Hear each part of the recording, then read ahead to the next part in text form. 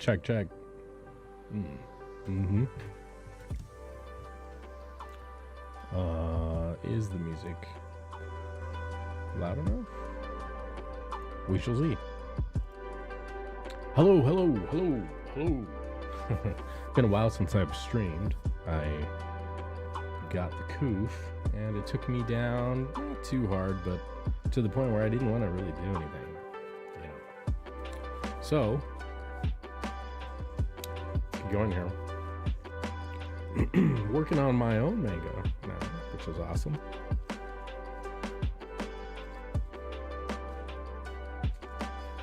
Okay. Move that mouse out of the way. Got multiple mice, multiple computers.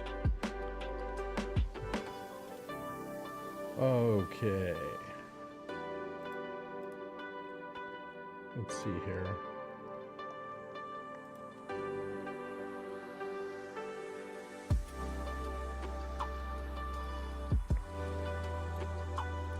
So, what's up, Tree Goblin? How you doing? So, page 1 is a series of Photoshop techniques. This is the Milky Way galaxy. This is planet Lumethia, where my hero comes from. Booze, yes. And these are the binary stars that light up the existence of the Lumethians. Another shot of Lumethia. So this is all narrative, opening narrative sequence. Page 2 here. I actually got some questions whether or not, like, this was drawn, and yes. This is not 3D model. This is all you can see. There's, you know, chunky lasso selections, but to prove it, these are all the layers that make up this scene here, this composition. So turn off the rain. Okay, no rain. These are the perspective grids that I used in order to make this. And so basically, if I just turn off a bunch of layers and I get back to, this was the rough scribble. So this scribble here, start out with just an idea of kind of where you want to place things and all that. Big building here. I imagine the light source coming from there. So this is a 2-point perspective. There's one vanishing point. The other vanishing point is actually off screen. And then block in with lasso. This is the process I use. Block in with a lasso, and you can see I have a stroke on that so that it gives it a heavy weight. Let me turn off the perspective grids here. And we'll turn off that. And these are essentially just lasso select and then fill with a value, right? And as you break down the shapes further and further, you know, like, you know, this is, as you can see, like, these are my lasso selections just kind of going off frame here. They're not really pretty. So starting with the foreground element, it was complete in black, and then turn that stroke back on. Another set of buildings past that, another set of buildings past that. As you can see, these are all lasso selections and fills, you know. This is not 3D model. This is all handmade. These are all lasso selections. You can see how imprecise they are at off frame, because they're literally just looping around. I'm just using a lasso. So there's the mid row and background, and then the back row buildings. I think I actually have more process shots of it. If I look in Discord,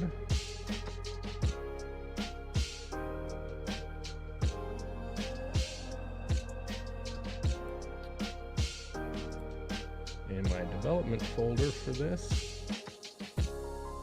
Where you can see, here's the starting point. Here's the first blocked out iteration of the front building, a little bit of blocking out of that tall building in the background. Some of these guys. A little bit more blocking out. Then starting to add strokes to define the planes. And you'll notice the values starting in the foreground, since we've got a hot golden orange star, and we got a binary system, so the other blue star is off the screen here. You're gonna have the values in the foreground be dark, and as it gets further away, because of atmospheric distortion, the gray is going to lighten up and warm up as it gets further away. So then we look here. This was, I just added a rain texture just to kind of put my mind on the fact that it's raining. I wanted to think about that and kind of advise more of my decisions about, back in here, how that's going to look, and then to where we are today. So, and here's where we are today. Quite literally just a bunch of shapes. And obviously it's raining, like I said.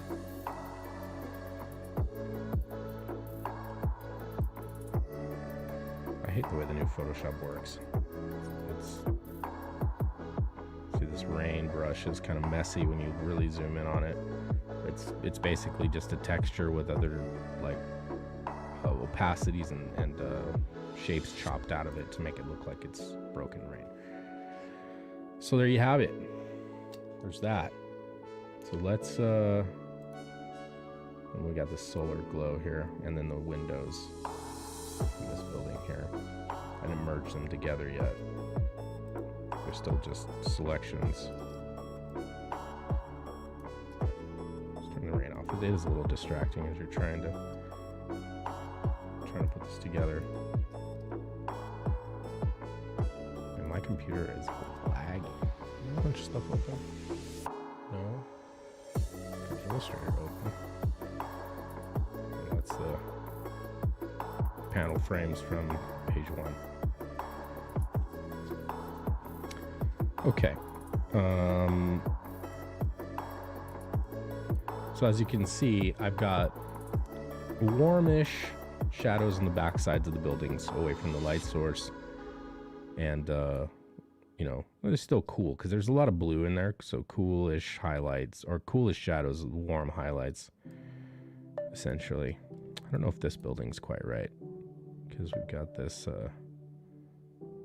this face is darker than this face, but the way I'm kind of thinking of it is it's behind this big building, so it's not getting as much light.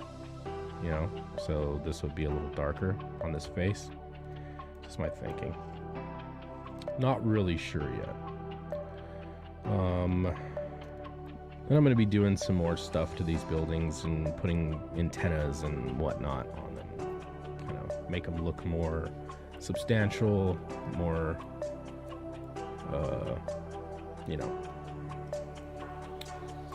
more not realistic. I'm not really going for a realistic. I'm gonna mess this background up quite a lot, and when I say mess it up, I'm gonna use a textured brush and I'm gonna paint over the top of this to give it texture, and maybe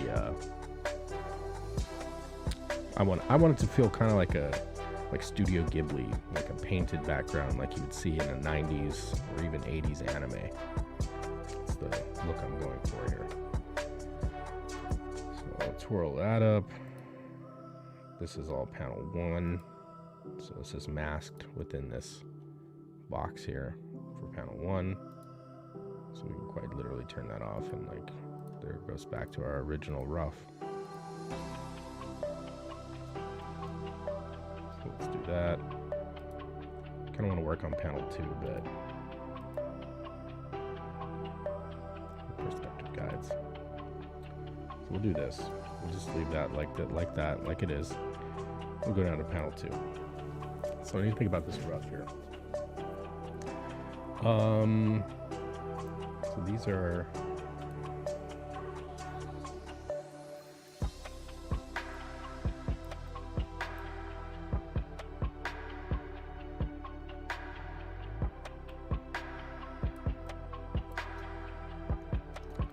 Okay. So this is the main character. Well, not one of the main characters. She's in the background. There's all these people walking in the rain, and she's running to make it to a very important appointment in the morning. She's due to be promoted at a warrior academy. Her dad is the master of that academy, and so she doesn't want to be late. And this is a big moment in her life and in his life, in any warrior's journey. So I think what I'm going to do is I'm going to break these characters up into their own separate thing.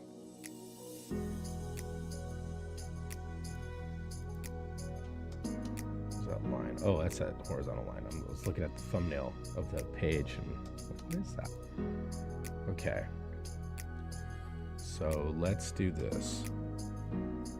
Let's go ahead and how sharp are you? I want to scratch on my screen. I've been using this pen a lot.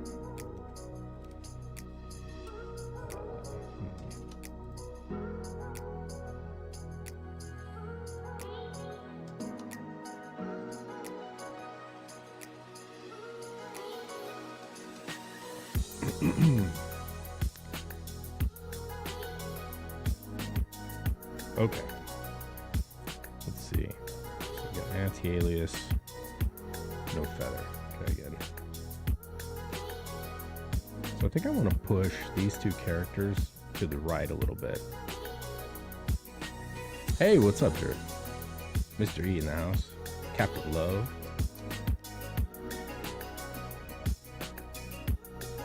I was just breaking down my technique for making this composition at the top here with perspective grids and, you know, quite literally like just shapes and whatnot. Because like all the buildings are all separate, blocked out entities, you know, with strokes on them. So someone had asked me, like, doesn't look like a drawing, dude. That looks like a 3D model. I'm like, I don't do that, brother. I don't do that. I may look at it for reference, but as far as these are all selections and fills, handmade. Turn that 3D perspective grid off. There we go. And that perspective grid is even handmade. Like, if you look at this is these are strokes that I made. So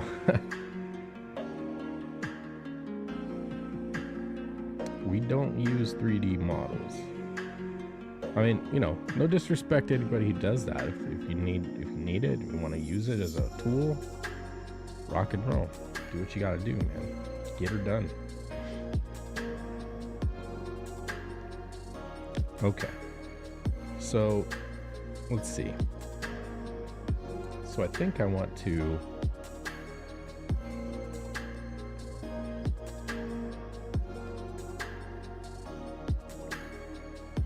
So you're stroking a lot is what I'm hearing. Every day. Yeah, you gotta keep those pipes clean. Wait, what are we talking about? Yes. Lots of strokes.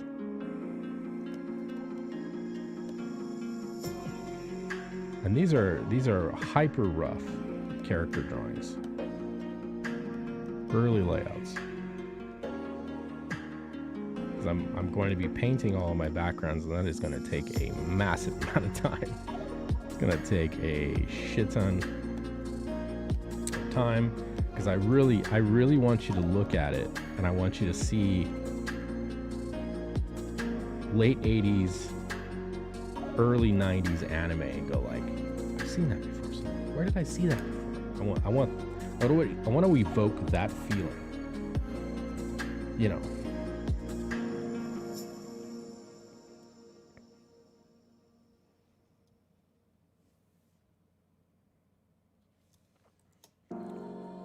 Okay, move this guy over a little bit.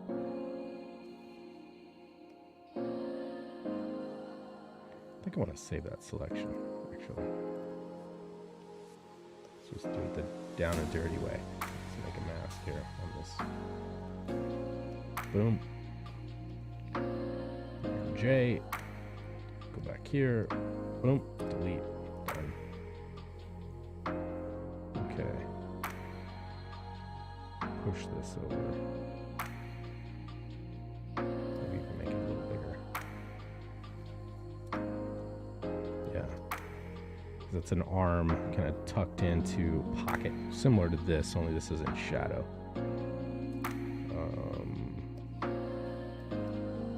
Back to this guy.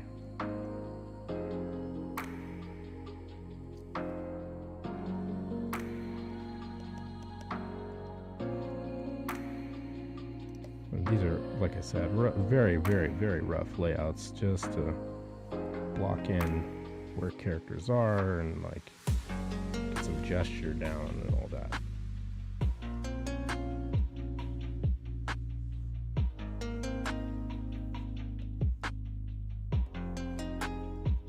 And J, and then boom, and then delete.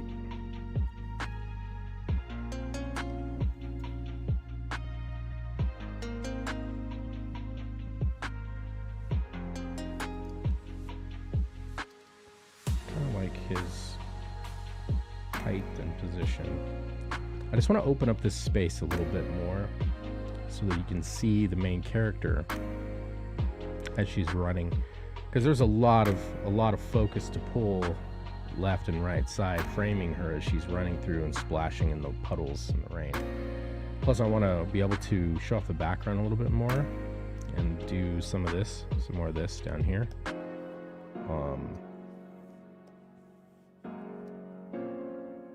So let's see. So if we're thinking about, this is going to be like a wide sidewalk area, so you really wouldn't see any buildings over here. You might see, could be a narrow street. In Japan, when I spent time in Japan, there were a lot of really narrow streets, come to think of it. So, but this is an alien planet. It isn't Japan. So I do remember spending time in the markets, and as you walk down the street through the markets, they're very narrow, some of the streets. It's like outdoor, indoor markets. It's really interesting. Push that guy further. I kind of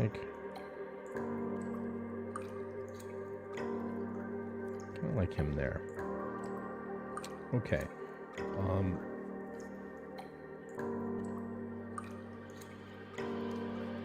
Let's get this guy on the left here. I'll group these together. Let's call this cars, characters. Short for characters. Okay. Delete this layer. Let's get a save. Command S. Always Command S. Oh, hello. Come on. Don't do, motherfucker. Don't do me like that. Don't do me like that.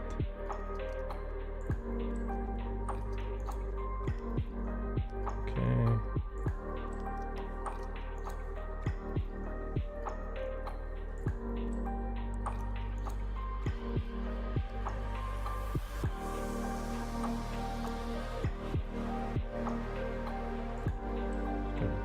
Extra information here.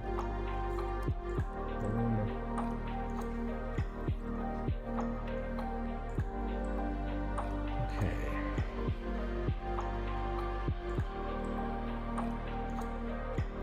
Yeah, why is it doing you like that? I don't know, Johnny. I don't like when it does me like that. I prefer when it does me nicer than that, you know? For real, though. How you doing, brother? I'm seeing your work out there. You're putting it out there. Good job, man. Getting down there in that ink. Scribble doodles and ink, and then color. Good job. Okay. Let's see.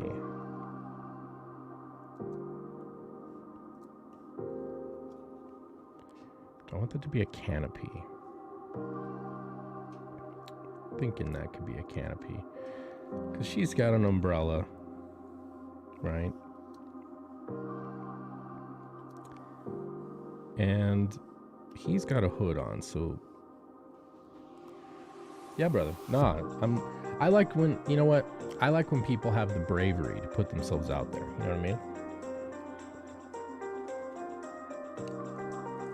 Because art is a thing where it's so subjective, and artists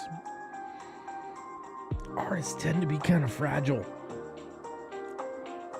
I'm not, but there are a lot of artists that are.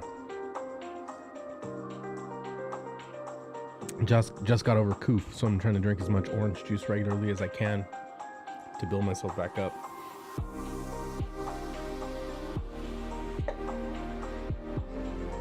Okay.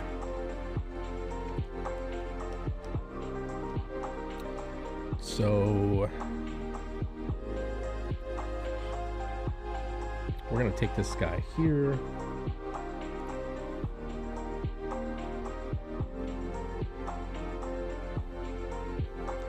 We're gonna lasso him out. Get his little backpack there. His arm.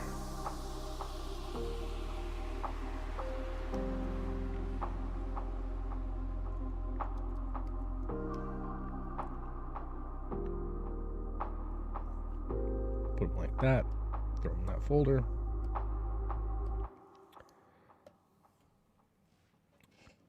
Oh, I'm not one of those extra humble ones. Not that I think I'm salt of the earth, but I like what I'm doing.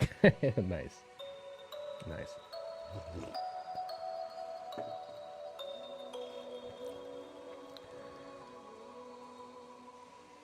Okay.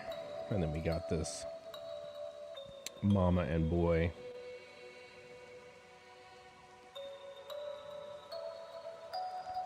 We don't really need all the little rain spatter in the layout. Let's grab some of that.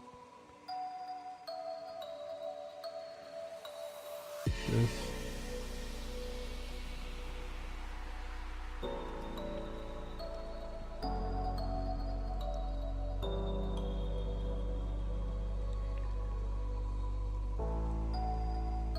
Okay.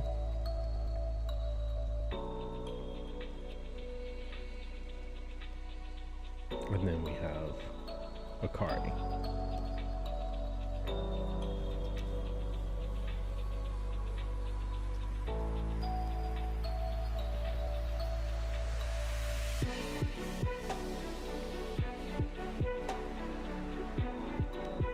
By the way, can you hear the music? Is it too loud?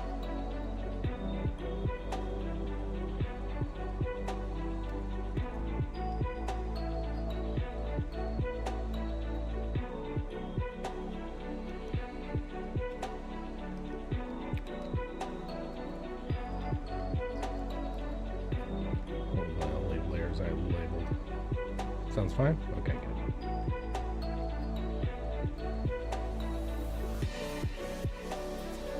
Okay, so that's what we're left with.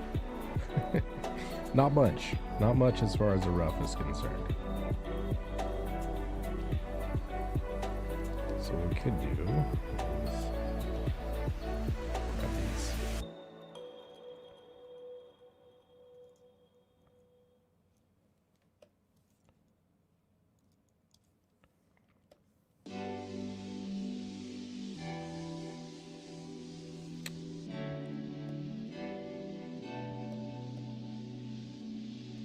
Puddles.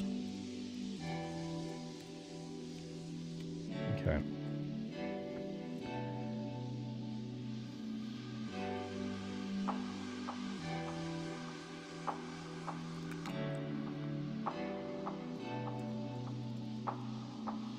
All right. So now this is what we've got to work with. Let's turn the puddles off.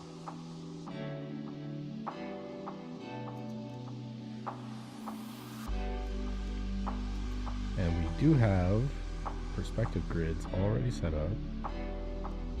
We have rain on here too. So that's kind of what we're looking at as far as the vanishing point is concerned. So turn the characters back on. And then right over here, we'll start the first layer. So I guess just defining like the edge of the buildings first, in the ground plane. So we'll do the ground plane first. So probably no anti-alias, but nice and chunky.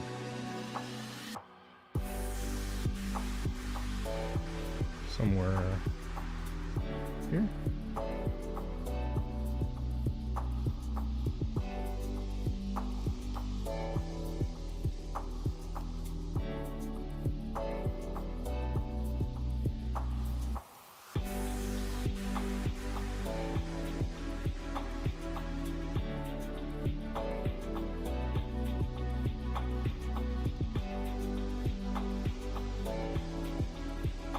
About right for the ground.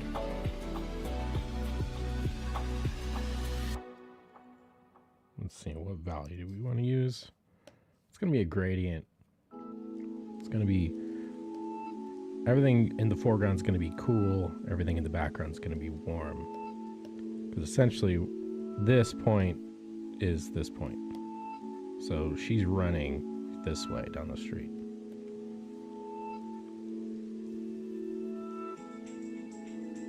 So let's go ahead and grab, it's kind of dark.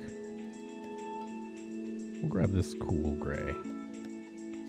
We'll fill that. We're not inside our mask. I'm like, what? We're not inside the mask, that's why. So let's go and take these things and put them in the layer mask. Is this right here, page 2 folder? That's a layer mask on it. Okay, so we've defined kind of our street level ground plane. Then next, we're going to want to define our buildings. So let's go ahead and, this doesn't matter.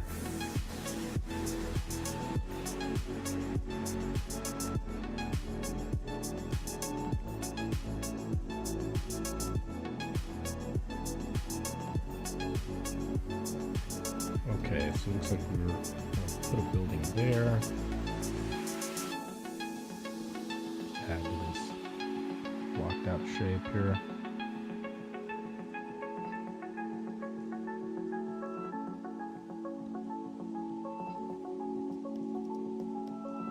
Like that. Let's see. I want that to be the surface.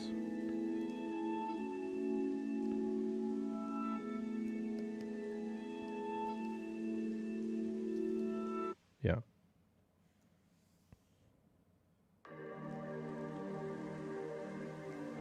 Okay.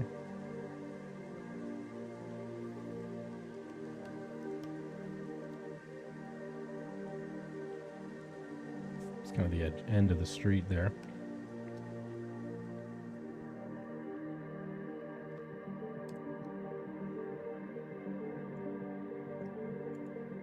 Paint bucket. No anti-alias. Let's see, what value do we want to use there? Let's get, fucking rain is distracting. I'm going to be picking values from that. Get this warm tone here. Go back to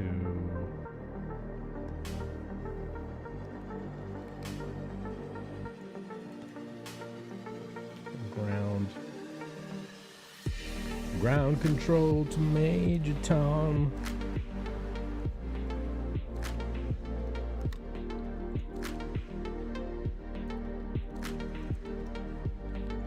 Go left buildings here. Is it the same tone? Did I not sample it? There we go. Okay.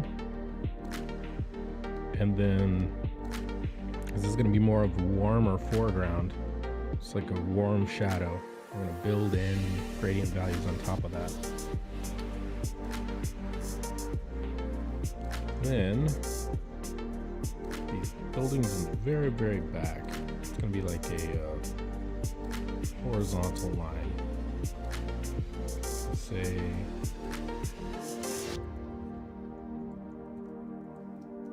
back buildings.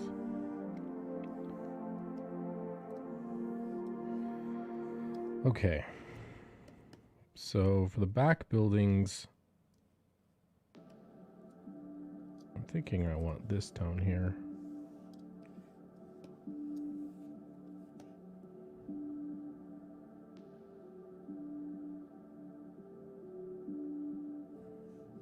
And the ground plane is going to cut this way.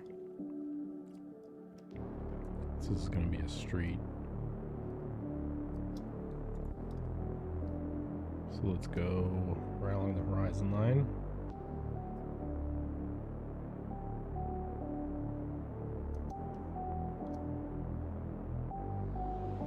Let's go just below the horizon line.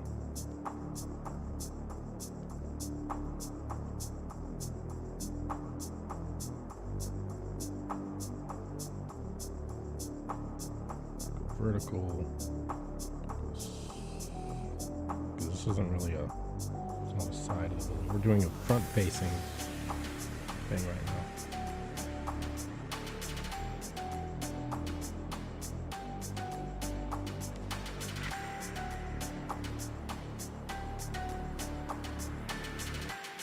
It's a silhouette.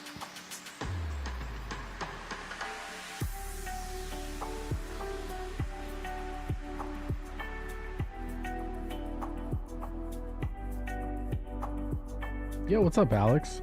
How you doing, buddy? Oh, I've been meaning to message you back. You messaged me in Discord a couple of weeks ago about my streaming setup, and I was like, oh, and I was busy at the moment. I saw the message, I clicked on it, and then it went away. Like, it didn't go away, but like it was no longer unread. So anyway, if we want to chat about stuff, streaming stuff, we can.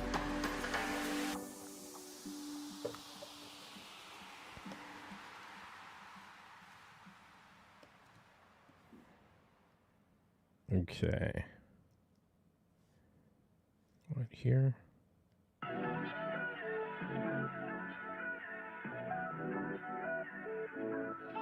Yeah, you're good. I've been in bed for a while with COVID. Oh, dude, brother. Sorry about that. Yeah, same with me. It didn't hit me super hard, but let's just say it wasn't fun, if I could say that. Which is a stupid thing to say, because obviously the world's going through bullshit with it, so yeah, obviously it's not fun.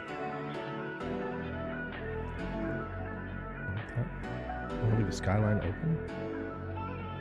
I'm just trying to make a bunch of decisions right now about how I want this skyline to look.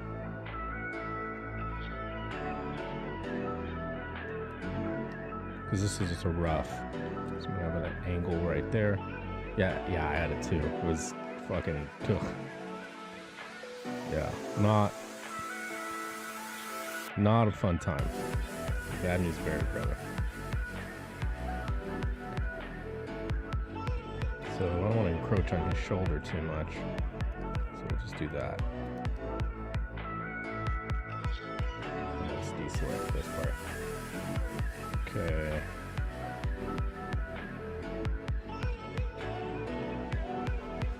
Yeah, that's about right. Okay, so we got our light value? No, we don't. Okay, I'm gonna pick this light value from the background here. Do like that.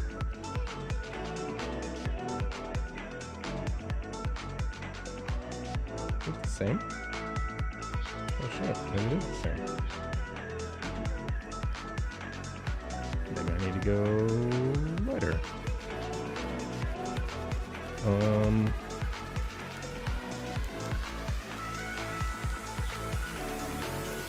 We'll go darker. Let's go darker for now. You can always adjust the values later. This is literally just blocking in shapes. Alright, let's turn that off real quick. Yeah. Makes sense. Wait. Ground plane. Oh, is this on the ground plane? Shit.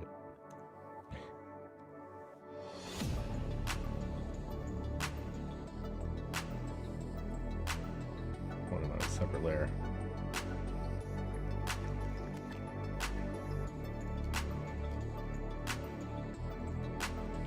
Looking good. Thank you, man. Thank you. Yeah, I built this skyline just out of selections and shapes and whatnot, and like, you know, it's raining, so you know, this is page 2, and you know, main characters. One of the main characters is running down the street here. She's headed into. Turn that rain off. She's headed to a warrior academy for promotion. Okay.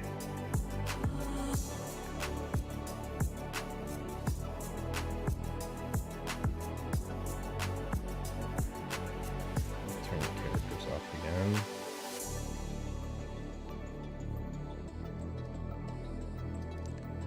Now, do I want those buildings at the horizon line or closer? I think I want them closer.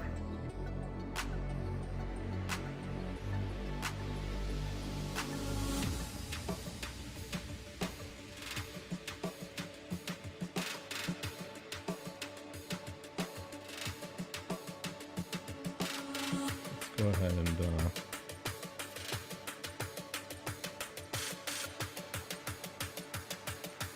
like this. Might as well just go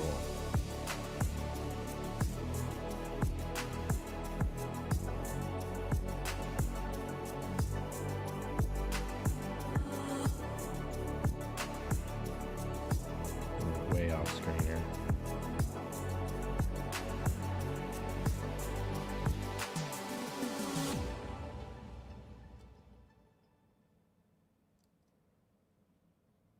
I'm gonna need to delete that surface when we put that side plane in, but that's okay. Go back to the ground, get a sample there.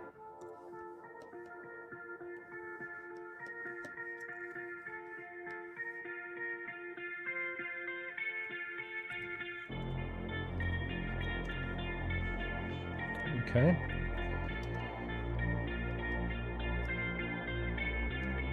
Now, what about the other side of the street? Probably the same value range.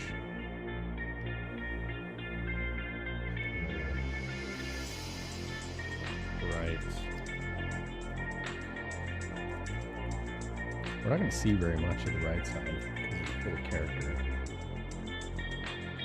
We do need it on top of the ground. Right. Over there.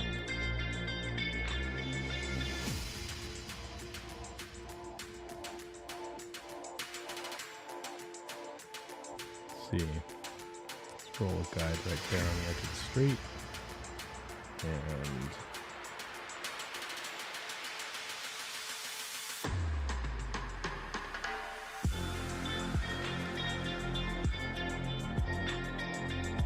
show on the same guideline. Yep.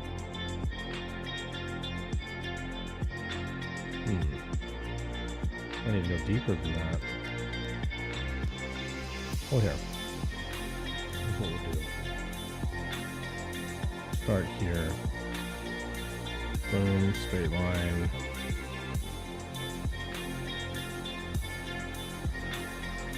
Oh, we need to call it perspective, actually. So, here, vertical, horizontal. Perspective line, boom. And then we'll Follow this line all the way out.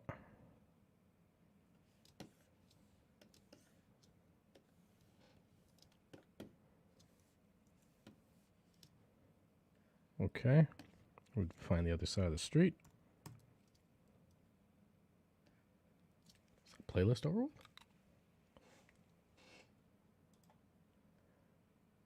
It is, in fact. Okay. Let's see.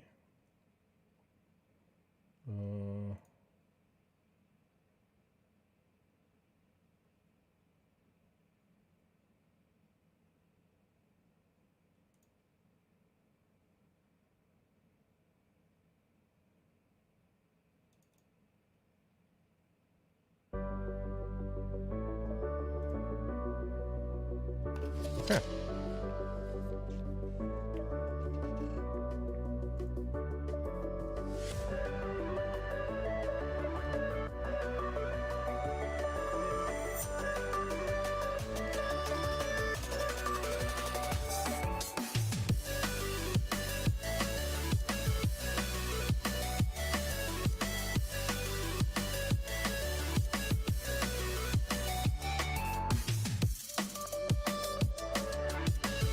Okay.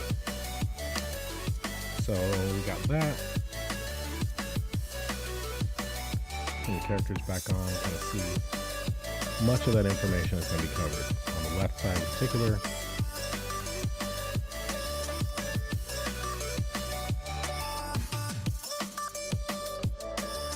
all those angles are going to be covered by that guy.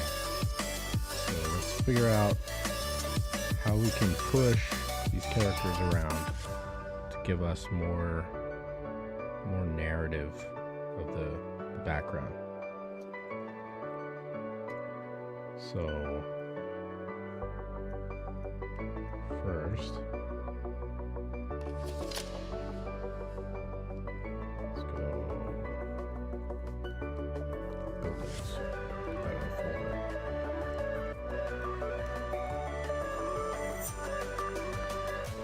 Okay.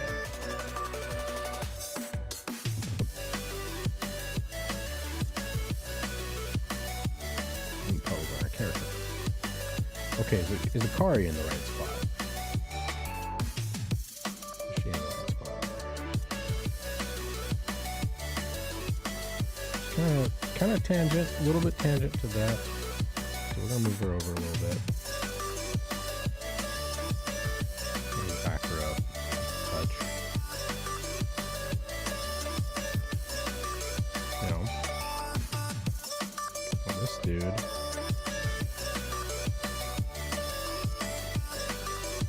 Give us a little bit more building. This dude. I like this guy's. I really like this guy's expression.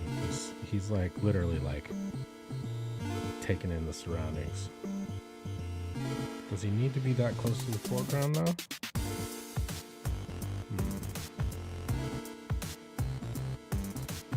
I'm gonna make a copy of these characters.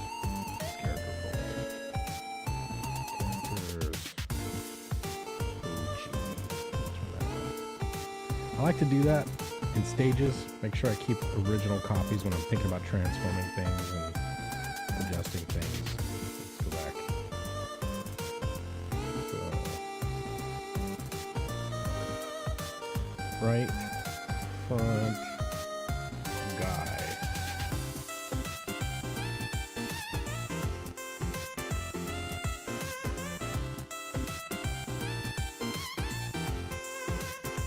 Right silhouette guy. I'll put him at the very top. This guy goes next. So right front guy. Can he shrink? Can we shrink him? Can include more of his foot there. I don't want to pull him down because then he's going to start encroaching on the space of this guy. I do want to try to show the skyline though, in the background. It's not bad. Still kind of works. Pardon me. Surprised that hasn't happened a lot more. I've been coop copping. Okay. crazy. I just want that edge of the building to show. So we're close. It's a little tight. It's a little tight still.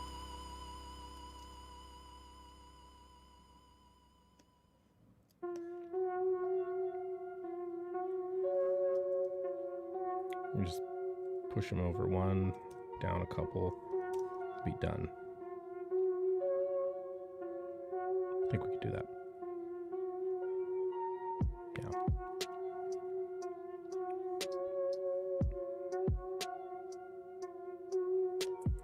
I don't know what that is, but I'm going to delete it. And put that in there like that. All right. This is layout. We're going to be deleting things from the layout. Get a save.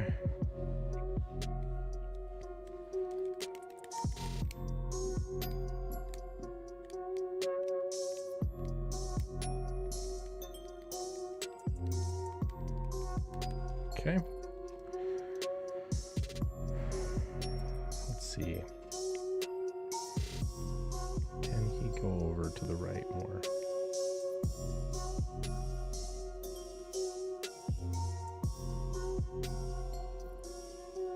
Yeah, 2/3 of his head will be. So if you're thinking about Fibonacci, his proportional head here, this intersecting line, that's about the golden ratio right there in that intersect. Not bad. That lasso was not completely horizontal.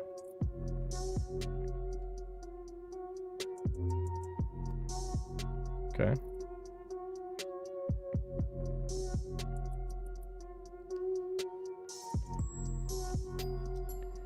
Let's see if we can push Akari over a little bit more. Not the grid. No, let's lock. And we'll lock. It's horizon line.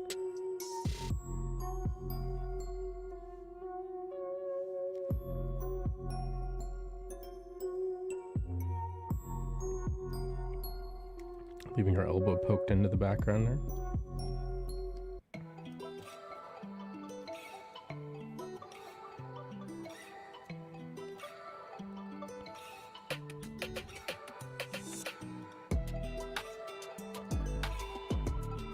Okay. I think we got kind of the skyline we want. Got a nice enough opened up sky here.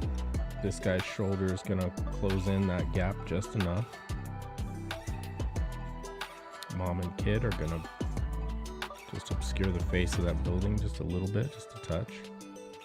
Oh, I got that guide there. Okay. So if we go to the building's layout, we can then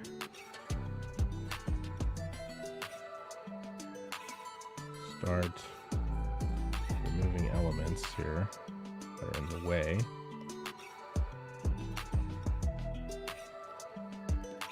From the layout. Scribbles. Don't need this in the skyline. We don't have the, well, I don't know if that rain is part of it.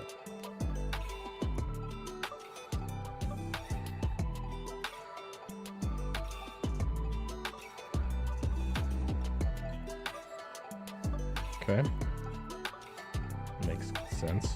There's literally this much of this building is going to be shown. That's it. That's literally it. Okay.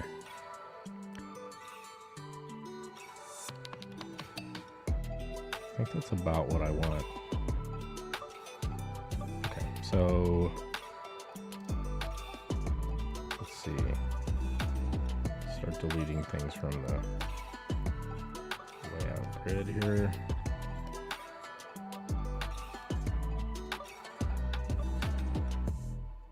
I'm gonna leave that in. Don't need any of this other stuff though.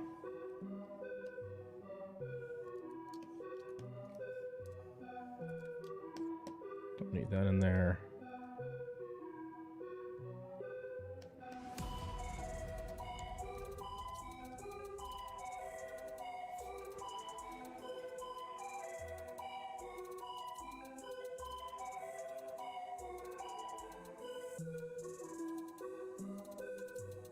Yep. Okay.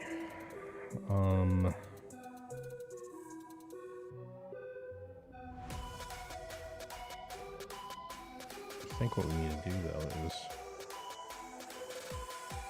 we need to shear off part of that. Each one of those planes there to give a insert point for the building to project the gaps between them.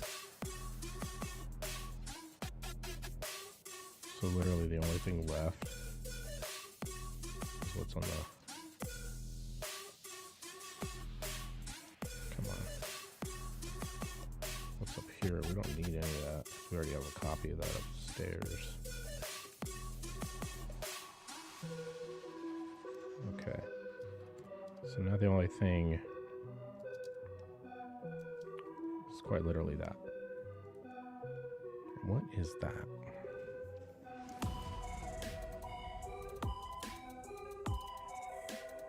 Could be a building canopy.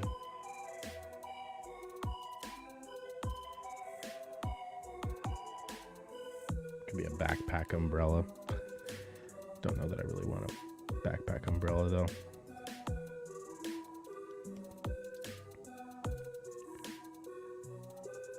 You know, we're just gonna get rid of it.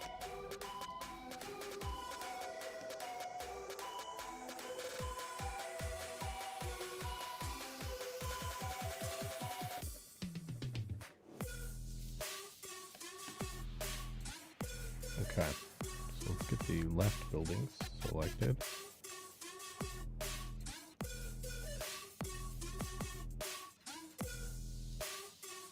Drag a guide right here. And then we will get our trusty lasso.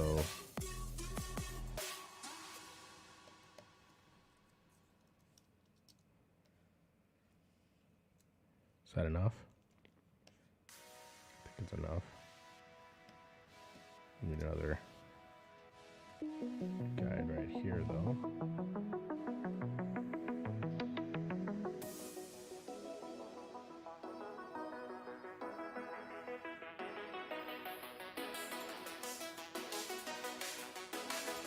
That are like 20% opacity. As you can see, not on the corner.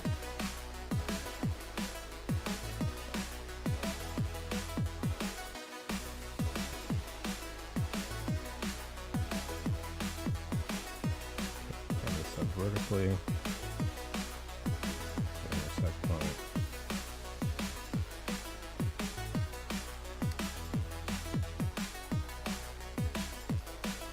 Tiny, tiny details. Okay, I'll pull, hello. Pull the guide right there.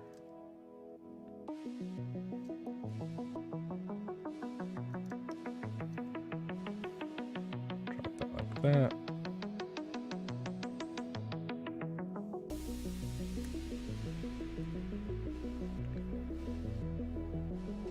Clear guides.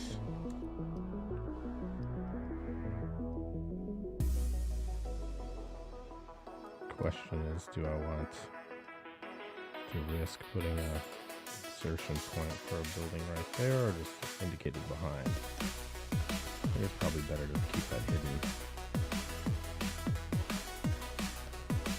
Yeah, we'll keep that hidden.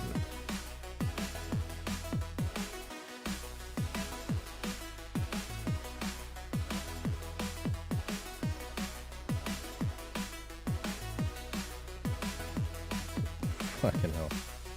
I hate that Photoshop just zooms past. If you indicate you're going toward the document boundary, it just goes zoom. Okay, so let's get this value here.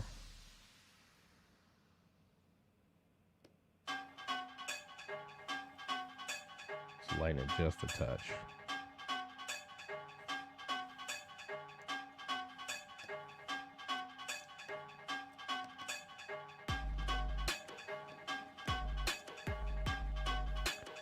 Same here.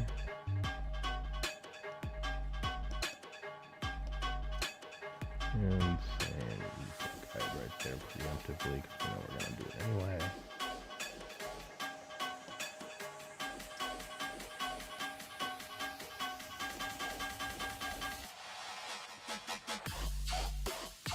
Oof.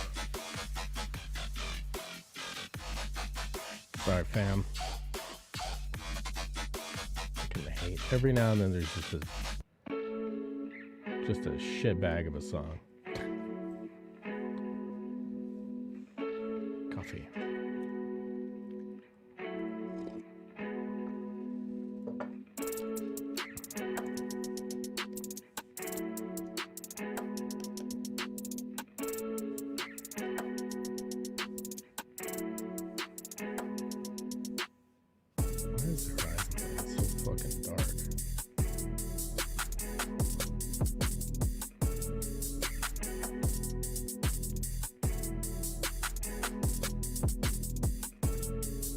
There's the rain.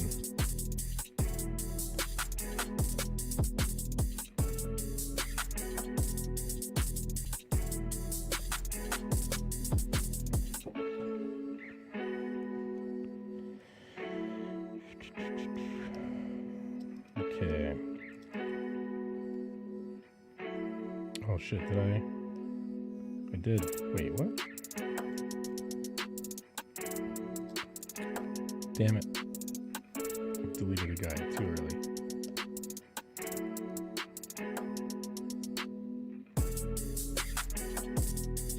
So these gaps need to get wider as it gets closer, because of perspective.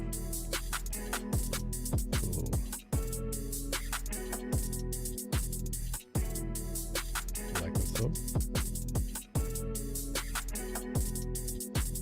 Right layer.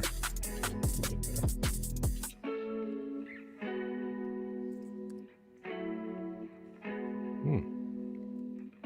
Here's how we handle that.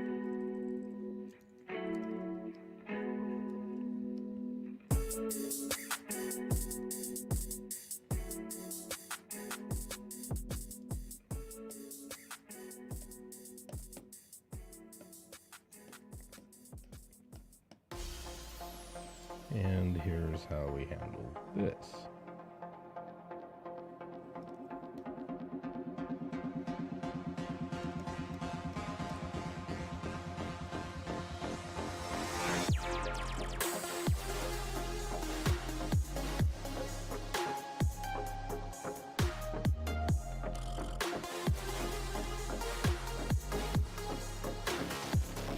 Right on the line there.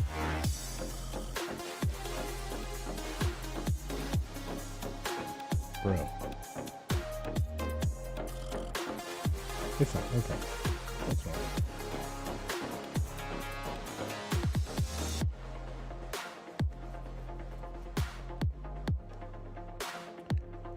Okay. So we got a narrow, a little wider. I don't know if I want it right on there.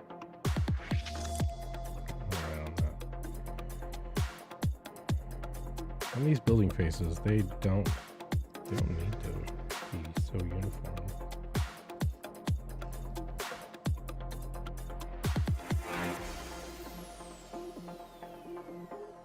Somewhere right about there.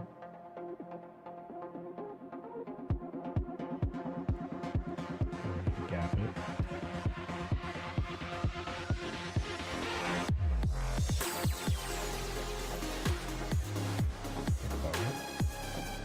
Feels about right, perspective-wise. And then go.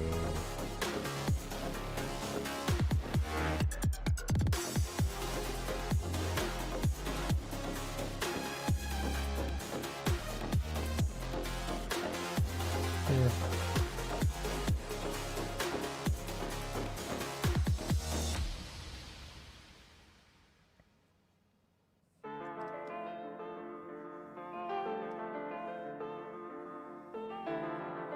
It's kind of a big jump right there, but not all these buildings need to be the same width.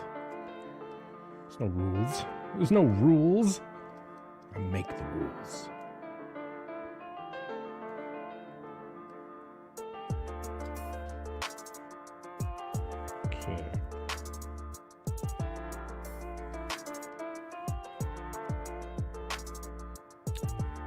all that, remember?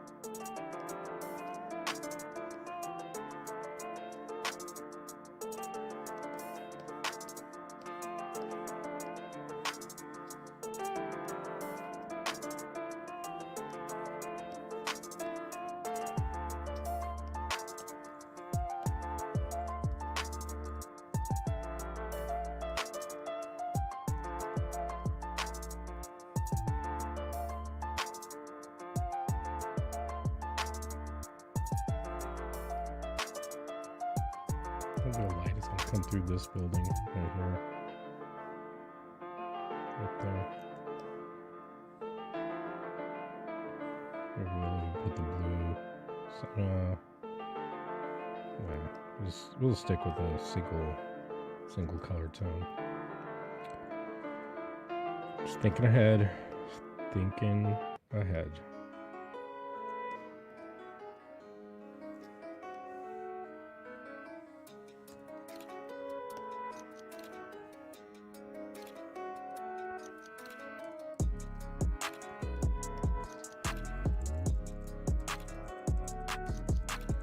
Now you wonder why when you break down my scenes, start moving layers around, why they still look so fucking funny. Because I do shit like that. How you end up with these craggly leg angles, because I'm literally just pushing color with a selection.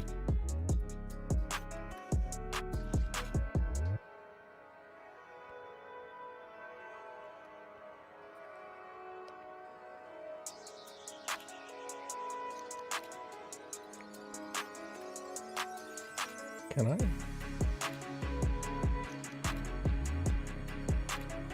Use that. Okay, flip it to a folder. I can't. I don't think I've ever flipped to a folder before. Not with an adjustment layer. Alright, so colorize.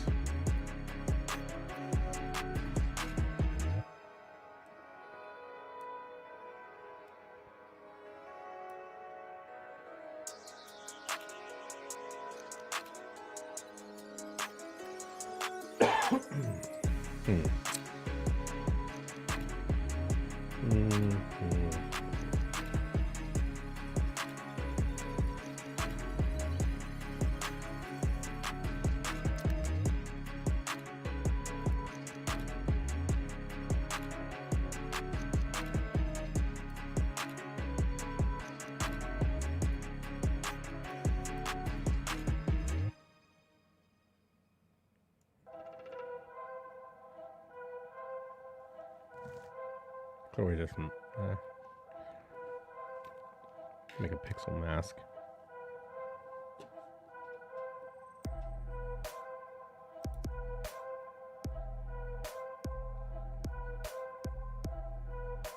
Why is it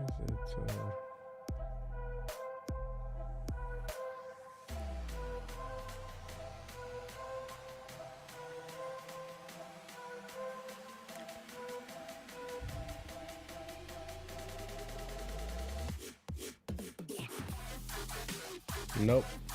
God damn it. No wub. I'm not doing that shit.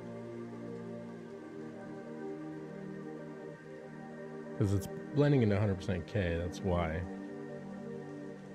So...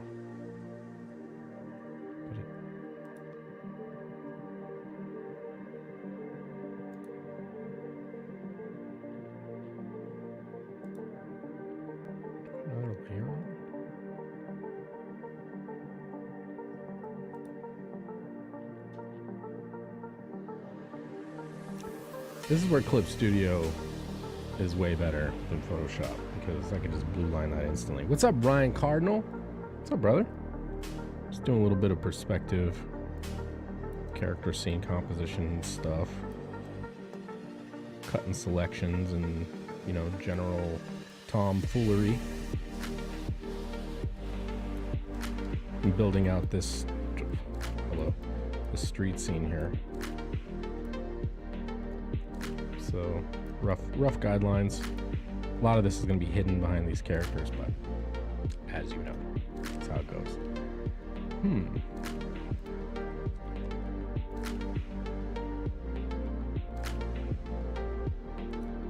I thought there was a way to colorize an entire folder of lines.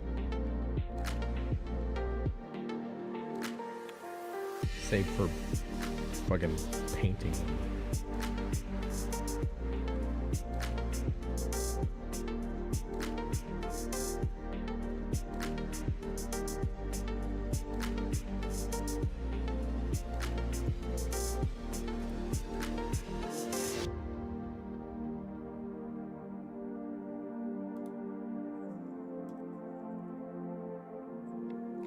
Could just lighten by 40% and just call it a fucking day. Okay. Do I want to do strokes?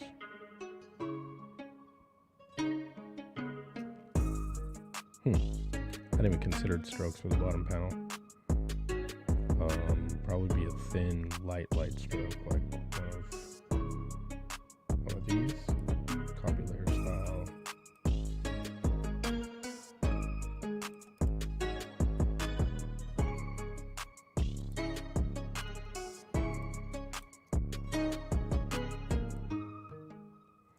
Just a tiny stroke.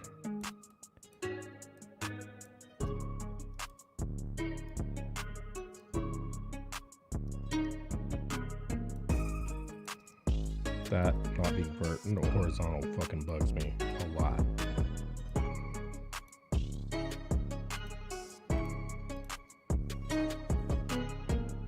Just that one pixel being out of place fucking bothers me. Okay. Let's continue on. We're on the left side of the street here. Alright, let's put that guide back. Do I have guides still? I still do. Okay.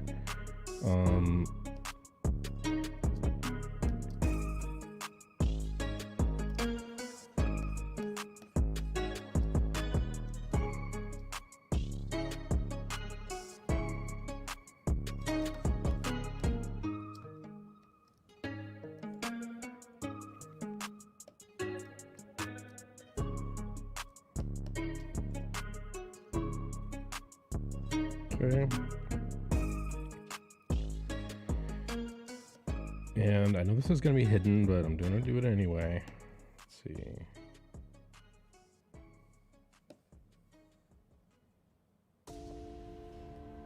So looking at probably right about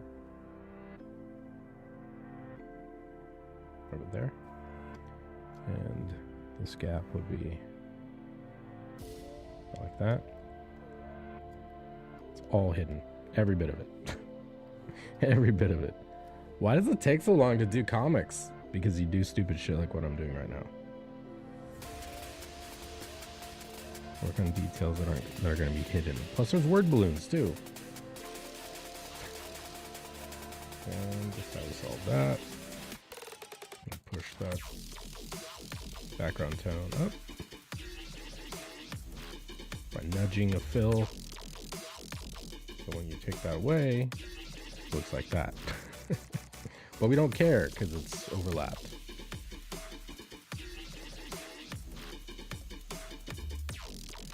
Fucking webs, man.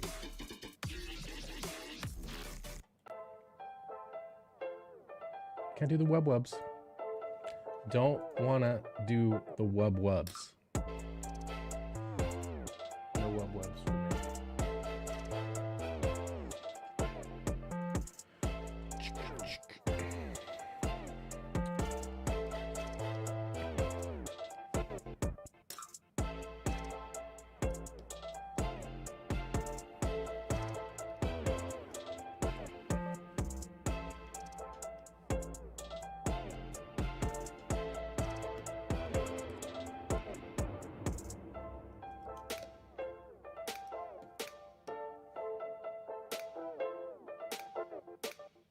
No.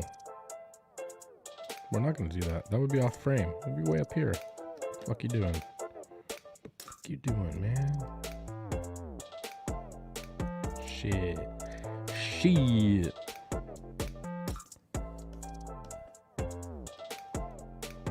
What you doing? I say, don't you know I'm local?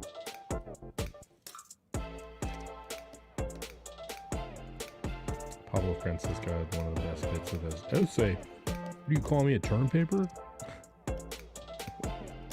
So funny. Alright, let's go clear those guides. Okay.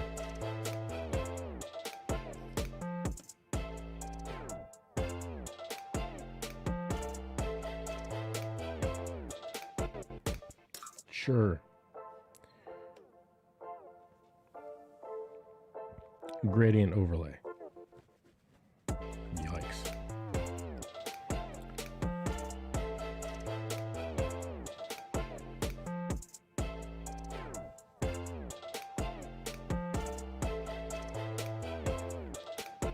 Opacity 0 for the moment. And we're going to select that color. We'll actually push it. If we don't multiply.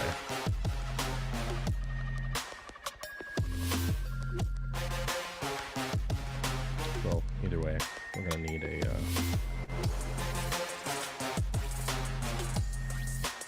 need a warm tone here. Let's pick that one. Multiply 10%.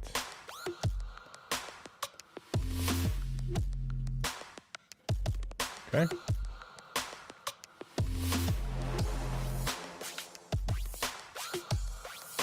Now our ground is warm in the background, cool in the foreground.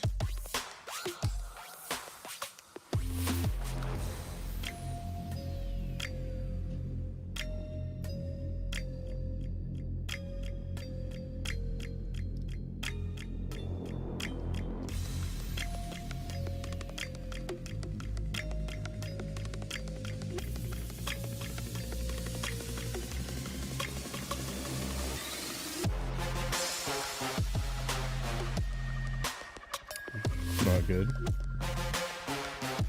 making a decision, I think. Thinking about it.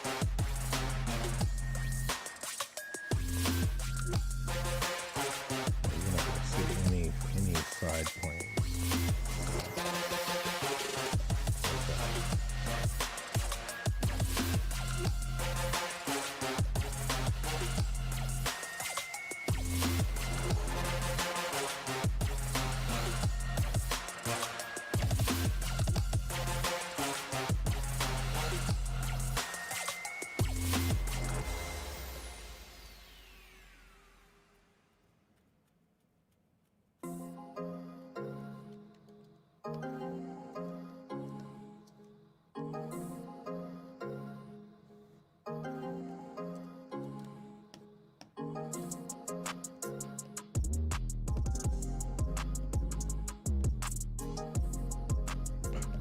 Hello?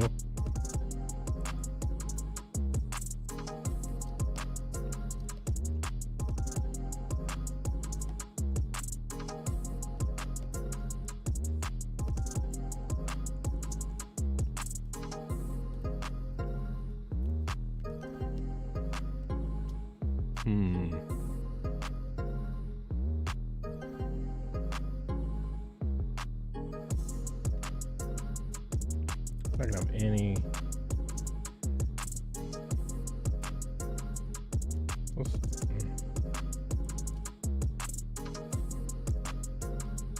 don't like not having any buildings facing that way, so we'll do an intersect point right here.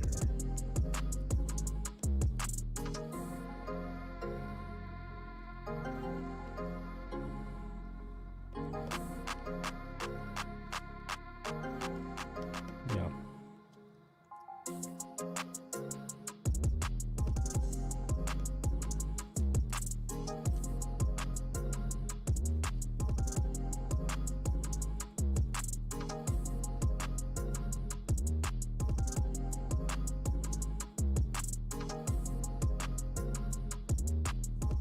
Thinking.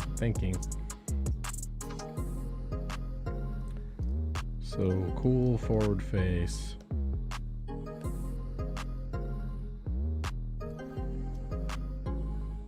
Warm side plane.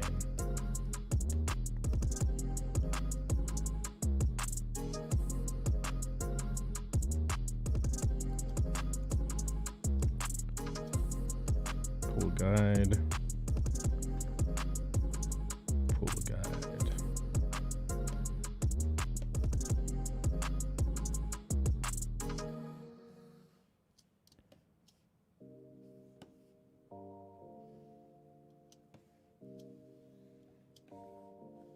See how far?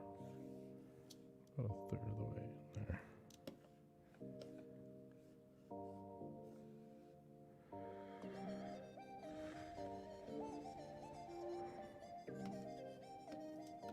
And we'll subtract about that much.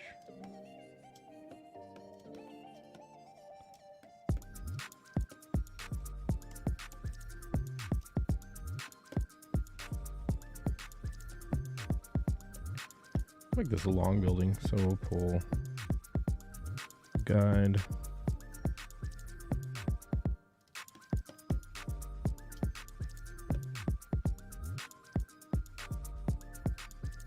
We'll stay right on that line.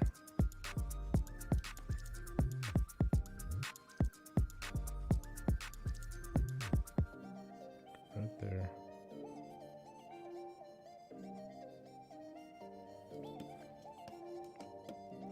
Wasn't really prepared. I didn't have a, but I nailed it.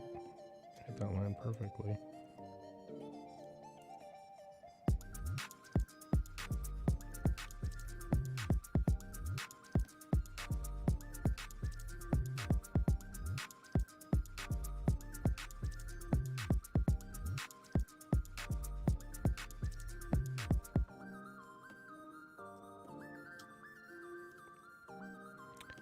This is the most fucking frustrating, uninteresting glob of shit building in the entire bunch. Because none of its planes are visible for vanishing. It is completely square in with the camera. So here's the question.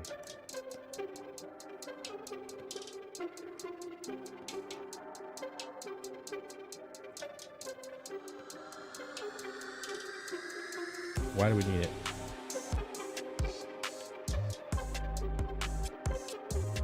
Serves no narrative function. It's fucking boring. What does that do for our background there? Brings in more light. It's gonna allow us to pinch a lot more light. Building's close. It's right on the vertex. Vertex? Wrong word. Right on the edge of being completely useless.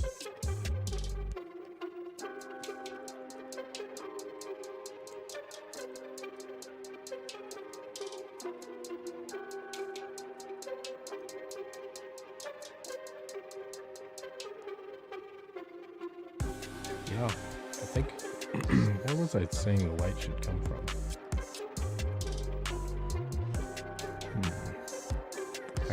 I can make it clip right to this building edge. I don't know how long I'm gonna make this building. I'm gonna cut it off right about there. I can make the light peek out from behind that right there. And then it would interact with the character. It would illuminate her side. Yeah. I think we need to trim this building a little bit though. Have a little bit more space.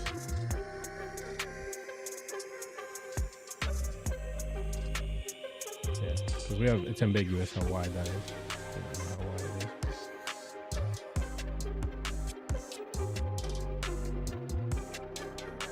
Yeah, I think overall that's a better decision. This is kind of narrow. But again, it's far in the background, so we have no reference point as to how narrow it actually is.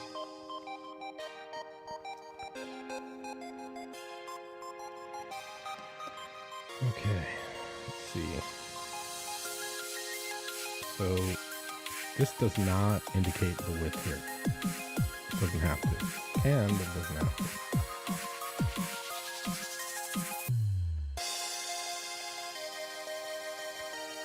It will start to look awkward if we go too far away. Now we're right at that width, pretty much. Oh, pardon me. Gross.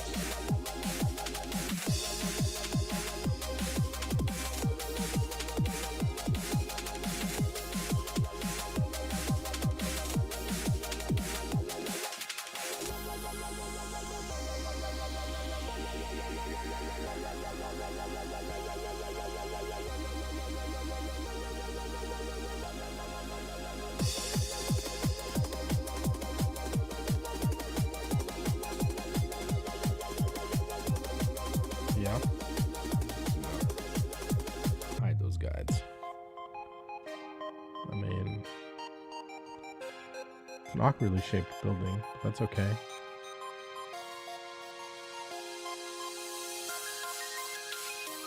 I'm much happier with that.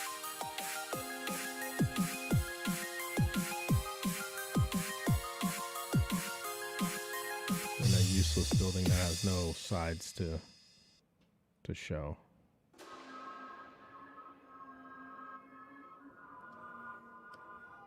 Oh, hello. Not the tool. This isn't the tool you're looking for.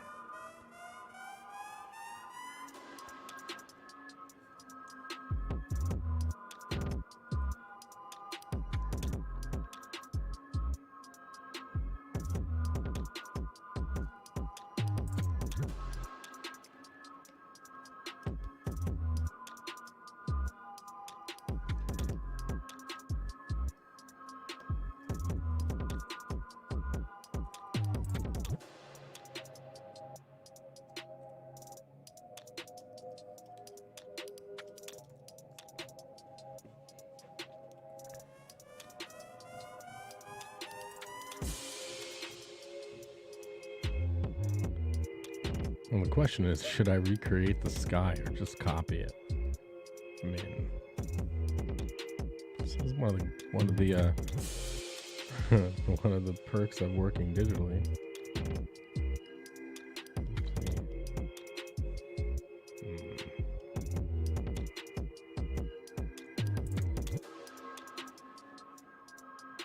Bring you all the way down to the bottom.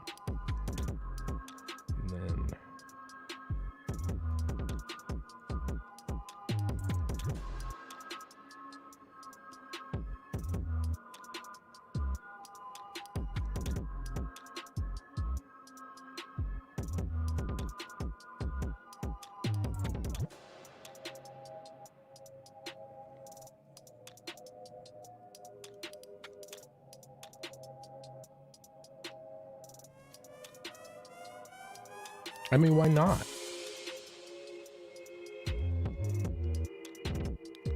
It's the same. It's not quite the same scale.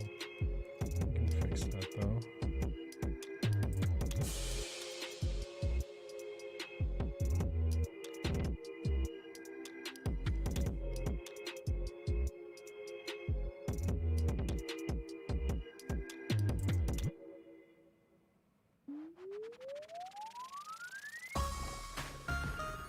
So some time has elapsed.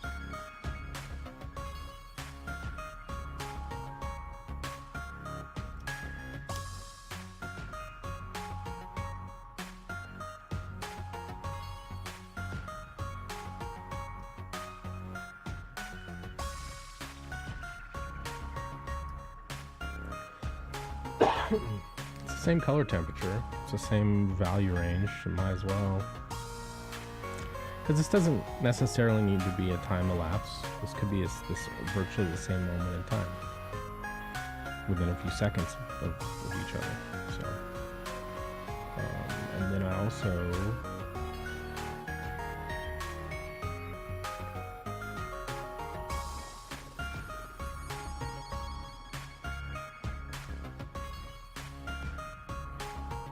take this solar glow as well.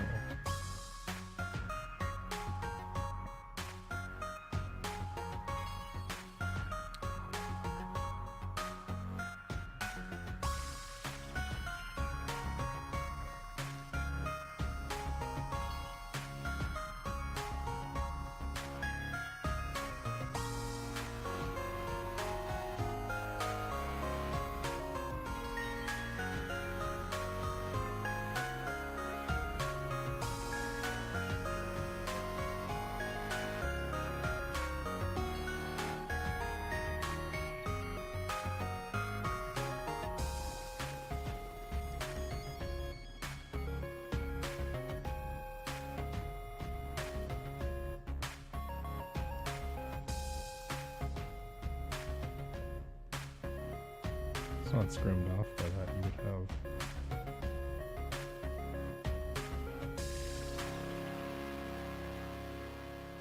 I think it's literally just white pixels. Okay. Linear dodge.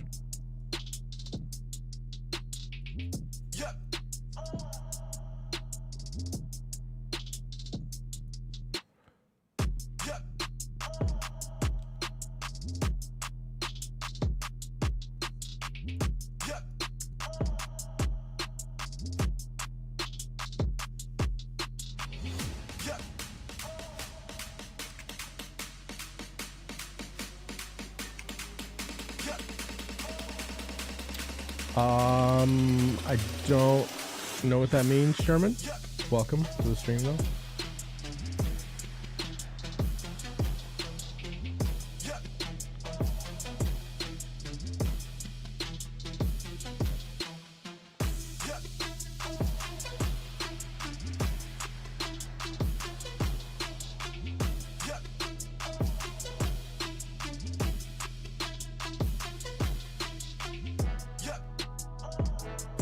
Turn that solar glow off for now.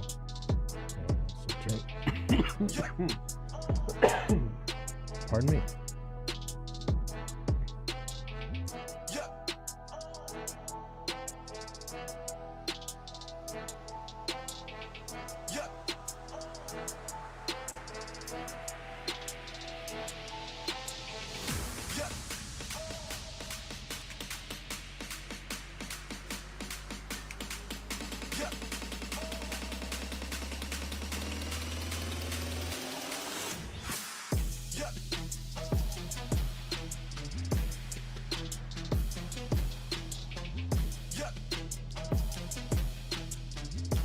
I made it big as a Russian bot. Perfect. I feel so honored.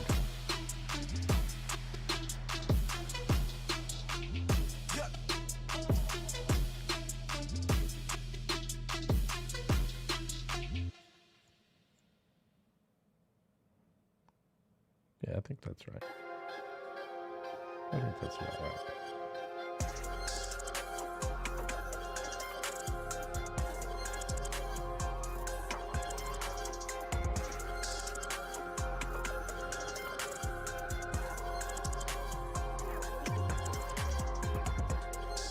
Okay, let's get back to these background elements.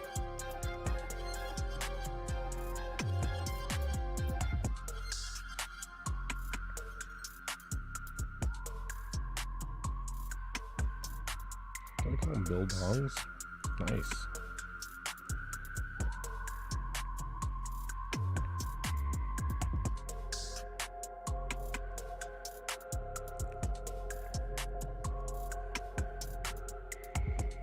A 1-point stroke around that.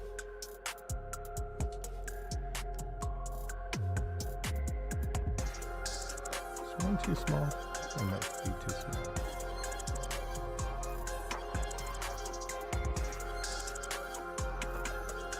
Yeah.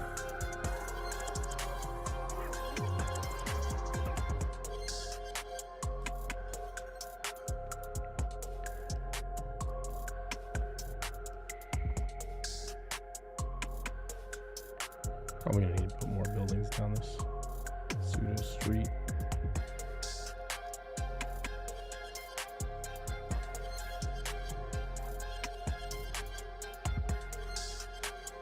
We're nearing the edge of our perspective grid here.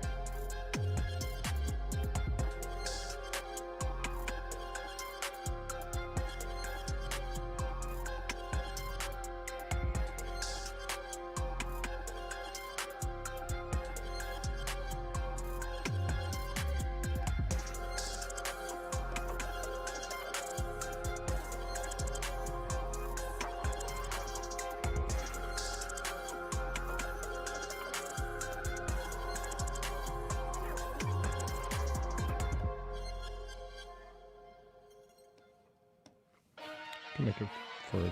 That's okay.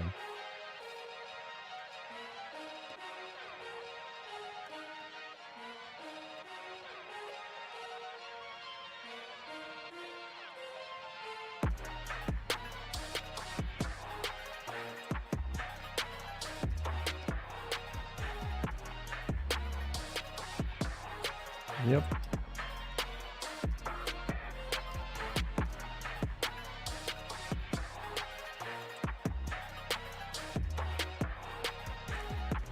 Guides.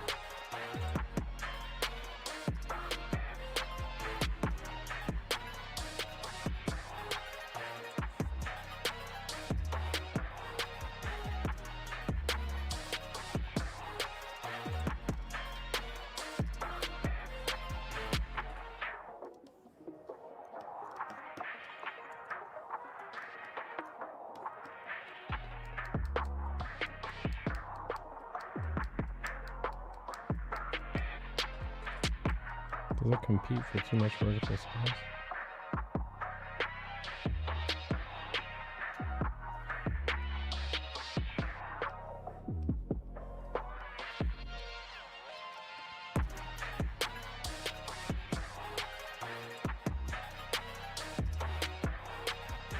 I just kind of feel like it should be one solid plane.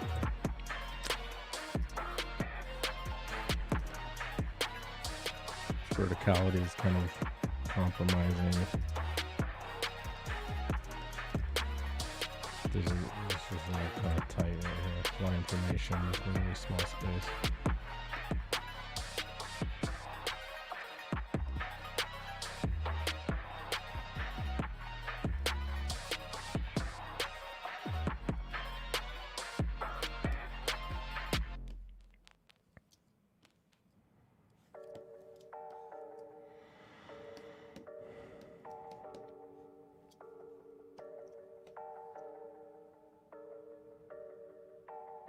Should I tuck behind that? Because if we do this, the skyline reads better.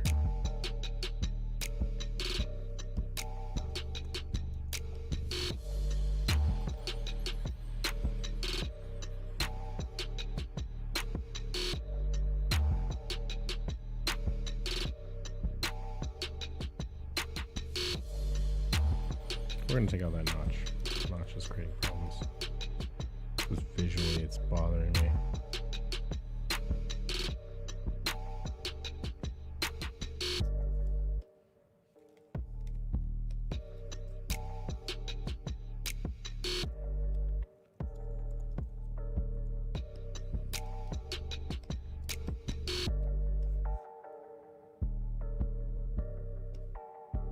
That's too tight to that building.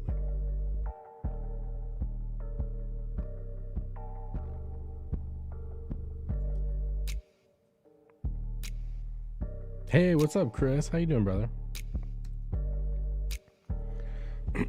Just building buildings. Building buildings.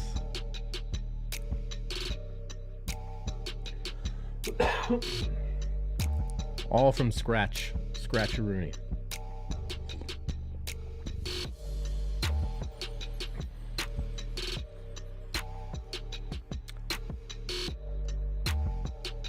Glow there, and then we got some rain up in this. So that's kind of the vibe. These characters in here.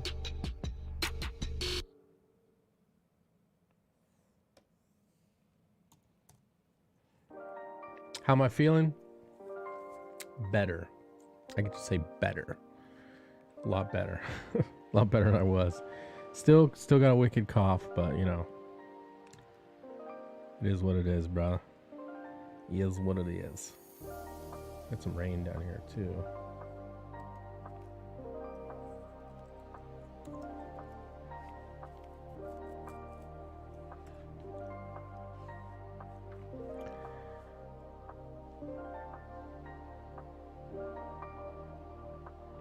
What I think I want to do for panel 1 is first of all, get my magnifying glass to work. I think I want to do like a mountainous skyline over here.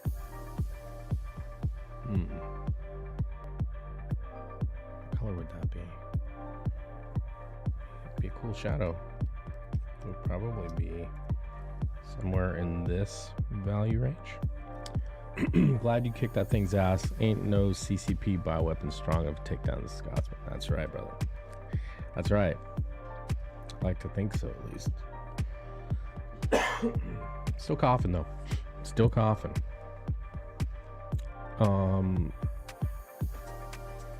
Let's see. Our buildings.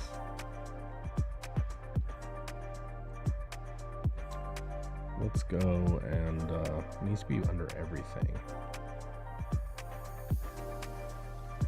So we'll create a new folder. And we'll call that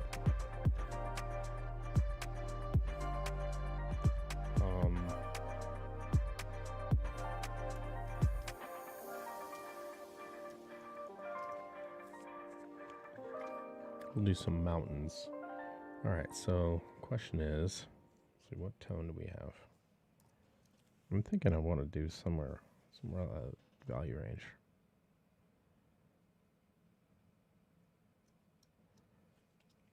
Yep. Let's add a layer.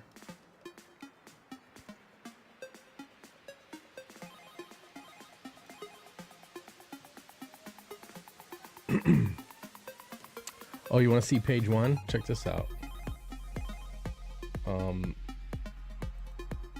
So for the prologue, all the narrative, I created a Milky Way, and then this is the binary star system, and that's planet Lumethia, and this planet Lumethia with the binary star system kind of flipped back and forth. So we're zooming in, right? We're starting wide, extremely wide, you know, 100,000 light years across, and then, you know, now we're getting tighter into a solar system. Now we're planet level, all that. Does this mean we're gonna see an Indiegogo campaign for HeroHiro this year? Well, it'll be Inkslayer magazine. If that's the case, it'll be Inkslayer magazine, where we're all gonna be together. So to give a sense of scale, like, so like this right here would be Earth, right? And so I think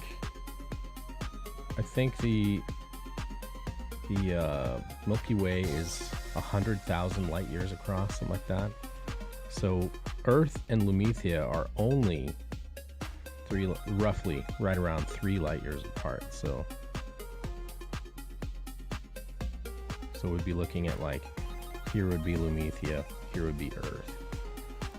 They're relatively close in position in the Milky Way.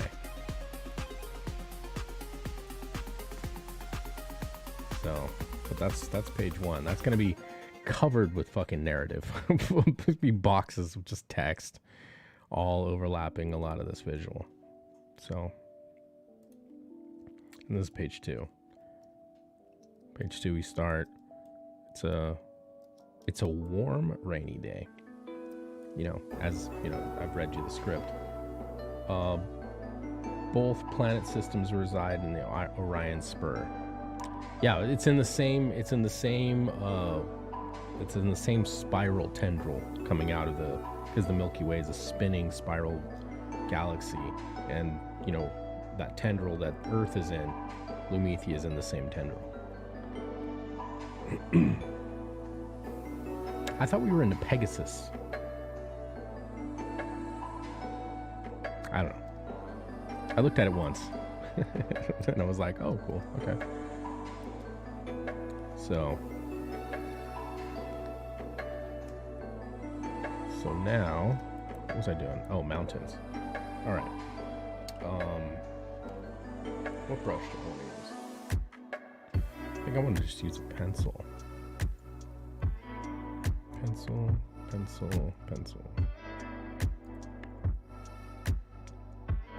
What is this?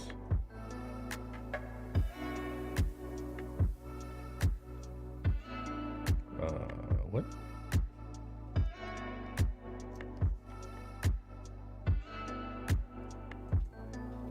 Okay. I don't want to use that brush, I'll tell you that. I think we'll start with just a line art brush. Why am I not seeing anything?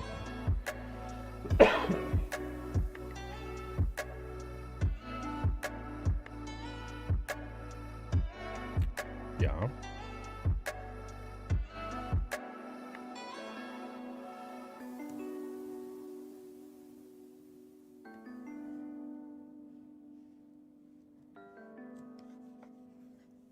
I don't know why I'm not seeing anything. It's making marks.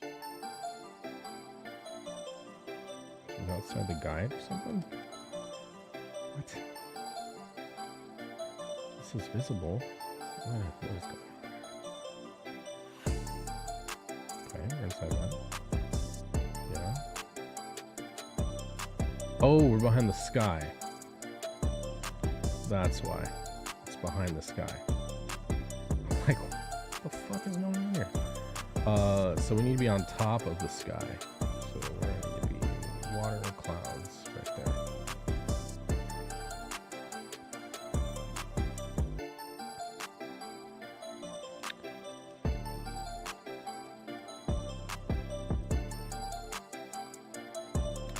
So we need to be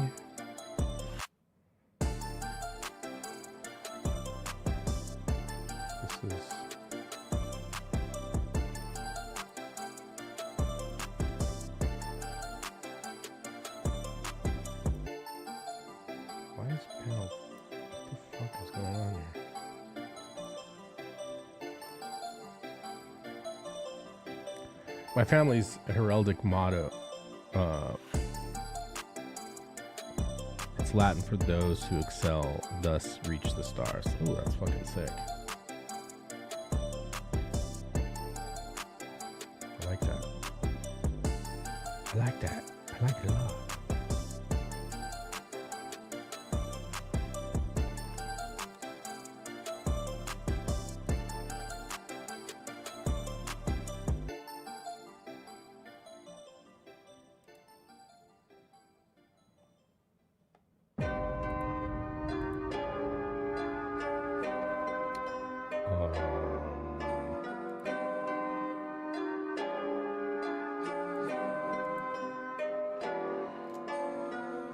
Now I'm all jacked up.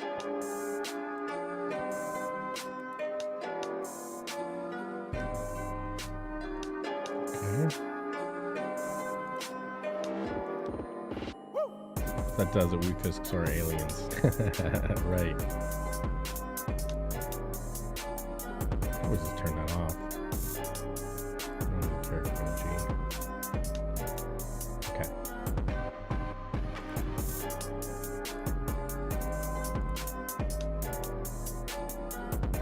So that's the background of the mountains. Alright, I gotta get my bearings here. Let's see. The mountains are there. We don't need to put them in the photo. Let's keep it out of the photo. Let's use that. Okay. There we go. Alright, so this needs to be on the very bottom above the water. So black buildings right there. Okay.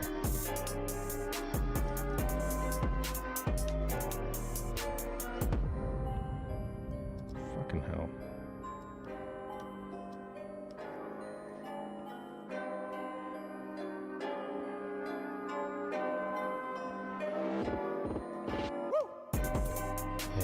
We want to take music audio. The music audio now sounds louder than your voice. Maybe it's this song. Maybe.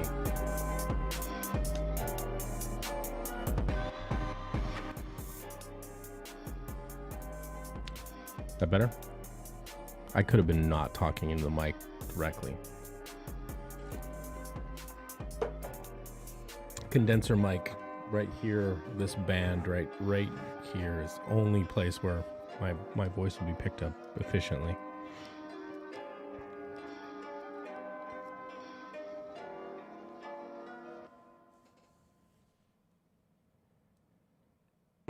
Were these buildings created? No. They're all created by hand with selections. See, I keep getting that question. I made all this shit by hand. So like, so like these windows here, boom. And you can see how imperfect this shit is, right? So watch. Because someone else had a question about that too. Because I was saying on Twitter, I said, draw your buildings. It's good for you. You know what I mean? Do perspective. So, and then, you know, in one of the groups I'm in, one of the guys was like, draw. Like, I'm like, no, I made these by hand. He's like, it looks like, you know, like a program or something or whatever. But like, you know, if you break this down, this front building set is literally all selections and fills. So like, you can see how chunky that is. What's in a mask?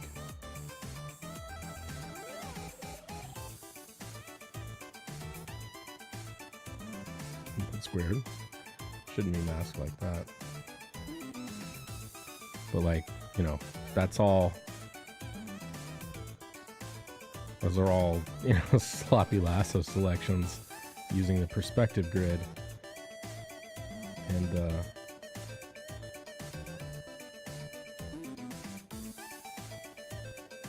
so like if you look here, that's the perspective grid that I use to do the building layout. And this is how it started. It started as just a rough scribble that Sim helped me with. So, so that's what it started as. And then I just blocked in shapes and filled with value, determined my light source, painted a sky, you know, but that was the starting point. So,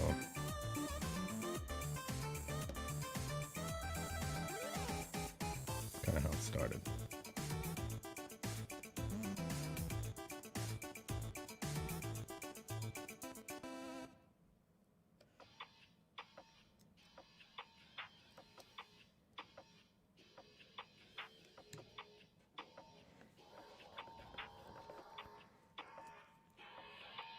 Okay.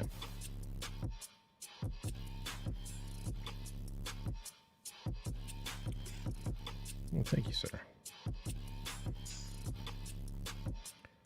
Okay, so now we want to paint a skyline here.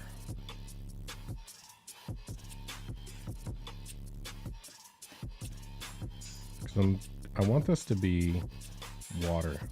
So it's going to be water. It's very warm right now because it's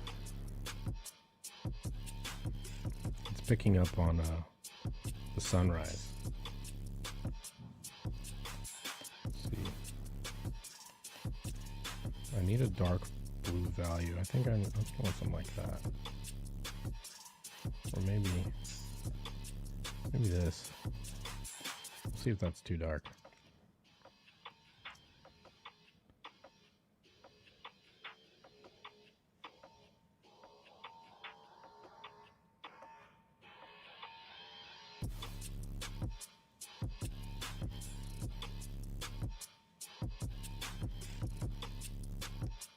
Oh, hello.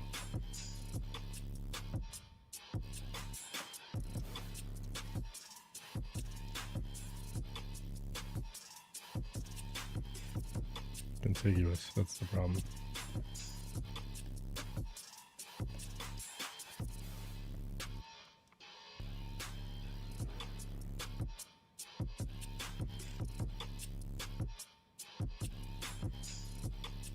I'm gonna be tangent.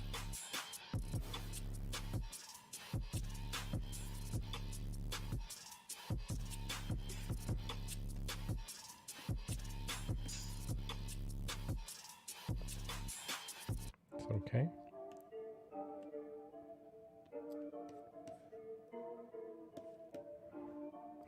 That's a really tall mountain. Don't know if I want that. Well, if we do that, we could do it, but we would have to, and so that it would read well, we'd have to go like this.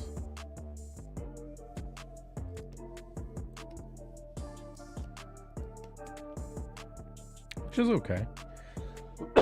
That is very tall, but that's okay.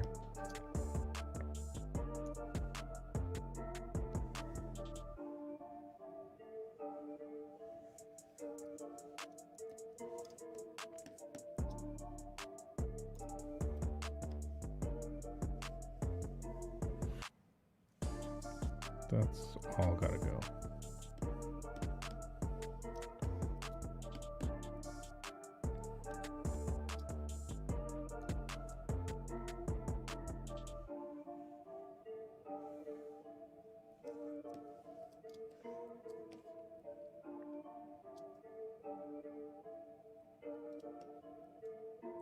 That does add a lot. I think I'll lighten the value a little bit.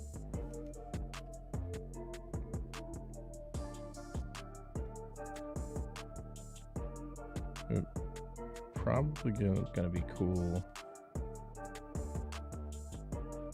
Cool tone.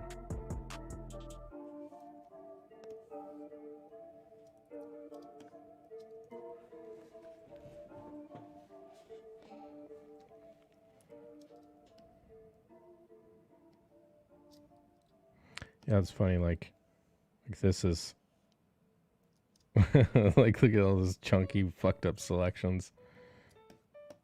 It's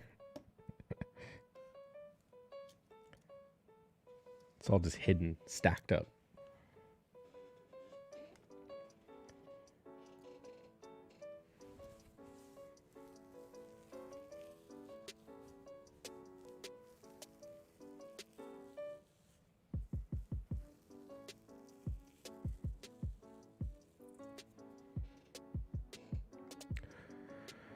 I think the water actually needs to change. Layer upon layer. Dude, Chris, look at all these fucking layers. Look at all these layers.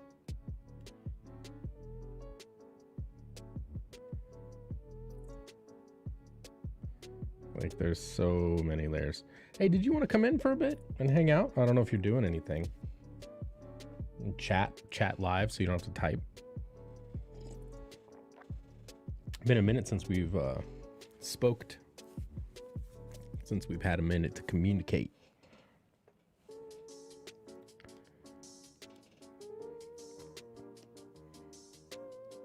Was last time you said you were watching, you were actually in a waiting room or something. You couldn't come in because you were waiting for something, or a doctor's appointment or something. I forget what it was, but you know, no No big deal. If you don't, if you're busy, it's cool.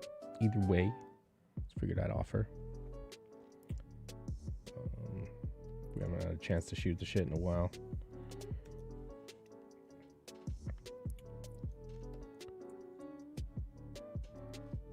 Okay. Do I want to...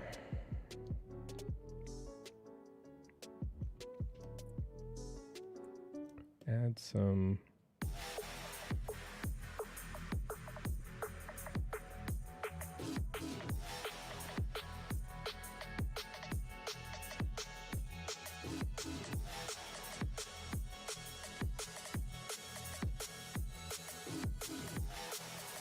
some of this.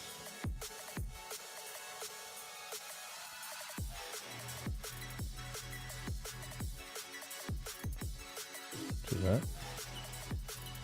Just to keep it similar.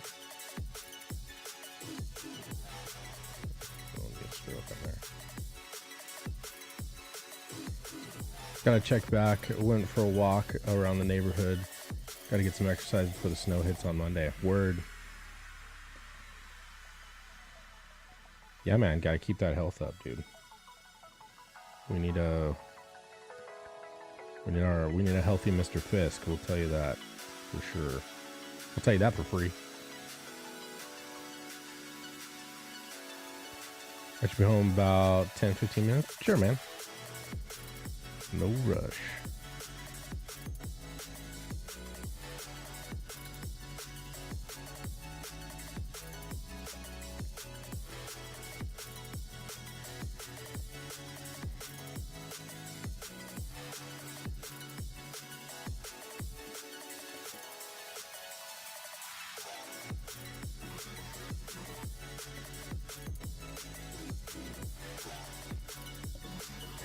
My process is very methodical and, you know, mechanical.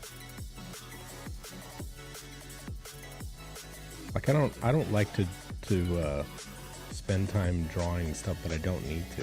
You know what I mean? Like, there's no reason. Yeah, you shouldn't waste your time with it. It's kind of a waste of time.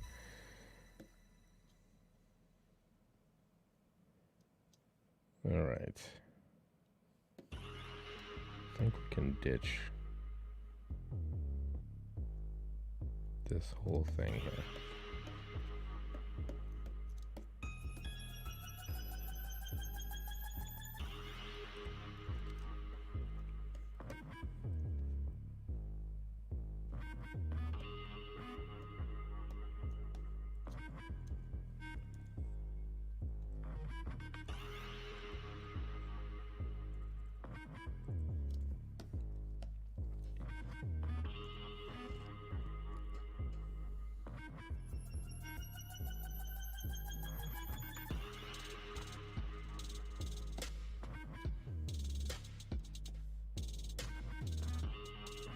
Oh, that's my perspective grid.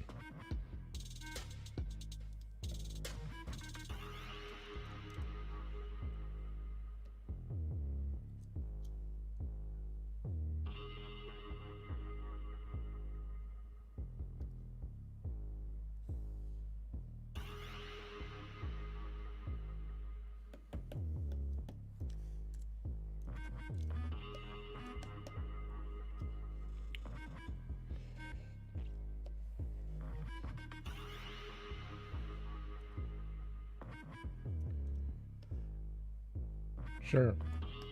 It's character. It's a little more flavor.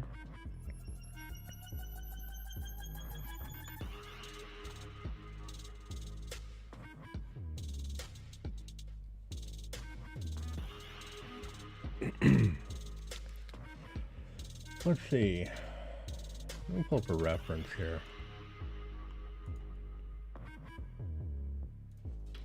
She building.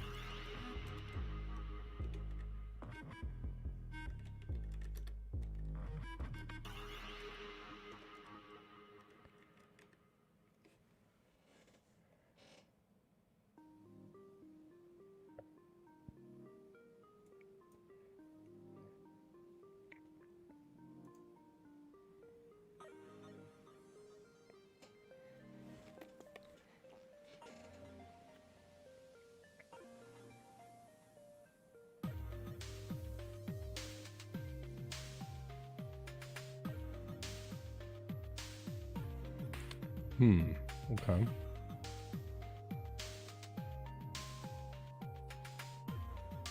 Look at Pinterest real quick. Guess I could show you what I'm looking at.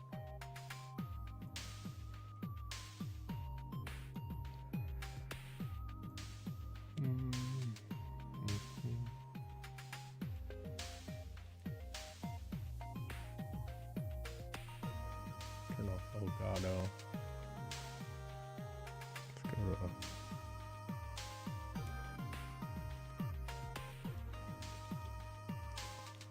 to Pinterest.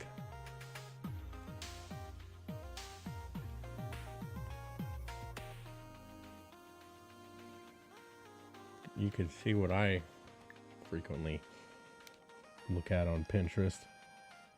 Hell yeah, that grid is sweet too. Imagine trying to eyeball that. Gotta love. Yeah.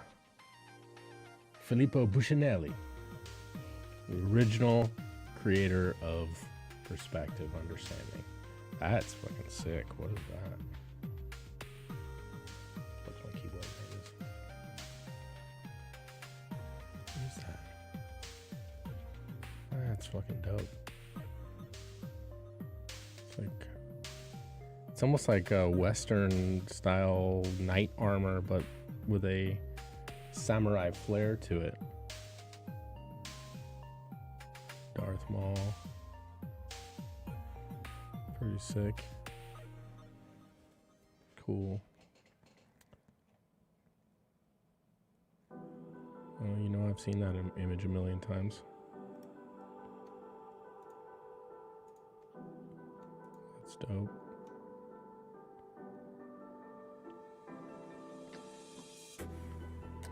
Yeah, I've got a lot of reference from fucking Pinterest. Saved in my boards. That's cool. It's like almost like a Scottish, drape into a kilt, but still like a samurai, tied up, girded up leggings. That's fucking crazy cool. I can get lost in Pinterest for hours. Literally hours. That's dope. Look how clean that is. The costume design is so fucking clean. It's got like leg plates, but like baggy pants and like a metallic belt wrap of some sort. No pauldrons. Fuck, that's cool. It's all Star Wars shit.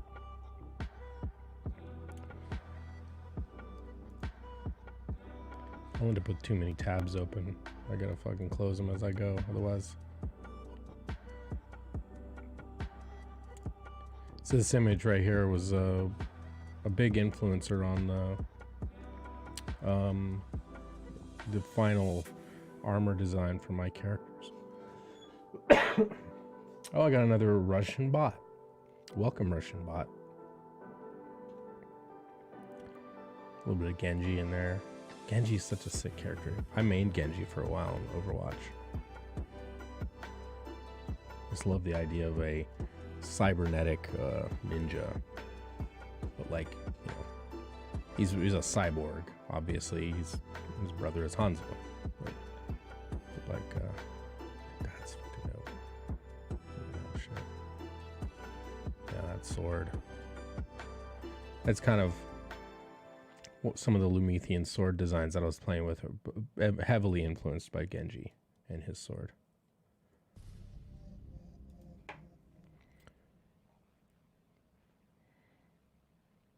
Pretty cool.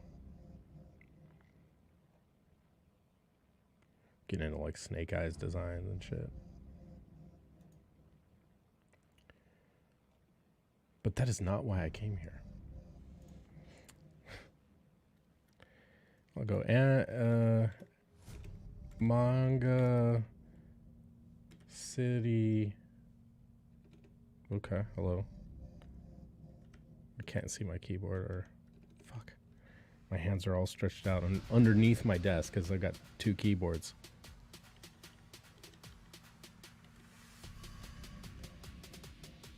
Cityscape. YouTube can nuke my comments in 20 seconds of posting, but can't be bothered with wrangling these bots. Great priorities. Yeah, for real though. For real though.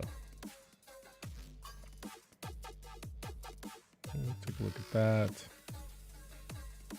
That's more of a interesting.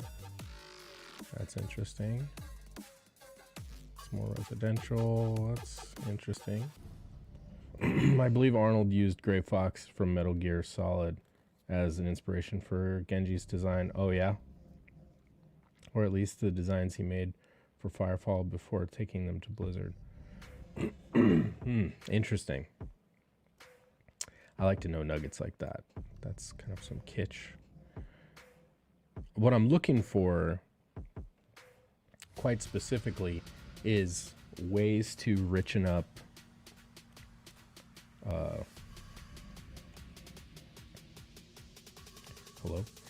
ways to did I turn it off? Ways to richen up the scene here, like with the building tops, some details. I don't want to go too heavy because I want to paint this still. This is not anywhere close to the final iteration. It's you know, it's kind of sterile right now. And very, I mean, it leads to the question, was this done in a 3D program? You know what I mean? Like, because I mean, if I looked at this first glance, I would say, could be a 3D program, yeah. But quite literally, no. Literally all Photoshop selections and fills and shape blocking and values and all that, stacking layers and all that. So I'm looking for a way to richen this up by getting some influence from like building top kitsch and, you know, details, and like that's a little messy. Ooh, I like the values there. Goddamn, Pinterest is amazing. Not really what I'm looking for, but we'll see. Go open that up and open that up. I will get way too many layers really fast. I need to bail out of this and get in there and start looking. Pull some reference.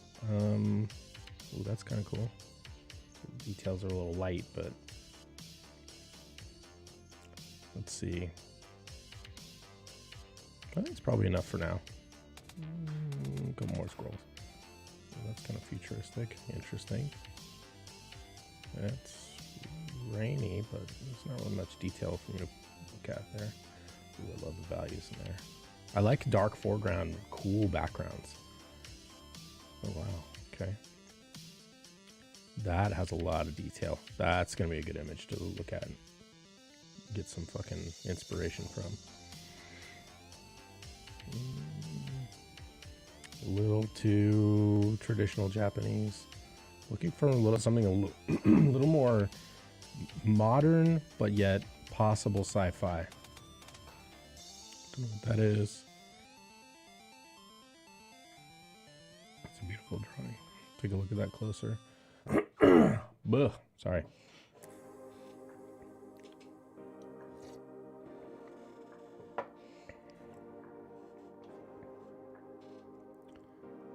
Ooh, that's got a lot of nice details on it.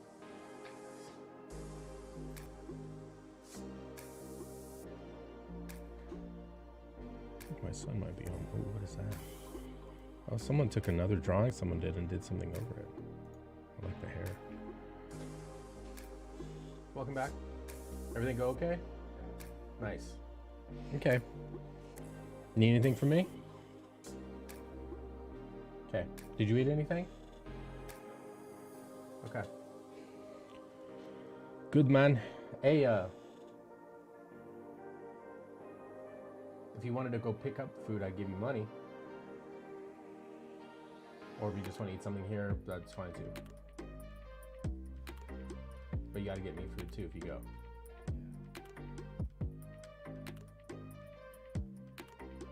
It's like Carl's Jr. burger.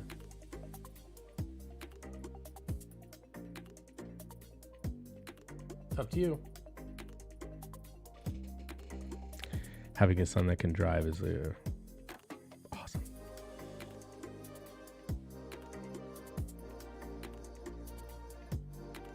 You're gonna what? Okay, works for me. Thank you, sir. Did I open that up? I'll open that up anyway. Let's see. I like the tone. What is that? I think we have enough. I think we have enough. So look at that. Look how great that is. Dark window frame, all light outside. Beautiful. Absolutely beautiful. It's cool.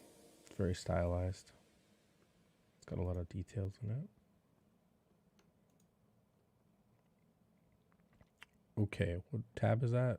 Okay, it's not quite the last one. All right, let's take a look. So those are more like something that can drive a conscripted errand boy. Exactly. I like the leg poses there. Take a look at that a little closer. Let's see what those panels are all about. There's a little fisheye going on. Ooh, that's interesting. Okay, close this one up.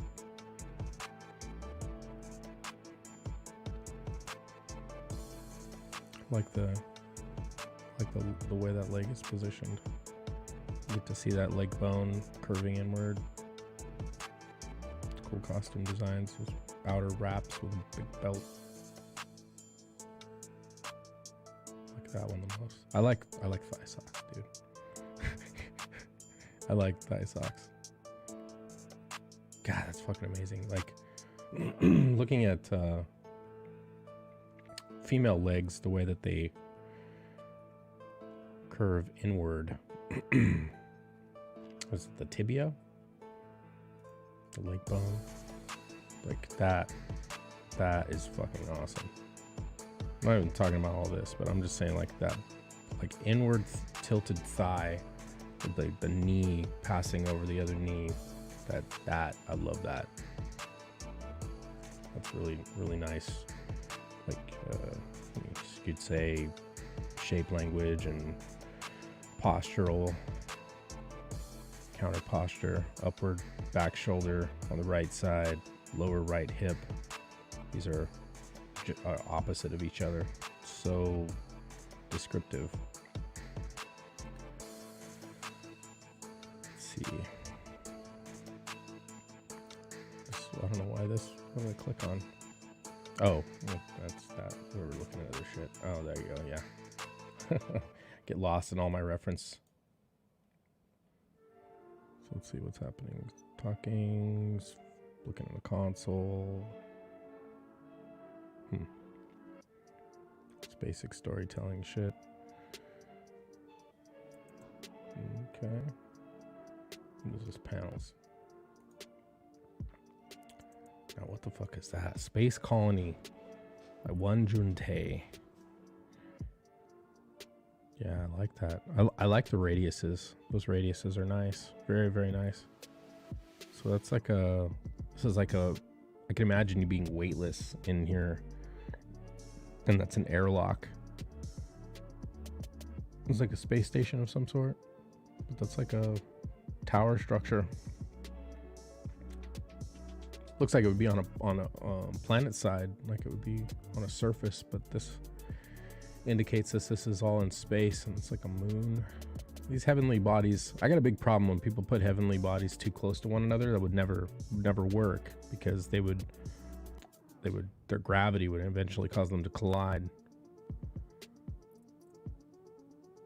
Wow, those are kind of twisted shapes. I like that. I've seen that image 1,000 times. That's really cool. This pipe structure. Wow, look at that. Boom, boom. We're gonna look at that. That's interesting tech. I like that angle. You see I just burned time just looking at this shit. Ooh, that's interesting concept art. Take a look at that. Let's see. This is all just shape language right here. Boom. Just fucking shape language. Values, values, values. Same with that. Oh, look all just this quick, rough background structures. I dig this shit so much. Like silhouette, I love I love silhouette. Contrapposto. Yeah. That's right. It's very important. Counter posture. Like that's fucking sick. Those value ranges. This is what I see when I was setting this up. That's what I was doing. I was putting dark, medium, light in my value range. Yeah, The Force Awakens has visible planets with the skyline that get blasted. I was like, how are they that close to one another without gravity messing everything up? Yeah, totally. It's very frustrating when I see that kind of shit.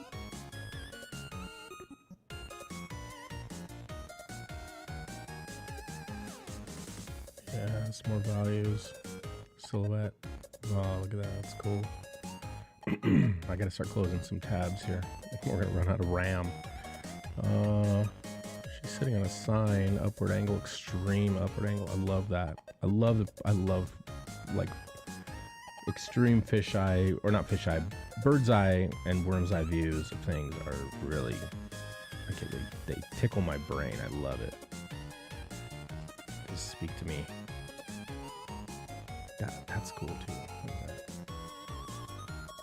She's just sitting on the, like all the cool shadows, just warm highlights and cool shadows. So fucking awesome. She's virtually in shadow too. I mean, just her face and shoulder lit up. So something's scrimming the light. So there's something here that's allowing only a bit of light to get to touch her. That's cool. What's that? Person in the window there? Hey, what's up, Sim? How you doing, brother? Just looking at reference for this, because I'm to the point now where I'm trying to richen up the background. So we've got, turn the fucking rain off. Rain is always in the way.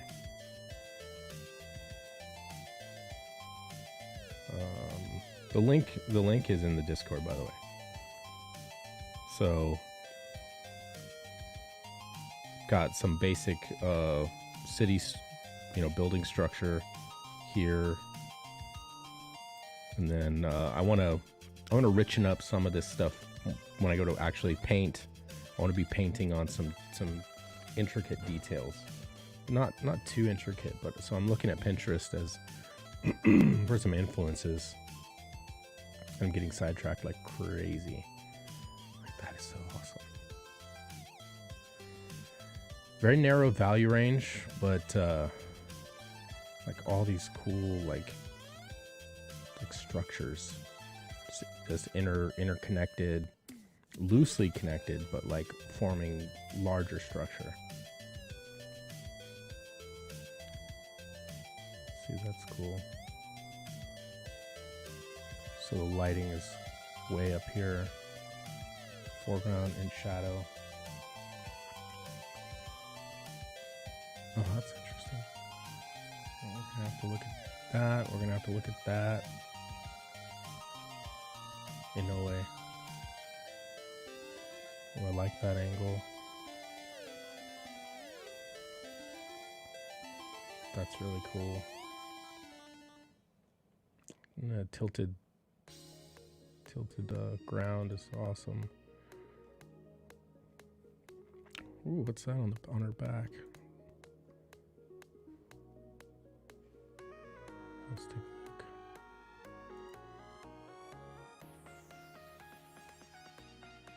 That's fucking sick. I like the art style. Nose is a little, I like pointier noses, I think. Interesting. Wow. Okay.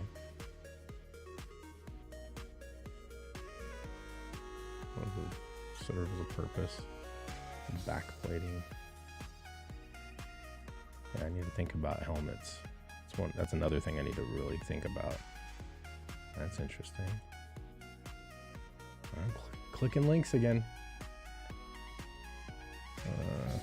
That's like honeycomb, or not honeycomb, like bee eyes almost. Sick. Some Lita. That's cool. My brain just soaks in information. Oh, she's got like a cute pose with her arms folded behind her back. That's weird. That looks like a futuristic Iron Man. Okay. Helmets. Gotta think about helmets. I'm actually considering opening up the jaw area of the helmet on the battle suits, and just, you know, like Battle of the Planets, they had a visor, but they could breathe under it. Are you surfing Pinterest or seeing your cities? Oh shit! Thank you. I forgot I turned that back on. Yes, I am.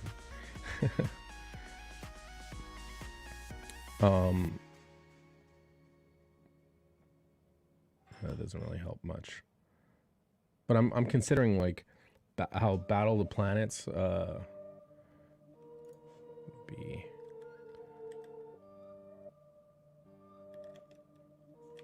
Gotcha, man. So like their helmets are open on the bottom, but they can breathe in space. So I was thinking about maybe a visor that doesn't connect at the jaw, not quite poking out like a bird's beak or anything like that, but something similar, so that I can get their expressions to, you know, their expressions can still show and stuff like that, because, you know, there's a lot of very important emotion going on in the final sequence, where they're all wearing battle suits and they're on a asteroid. They're all fighting, and so covering up their jawline and like having everything behind glass, you know, because I can do a face shield where it's, you know, behind glass, but I don't know. So I'm considering just a visor that stops at the nose, that's activated by their you know, Lumethian power. So that's the thing I'm thinking about. I'm looking at battle suits again. I don't want to be looking at battle suits. I want to be looking at cityscapes. Okay.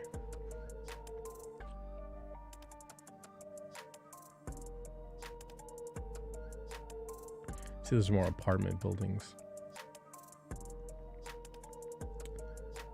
I just like the lines on that. Very loose, but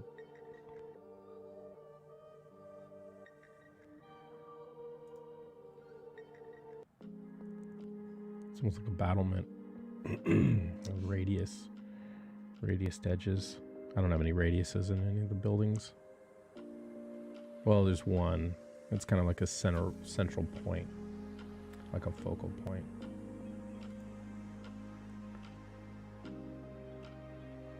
That's cool. I like the expressions.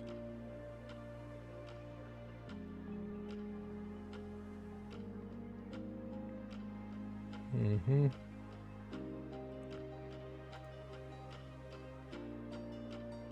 Yeah, I know. It was a really good samurai.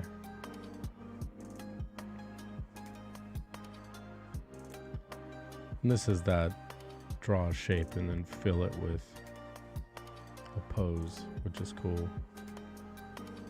I need to do that exercise.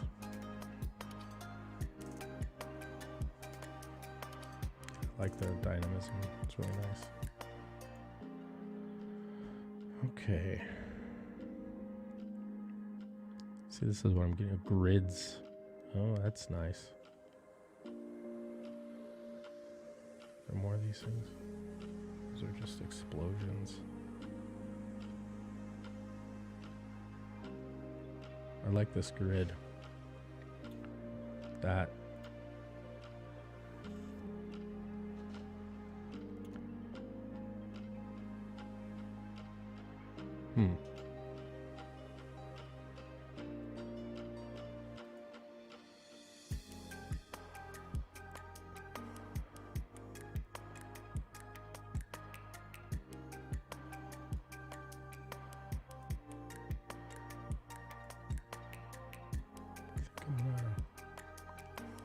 Can I copy that image? What?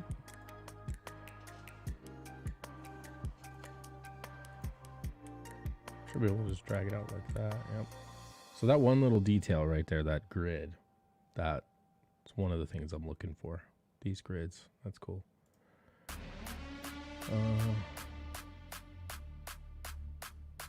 Don't quite know what I'm looking at here. Oh, what's that?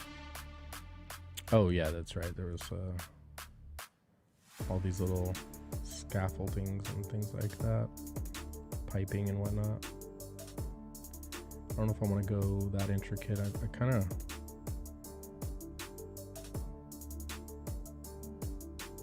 walk away. That's really dope, actually. Some radius structures and stuff.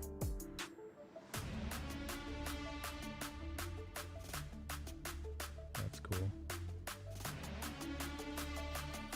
See, I don't really want to do piping or anything like that. Do I? Pipes?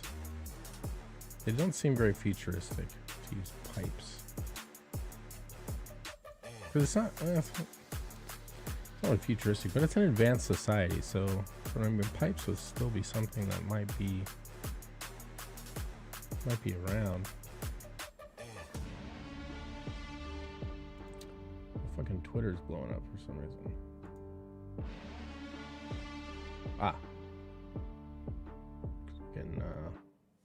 We're getting retweets and likes and stuff. Okay.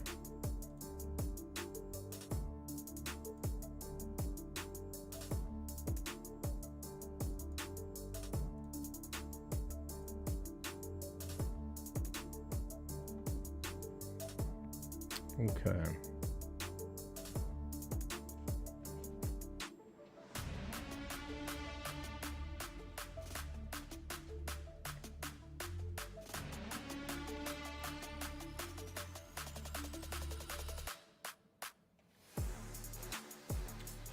Hawk asteroid field. I've been studying asteroid fields too, because the main fight takes place in an asteroid field. So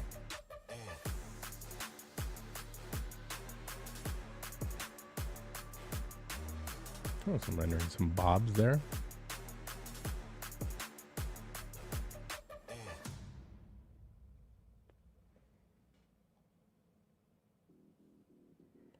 Yeah, pipes can go either with advanced architecture, depending on how they're presented. Yeah, you know, it's a delicate thing. Like, hello. Let's see poses real quick. Asteroid mining. That's exactly what I'm gonna be doing. A little bit of trouble on what that is. God, this reference gathering is so stimulating. My brain is buzzing right now with ideas. That upward angle is cool. Cool asteroid.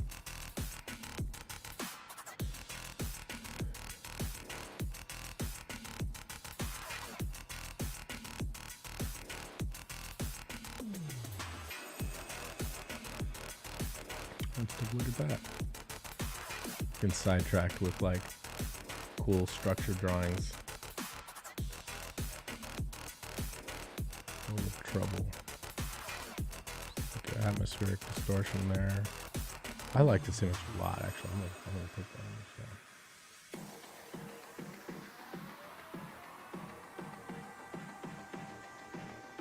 See, this is a little too futuristic. A little too futuristic. Fucking cool concept art. I love concept art. I love the way it looks.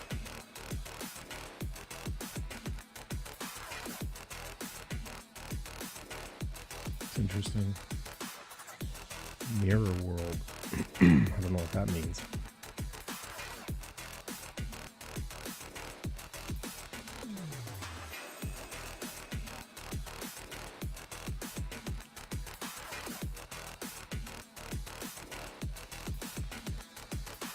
So like the Ghibli studio, like that. That is beautiful. Like this is what I want. Ghibli Studio painted background style. So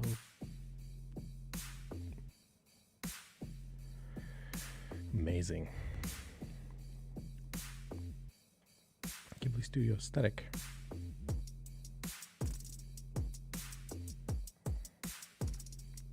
A little too colorful, but interesting.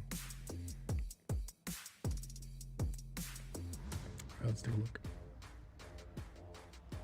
Knee structure, yeah. Mm-hmm.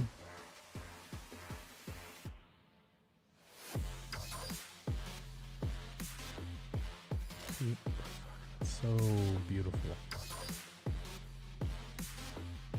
Yeah, Miyazaki. God damn, it's so gorgeous.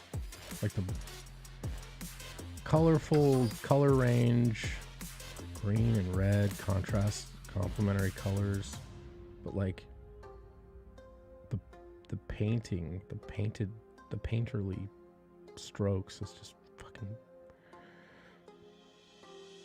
bends my brain, dude. I love it. But that's the aesthetic I want to try to go for in my backgrounds. You know, I'm not really achieving it yet. I've kind of got a tonal value range that's makes sense for my lighting. It just needs life now. I need to give it life because right now it's very sterile and it has no life. But so some of the aesthetics will do that. Like all these fine details, like this really like loose painted background. Texturized background.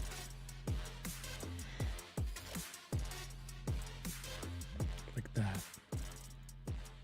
That is absolutely lovely. Lovely.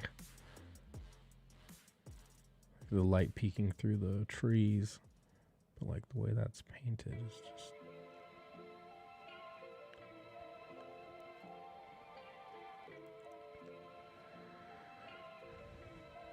The top comment, I don't like this anime because it was sad and I cried for like 3 hours after watch it and depressed for 5 days. You are a weak human, but understood. A little Kiki's delivery service. Fuck yeah. I like the tone. Take a look at that. I'm not gonna fight back what I've become. Yeah, I've got bruises. What? Okay. Didn't really want something like, look at that. Pardon me. Oh.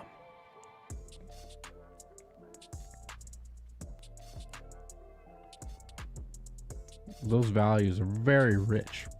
Like mine are way more washed out, but look at the reflection of the sun. Sun's back here, reflection of the sun into the water. Stunning.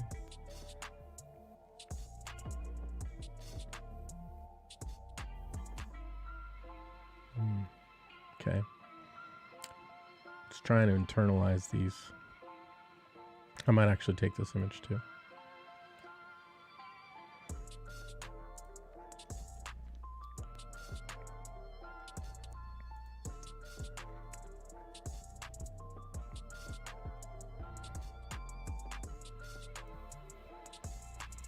Oh, look at that. Look at that. So it's beautiful. Very, very nice.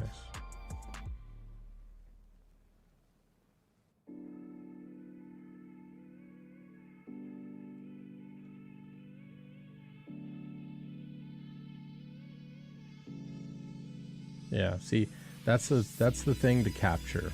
The thing to capture is sequential informational loss. So like, for instance, if you look at this image here, this is a really good example of this. Sequential information loss. So foreground, you see twists in the bark. You see bright leaves, dark leaves, you know, branches inside here. You see the stripes on the street, you know, like the curb and all that, individual bars and this fence here.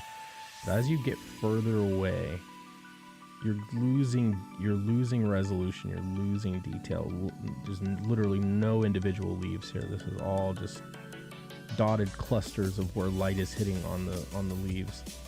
And then as you get up here, you know this is grass, so there's levels of grass with values. Up here is much less detail, and then I mean there is some detail in there. Don't get me wrong. This window's quite detailed, but like as you get further away, they're less defined. The shadow play in the sunlight through the trees. Yeah, absolutely. It's gorgeous. Very beautiful. So it's good for tonal values and stuff.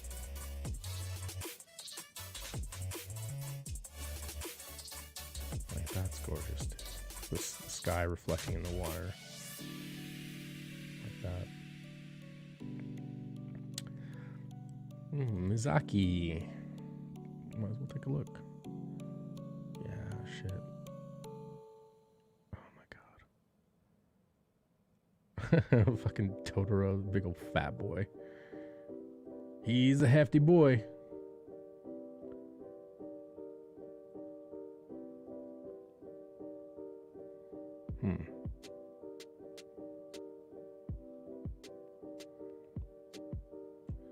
Modern life is so thin and shallow and fake. I look forward to when developers go bankrupt, Japan gets poorer, and wild grasses take over. Wow, that's a dystopian take, Mizaki-san.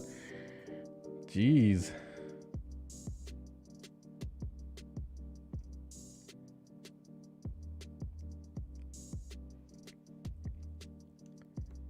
Let's take a look at that. Moving castle.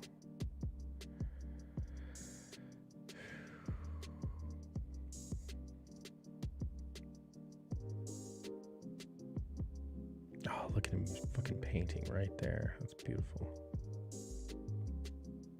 It's a mecha. Take a look at that. Spirited Away. Fucking awesome. Ooh, we're gonna look at that too. Gonna look at that as well. Some nice trees.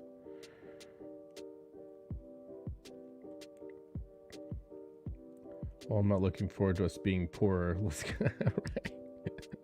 Right. Oh, look at that. That's a cool structure. What is that? Like part of a, like built into the side of a mountain, mountainous. Or no, that's actually just has shit growing on it. That's all stone. Okay. Castle in the sky.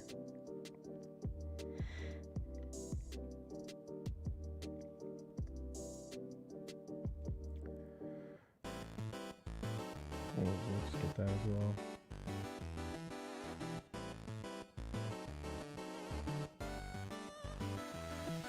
What is that?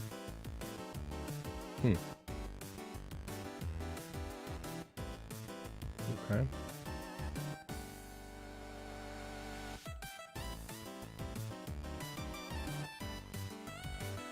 Damn, you can see Yasuke Murata's influence. He's taken heavy influence from Miyazaki.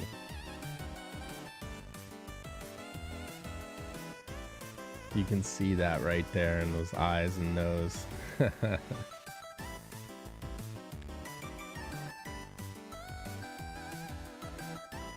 This is such an appropriate song right now.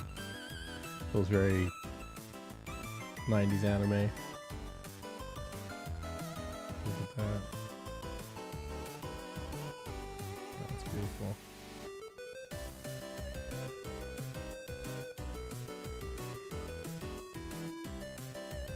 Ooh, sprawling hills. It's cool. I think these are actual photographs though. I don't like photographs. I'm painting.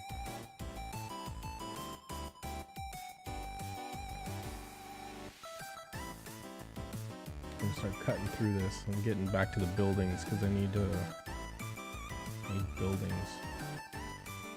Yeah, I miss the 90s as well. I miss the 80s and 90s. I loved the 80s. Things were so different.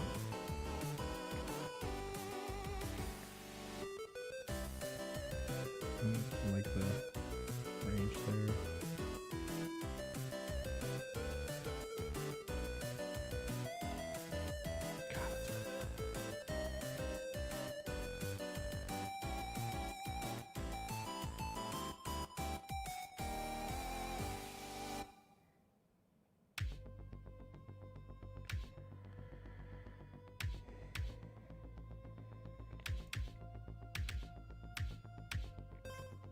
Art of Studio Ghibli Part 2.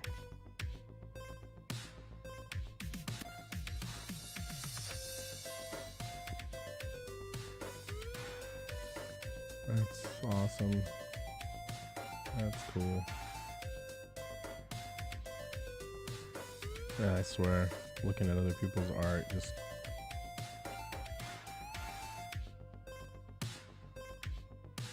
bends my brains.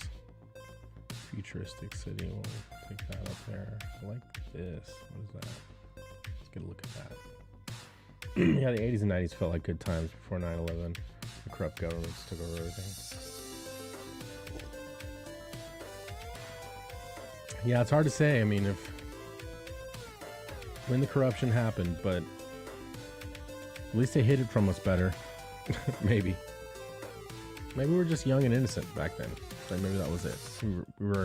We didn't have the mental bandwidth to see our eyes. We didn't have eyes to see, as they say. The very fuckery going on in front of us because we just weren't plugged into it because we were kids. Ooh, that's fucking dope. That's dope too. That's the lighting there.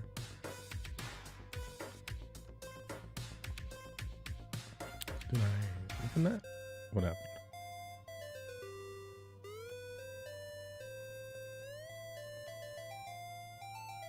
There. Ooh. Get Tomorrowland kind of a thing. Yeah, it's always been awful. We're just better. Yeah. Because we definitely didn't see it. That's interesting. Shape language, a lot of circles and ellipses and arcs and things like that. Things of that nature.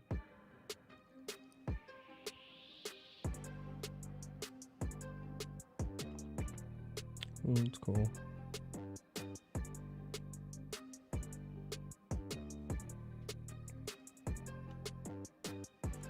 What was it, Wakanda?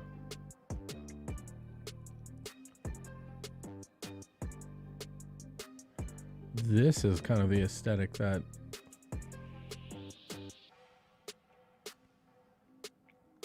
this is what I feel like Lumethia looks like. But this is like England or whatever because there's the Big Ben. It's in a dome. Let's cut back here. Interesting. I gotta start getting back to buildings details. That's the whole purpose of this excursion. Close that tab because we don't need it.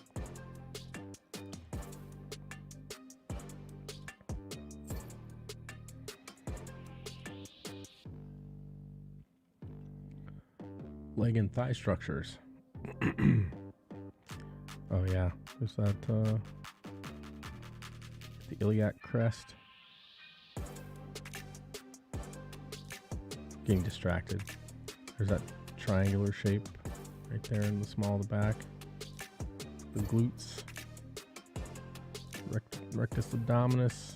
Rectus oblique.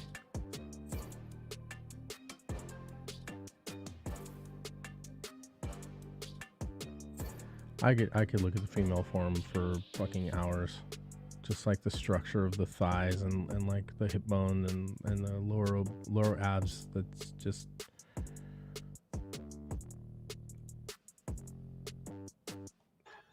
it's really good. I'll just put it that way. It's really good. Was that Cowboy Bebop? Yep. Like briefly split second saw Spike and I was like, what?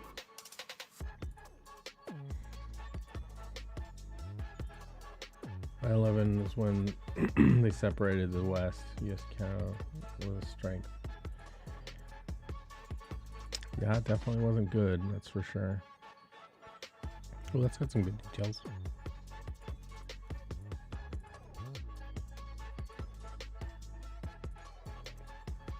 Oi.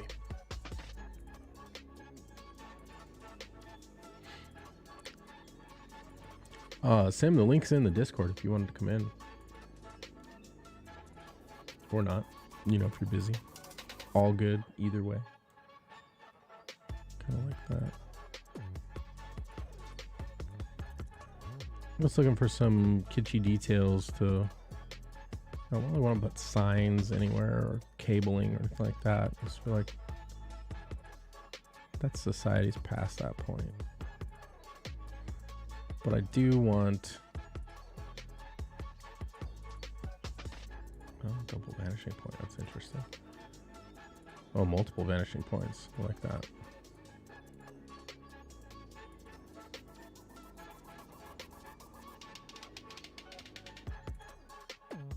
I definitely do want to put some antennae, some radio antenna type of things, maybe some piping of some sort. But it's a little too much.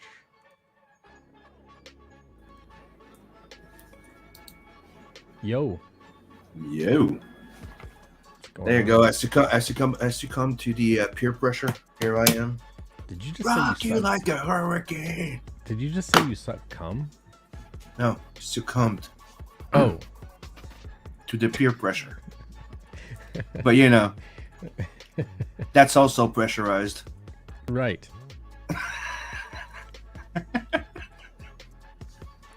And that also rocks you like a hurricane. That's I heard. Right. Did you see hey, what's up, Ryan Miller? So did you see some I got like a lot more structure blocked in on the bottom panel and stuff. Mm-hmm. So getting closer to actual rendering. This is all blocked in, color values are all in place. I just need to add some more finer details. Finer details. So what are you using to do those buildings?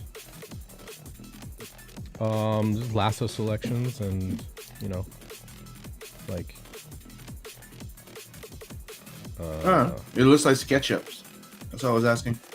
Yeah, no, just I've got the layout grid and you know, literally just using a lasso and making shapes and filling them with values. Then a little while ago I added this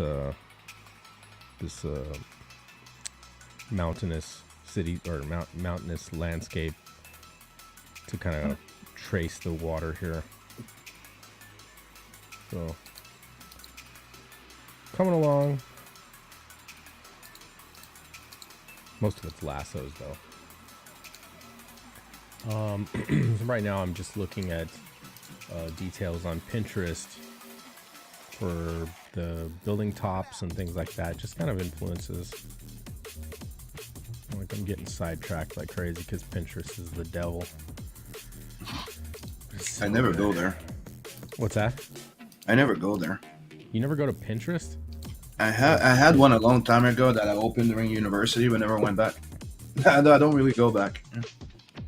Dude, maybe I should. Pinterest is so great. Dude, I keep getting Russian bots. It's awesome. Yeah, but dude, Johnny everybody's Cage getting earlier- them. Yeah, well, Johnny Cage earlier said, dude, you've arrived. You're getting Russian bots. I'm like, awesome. Das Vidania. I feel so fortunate. Trying to go to your channel to block it. It's interesting. Oh, it's like a water tower. See, I don't want to put piping on the buildings. I feel like it's kind of advanced past that. Yeah. Done. No more bots. Thank you. You're welcome. Should probably put Chris Fiss as a mod too. Isn't he? Or he's not modded? Nope. Mm. Chris is one of our good friends. Mod the guy. Yeah, there we go.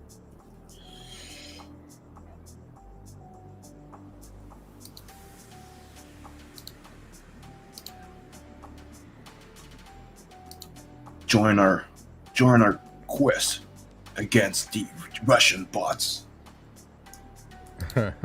Right. Oh, that's beautiful. That's values, bro.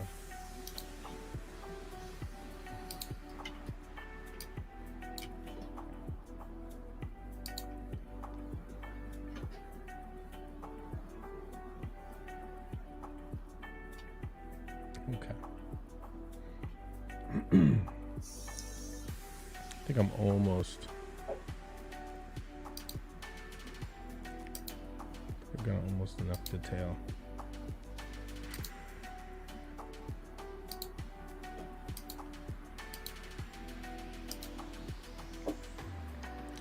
Definitely not going to be putting signs.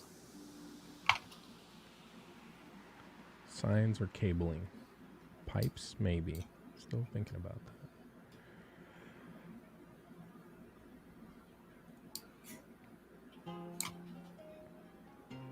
Here's a nice little scene from the epilogue. Looks like roses right there. Mm-hmm. Oop, not gonna go down. There's nudita. See? Yeah. Yeah. As there always is. Mm-hmm. Not always, but there's always a little fan service in my books. Always. Because, you know, fans are important and you need to service them sometimes. That's one way to put it.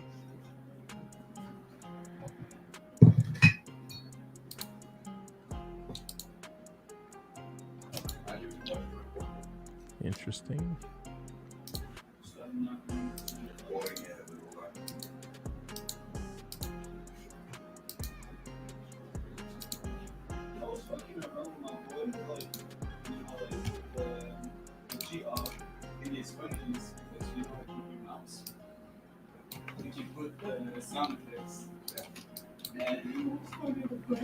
Yeah, I think we'll add some. Did you notice this? I'm not going to show the entire panel on your stream, but did you notice this? Your camera's off. Oh. Oh. Nice.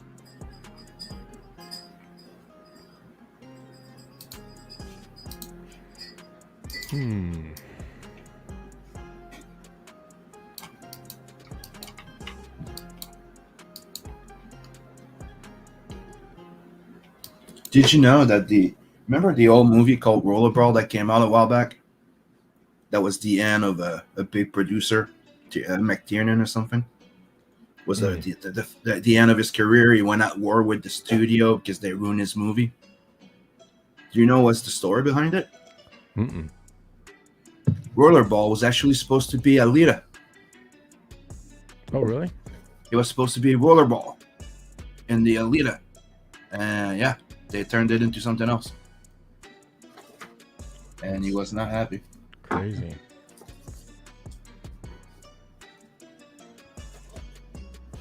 So we went to war with the studio. Yep. That always sounds like a losing proposition, but and it ruined his career. Huh? Oh, because okay. he really went all out. Like, yeah, like you ruined my movie, you ruined everything. He was influenced by. Remember that little 3D animated thing I showed you that was fan made? The rollerball scene. Oh yeah, yeah.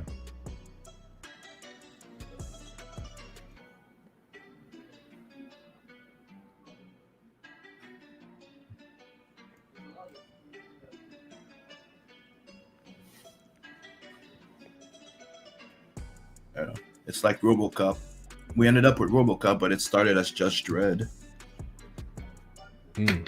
That's another fun thing. But That one, I'm happy it happened because we ended up with RoboBro. I'd buy that for $1. Mm-hmm.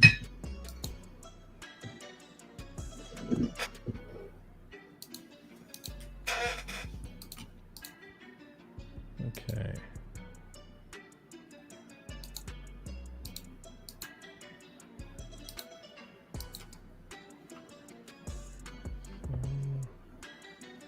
Just studying some of these building tops here.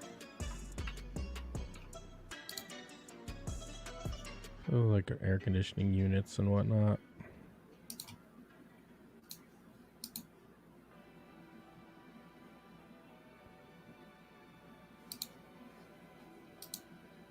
Just looking for any detail that will richen up the tops of these buildings. Oh, someone colorized that? Oh shit, they did.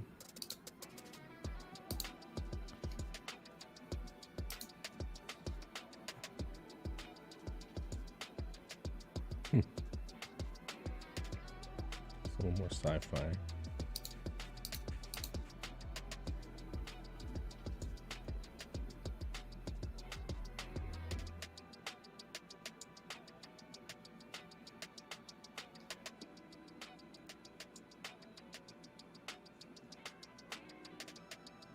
I like the tonal ranges, warm shadows, cool highlights.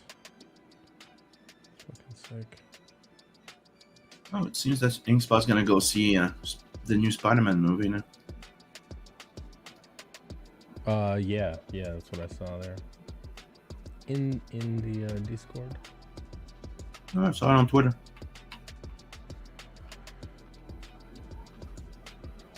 I haven't seen it yet. People say it's good. Yeah, I haven't either. All right, now when people say it's good, it's like, is it really good or is it just good compared to what's out already? Right. Okay. I think I'm gonna use. They just say one thing we can say in the last few years, they succeeded into reducing our expectations. Yeah, they have. Let's turn on the guides here. Yep.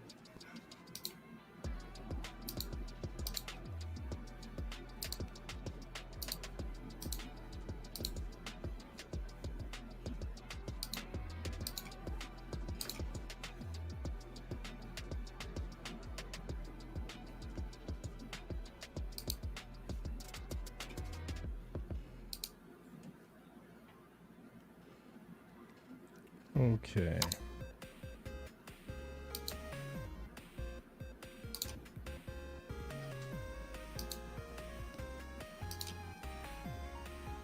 So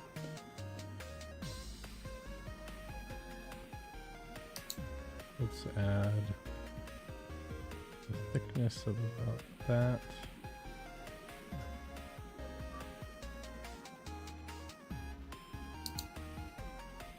I'm going to favor the top edge there. And then the vertical right in the middle there.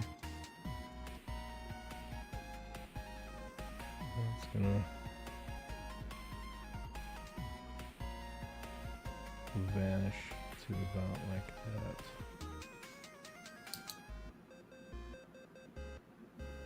Yep.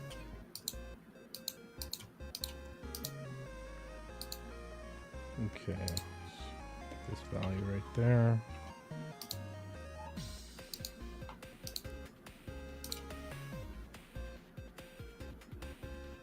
I'll make this one deeper. Actually, yeah.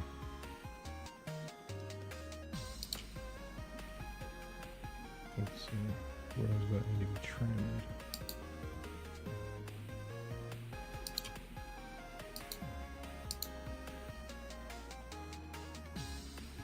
Right there. Let's get a guide for this.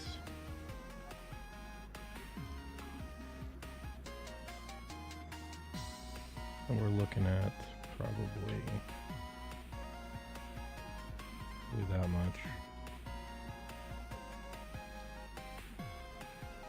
Maybe a little higher, actually.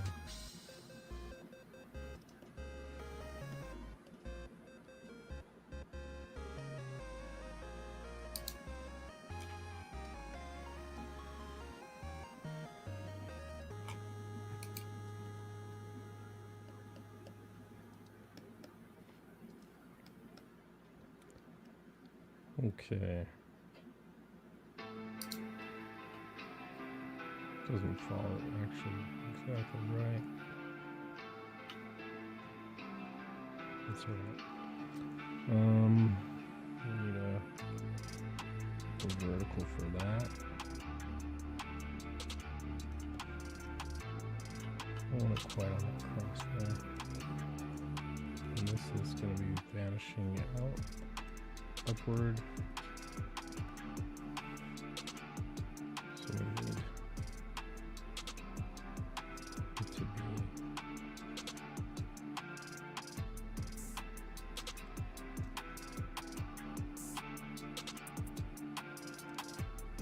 like that.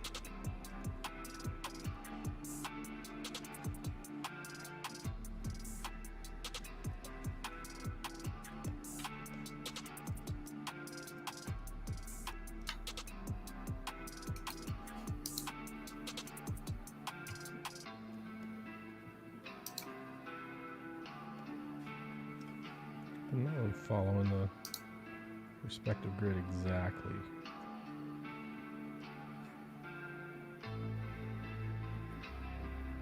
Well, that's good.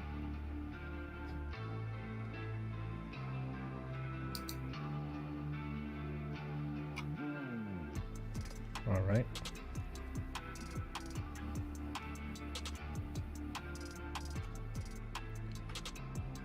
So, I want the top of this building to be kind of deep. So deeply recessed. So that would mean pull this, whole new guy.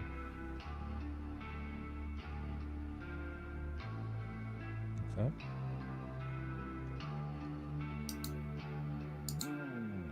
Actually, just use this intersect point.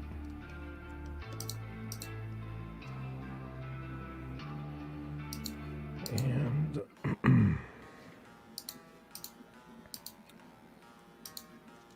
it's actually going to vanish right about there.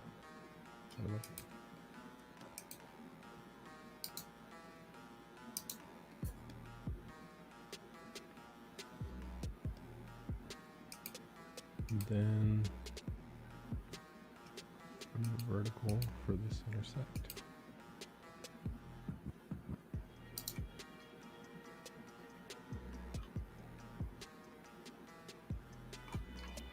Maybe a little narrower. Right there.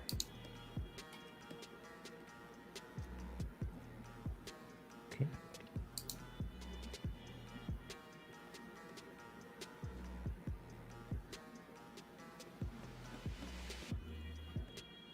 Contiguous.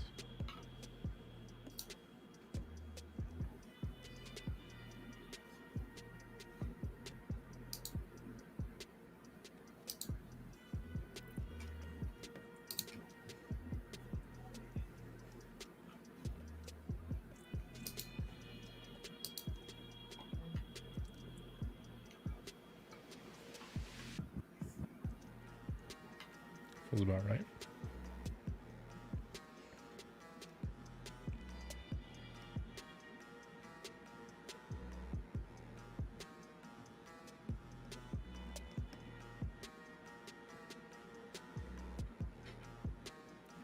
So that top.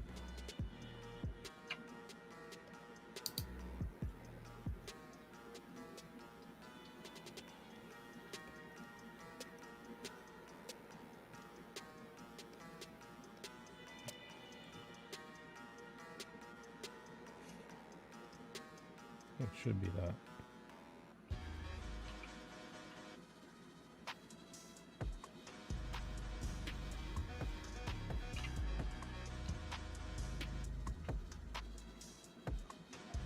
I want it a little darker though.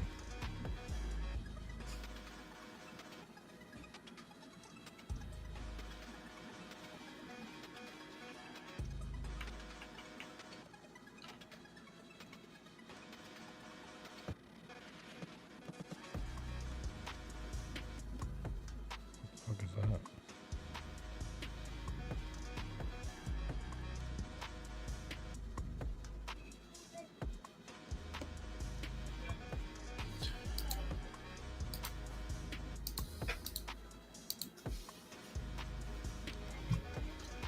Do you know another fun thing that they're doing here in Quebec with all this shit? On Sunday, every business are closed. Fucking great. So on every Saturday now, there's lineups in front of every store. Let's be a little darker. Well, that's fucking dumb. It's okay. I don't leave my house. I try to make money. Commission's open. I call in my safety net account now. So let's fill it up. You need a cover, you need anything for your campaign or your book, reach out to me.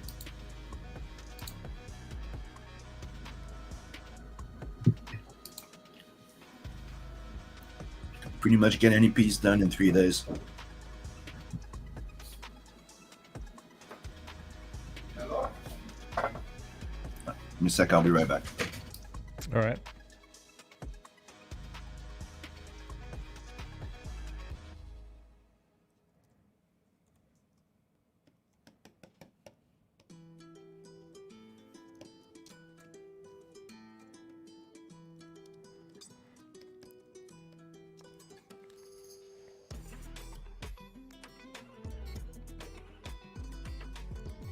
And I'm back.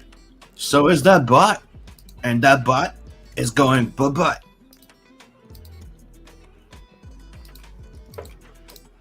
It's war!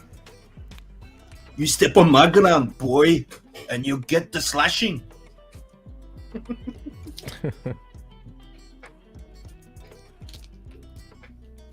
Hey, I leave for 5 seconds to go pick up something. Yeah.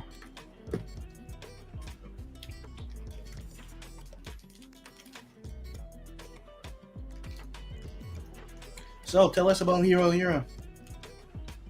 For the people that don't know about it. Hero. So what's HeroHiro?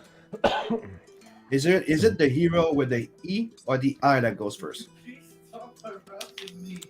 The E goes first. So think of it like this: saying the noun hero, the name hero. So it's hero. Name first and name second. Name second. Okay, so hero. Okay, so it's not hero the hero, it's HeroHiro. Got it. So what's it all about? It's a it's a futuristic space fantasy about samurai and the origins of the samurai, and like that. So it's space samurais. Yes. Correct. Correctamundo.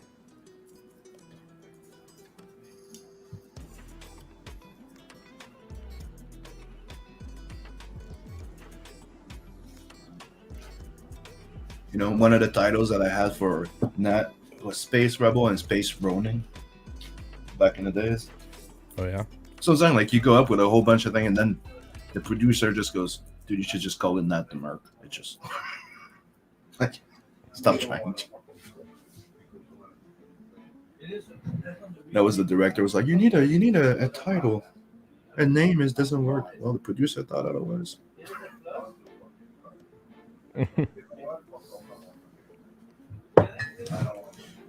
You know, it's like, do you think Judge Dredd would have been as catchy if it would have gone like Metropolis Blues? Yeah, no. Right? Mega City 1 Blues or something, yeah.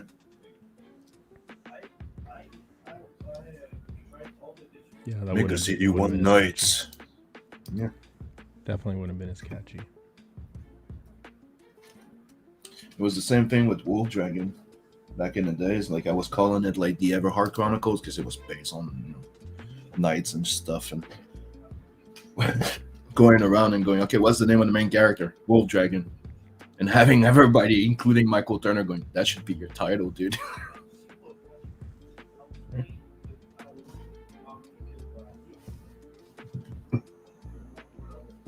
Sometimes you just gotta tap out and go, all right.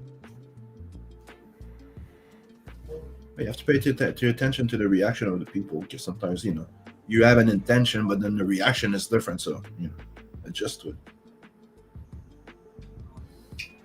Be like water, my friend. Be like water.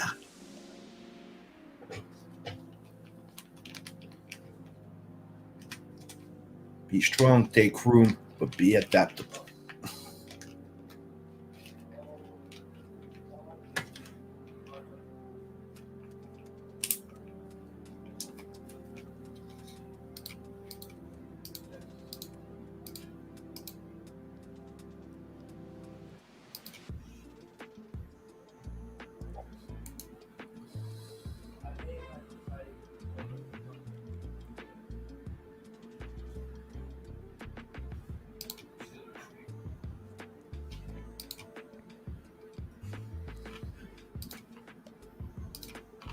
Needs to be darker. Darker value. What the fuck?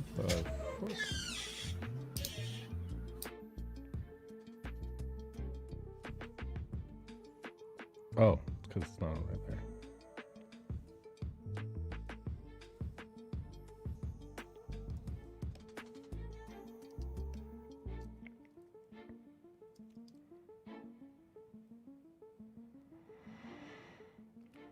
How deep do I want to make this top?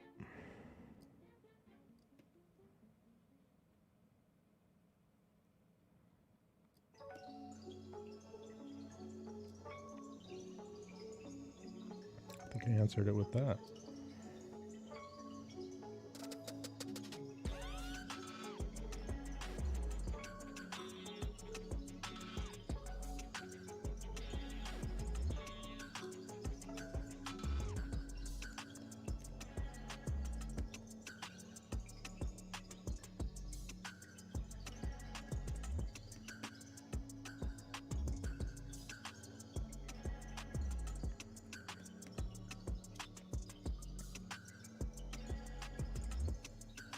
Needs to be darker as well.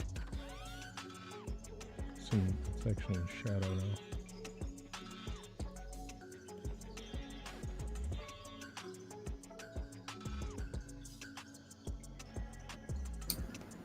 Dude, oh, fuck. Whoa. I was going to show you something, then I realized my camera was off. Did you ever read a comic called Monkey Man and the Barney? No. Fucking love that comic.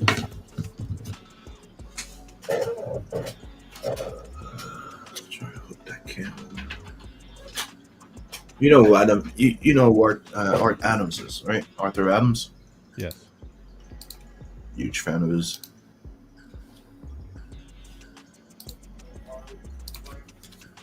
So.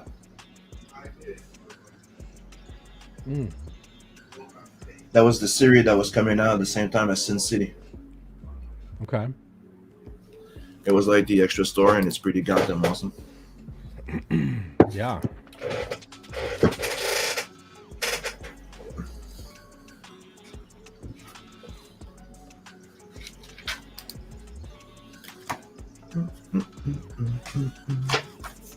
See?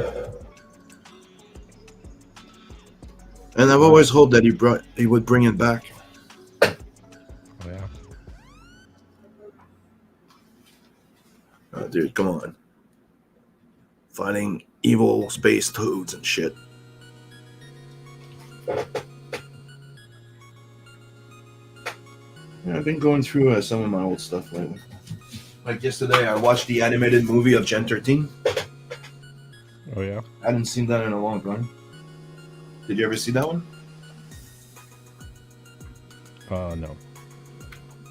Did you know they made a movie? No, I didn't really read Gen 13. I liked the art, but I never read it. Oh, you should. See? Here. Yeah. That was around the time when I got acquainted with J. Scott Campbell.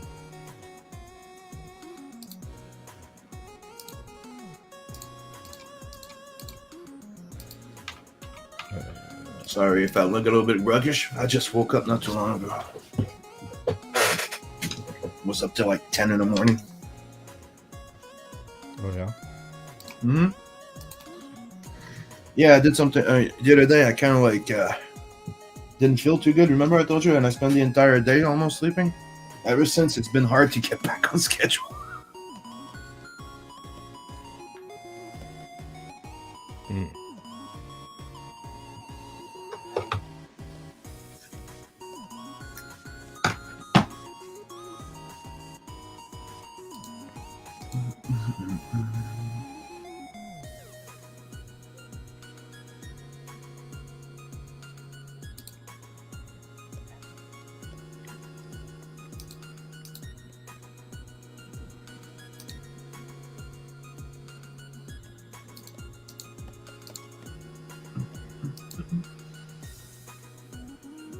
That shit. That's not good one.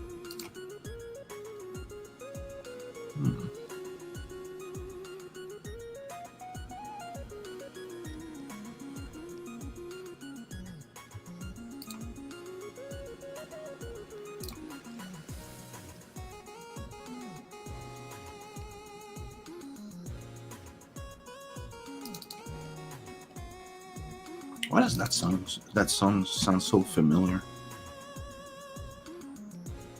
The royalty free that I'm playing? Yeah, that song like sounds so familiar. Like It does.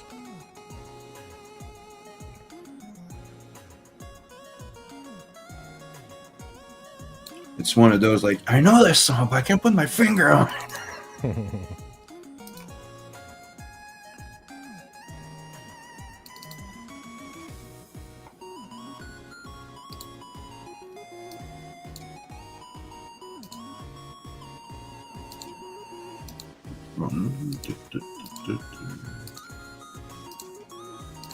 Bingo.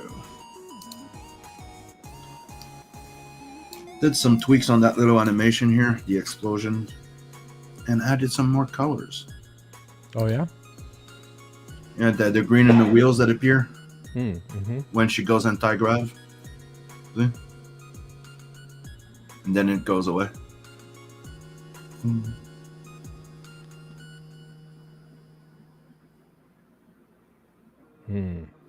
And the explosion works way better. Yeah, that's great.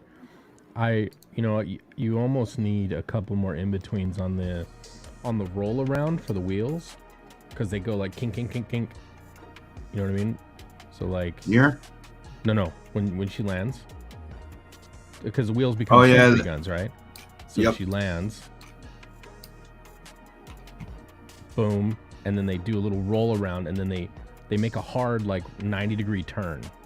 Mm-hmm. From here to so that one little spot, they go from there to there, and that's kind of like a kink. Yeah. So you almost need one more in between where they have a 45.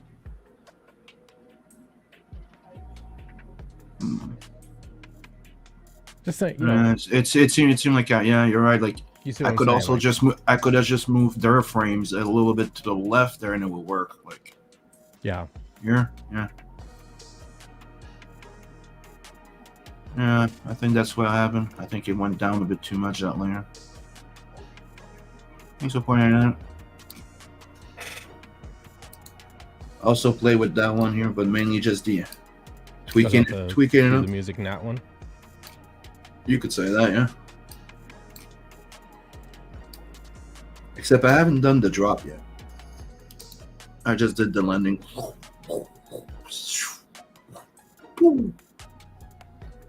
My little shot at the end. That is not in the right spot. Fuck.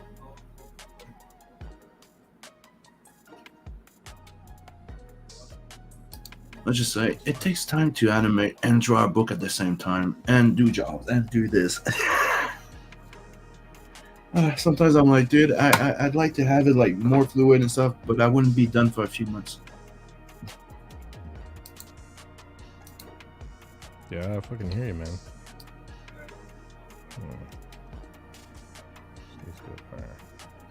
And so far, I'm pretty happy with the zigzag. Yeah, I mean, both those animations are awesome, dude. Don't get me wrong. I'm literally just like Nitpicking, I know. Fine details, like just shit that, you know. Oh, trust me, I hear you, Like, dude. There's a lot of stuff, and I'm like, oh, I'd like to do that better. I like to do that better, but yeah. You know, like they say, it's eyes on the prize, and sometimes it's finished not perfect, and remember what's the purpose. But the final product, like what I would like the fully animated intro, well, I will take more time on that one. Consider that my baseline.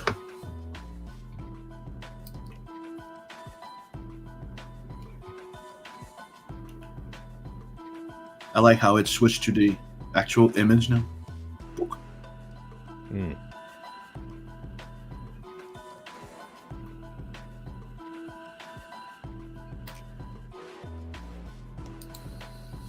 Let me move that plane down as well. Let's see that mess.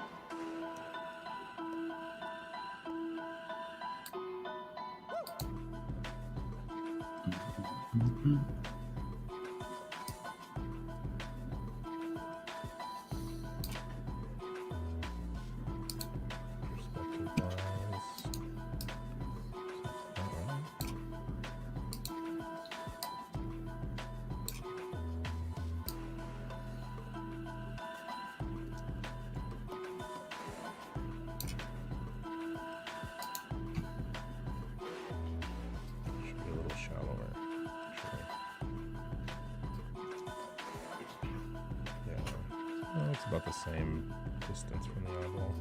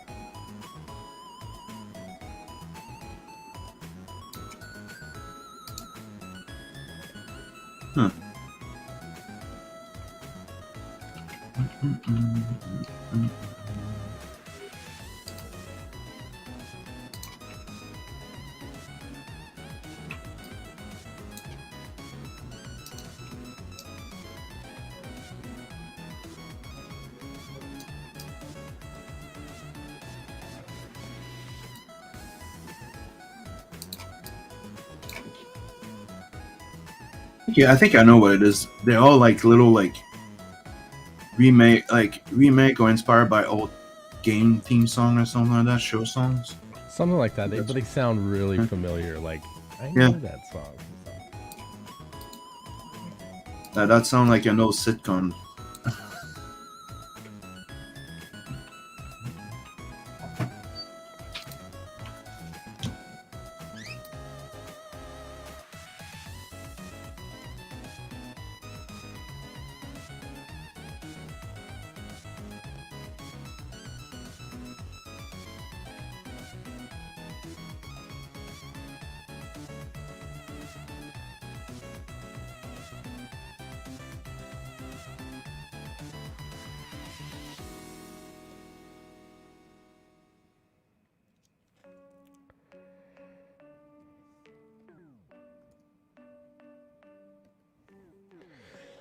Why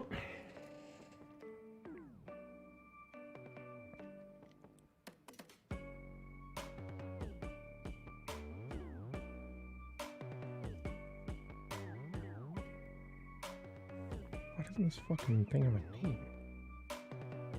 What?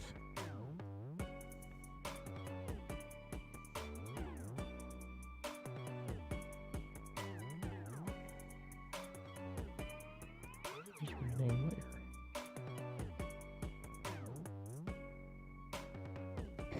What?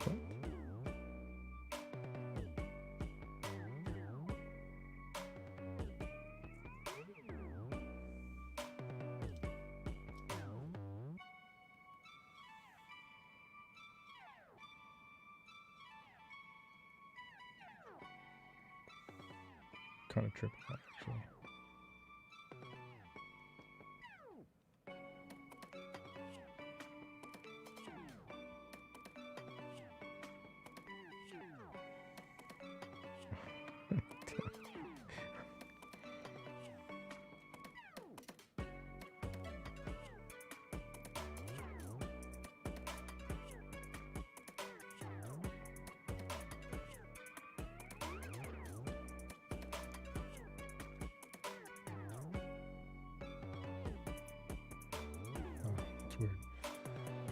It's weird.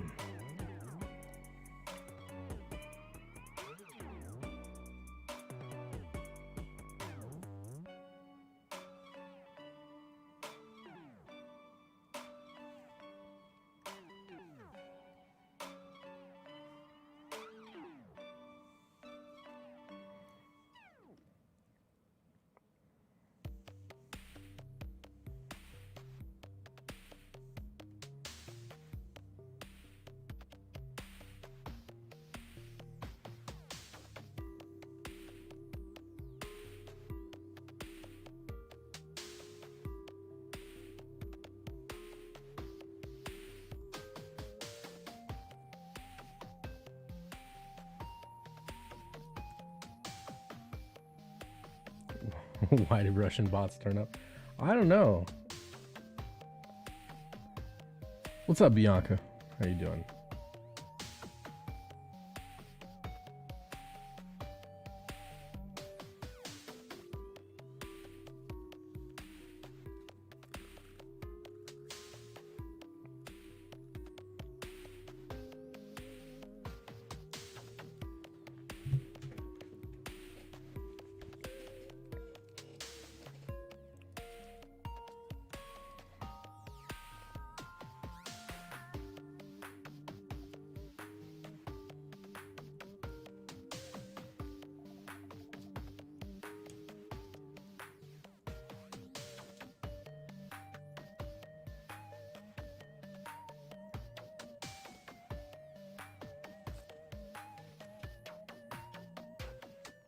That's something I've opened. Okay.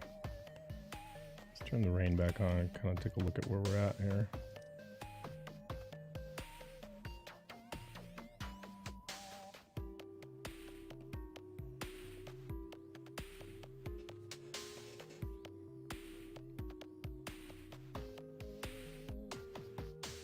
It's the right vibe.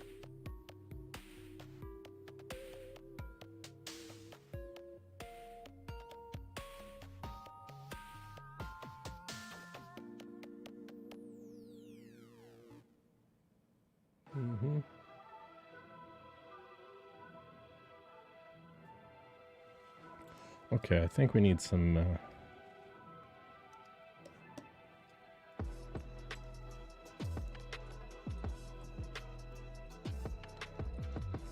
the very top here, we'll create a new layer. Antenna. I don't think I want a black value. I want something that's cool, but still dark enough. Let's turn on the perspective guides here.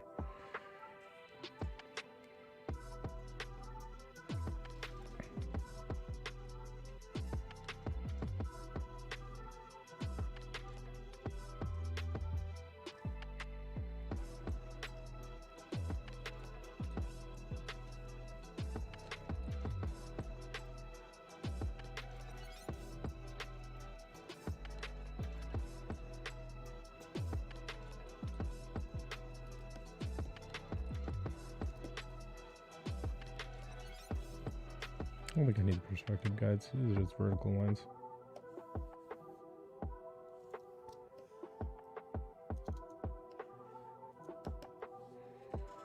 A few more of those things.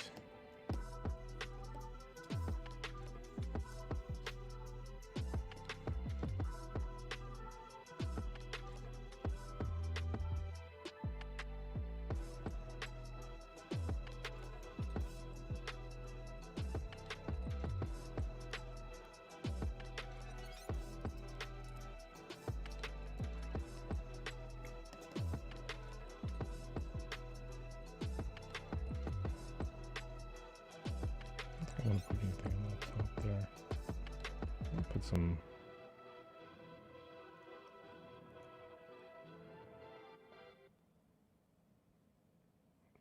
box of some sort right there.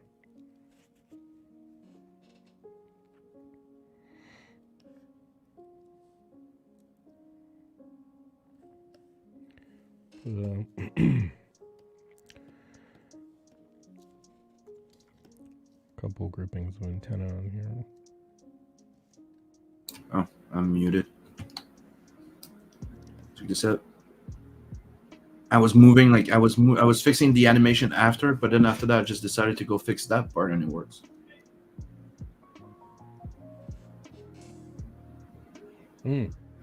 Yeah. I just moved that frame here. I moved those two wheels here because I was trying to fix the other ones, but it was screwing up everything between frames. So I'm like, you know what? Let's just fix that one here. And see.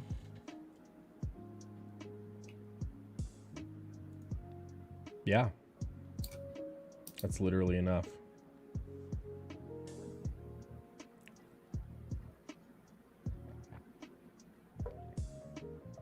Yeah, there's no more bump in it. There Actually gives it a little, like, you know, like a little effect. Yeah. Like it's trying to stay stable. Ooh.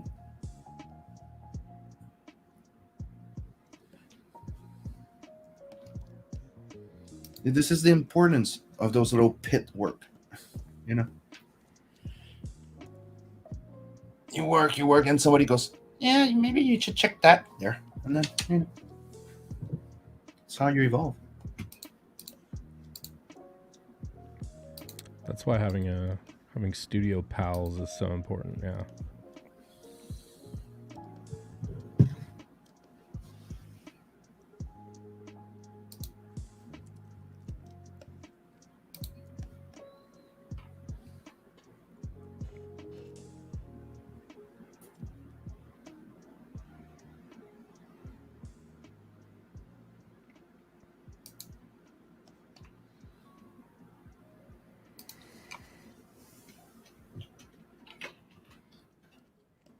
I think we need a third one, but not so tall.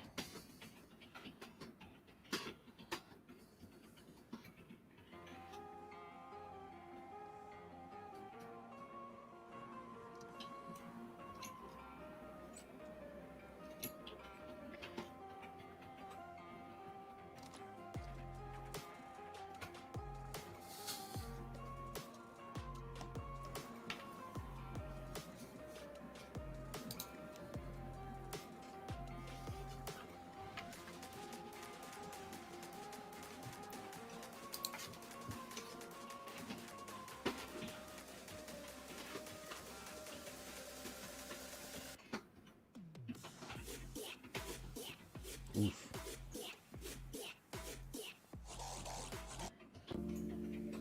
No double wubba wubbas. None of that shit.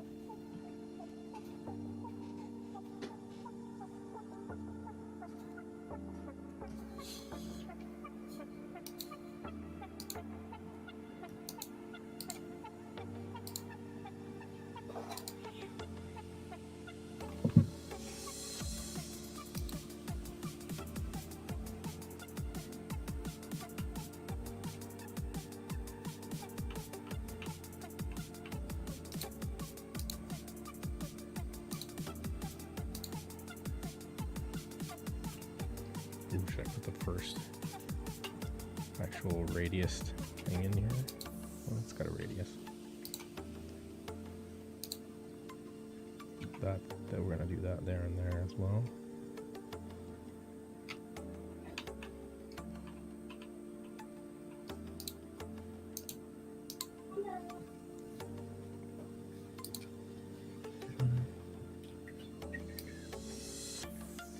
No, the only thing that's gonna be left, because I could render it with all the colors, but it has to be sketchy. So now it's gonna be playing with some After Effect movie filters, try and give it a more, Yeah. Just a little extra flavor.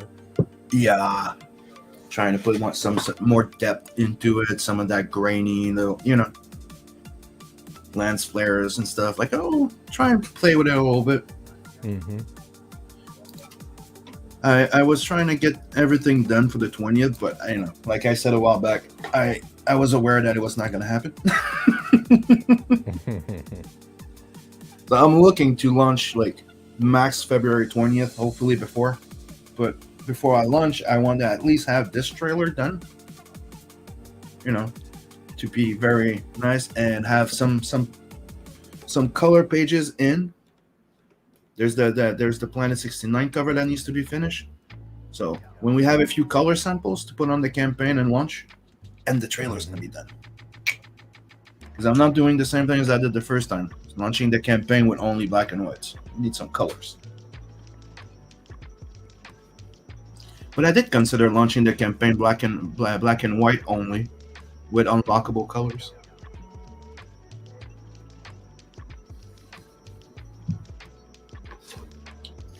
But I would have to do the same for the first ones.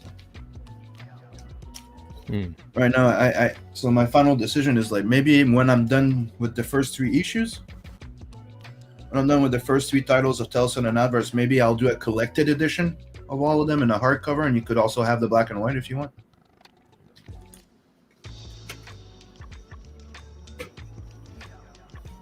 Or having it as the really, really, really special edition on the Inkslayer Entertainment website. What? Right? Don't forget, I also found a way to put some print-on-demand stuff there. Including books. That's pretty great. Mm-hmm. I just haven't, I just have to get my campaign ready, then after that I'll get back to working on that website. I'm doing a lot of stuff. I can't do everything at the same time. But I'm doing a lot, though. Unacceptable. I'm not going to even hear that shit. I remember the first time you saw the website, like, where the fuck did that come from, Sam? I was busy this weekend. Now we have a webpage. Oh, by the way, we have a store. We have merch.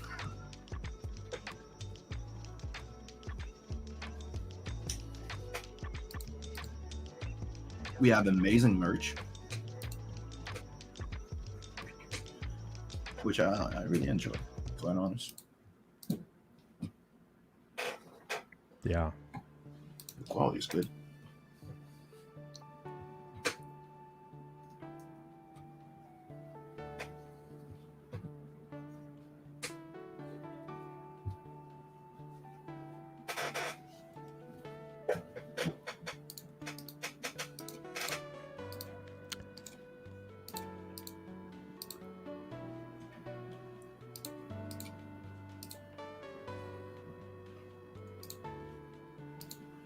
I'm also checking into if we can have subscription on the webpage, so we can have like our own type of like what's the name of it again? Substack or the other one there, where people can sub and have a special access to. Oh, like Patreon? Yeah, Patreon. Yeah. What do you think? Because right now, What do you think of this top panel? Coming from, right? From your original Scribble. No, this Scribble was like, this is what's there until you tell me what the city's supposed to look like. And then we went, oh, he's just going to do it. So that's where it started. Yeah. Well, actually, no, that's not where it started. It started here. That one's been edited.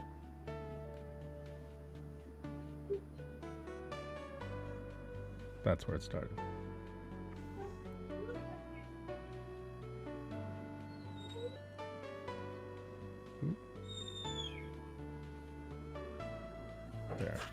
So that was the beginning point.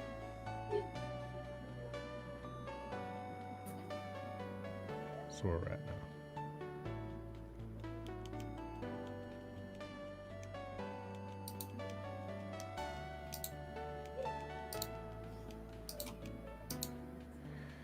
It's come a long way, man.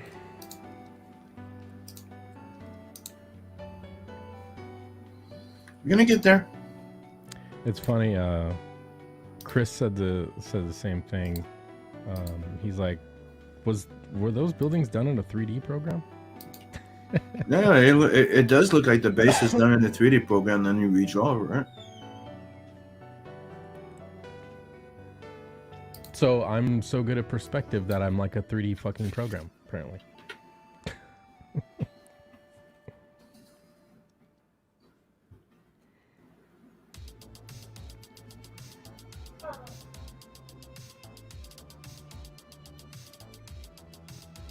Dude, it's a trick a lot of people use. You put block in a 3D room, you put the grid on, then you take the angle and then you draw it. It's just a reference. Yeah, I used no reference. I mean, neither when I draw, as you know. Yeah.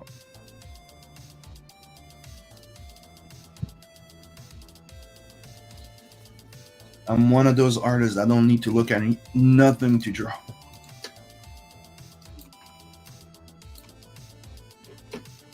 It's something I admire in the artists I admire. I like the fact that, you know, Bisley, Mobius, any of them, we can pick a fucking what how do you call fusain? You know, like the burnt wood thing. Burnt wood. Yeah, it's like burnt wood, like it's and you draw with it. It's called fusain in French. Charcoal.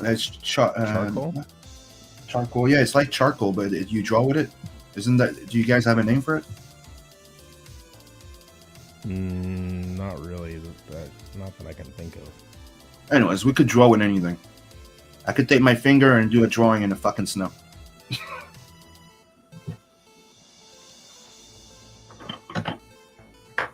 Like I had one of my friend, one of his challenge was to take a branch, a tree branch, and do some drawings by burning it.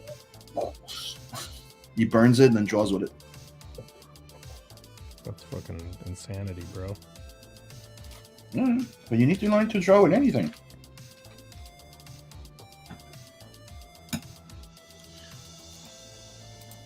Not like that. If I ever get shot and I bleed out slowly, you know, you might find a nice drawing with my blood next to my corpse.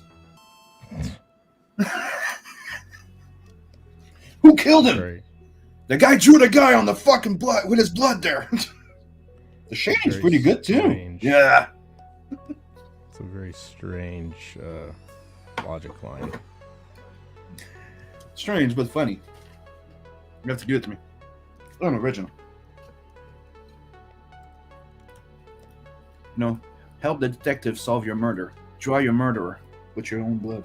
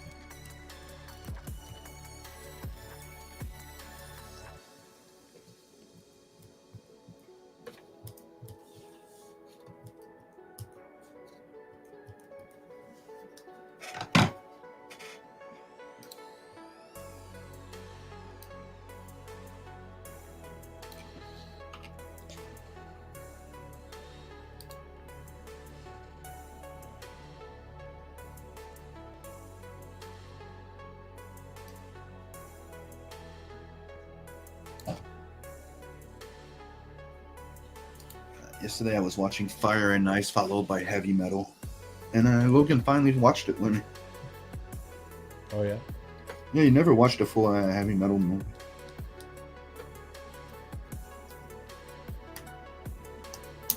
What do you think? So, about what?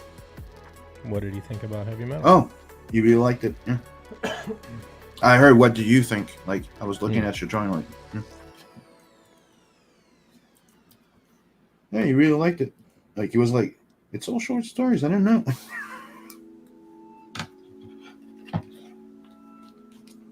Because I've seen you watch this so many times, Dad. Never actually sat down and watched it with you. I don't know. Before you were too young. No, he is 20. More Russian bots. Yeah. On it.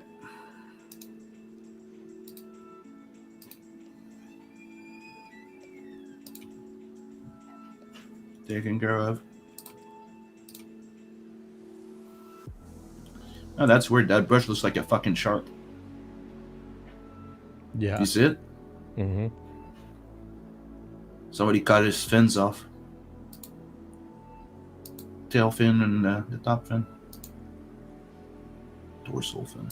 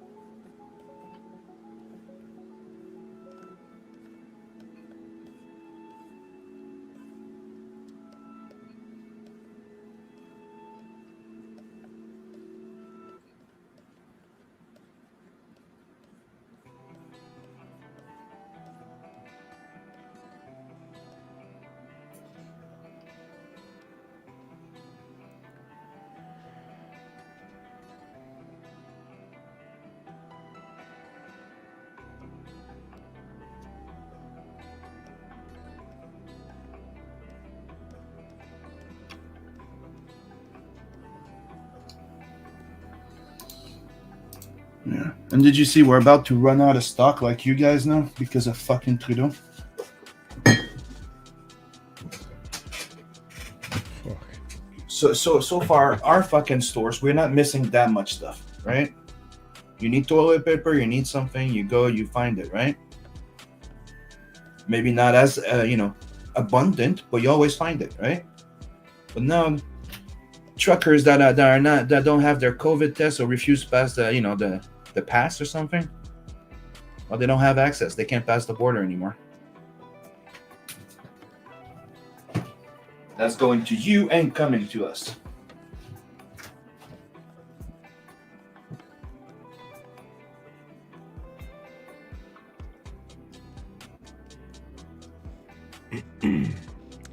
Put them on the wall.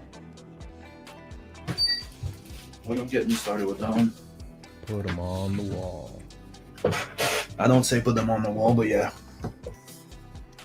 Like I told somebody, it's like it's weird. They're forcing very, very, very nice people to have like not very nice thoughts. It's almost like they want that to happen. I know, right? Like you have somebody that's usually passive, that's like a referee between both sides, thinking about lining some people up. That's bad. Mm-hmm.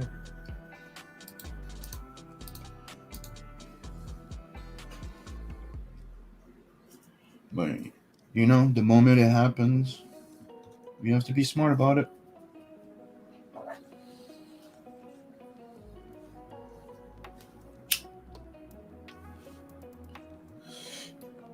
That was funny. There's one people going after a whole bunch of people, calling everybody this, that, misogynist, and this and that, and he says he has 3 wives.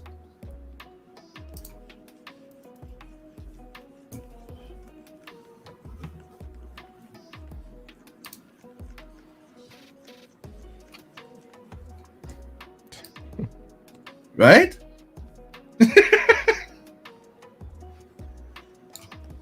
You guys are bigots. You guys are sexist, misogynist, and this. Me, I got 3 lives.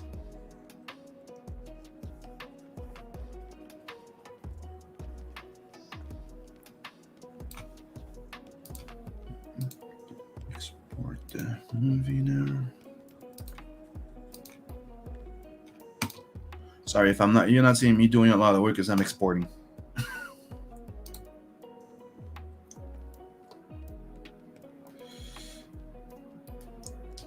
It's done.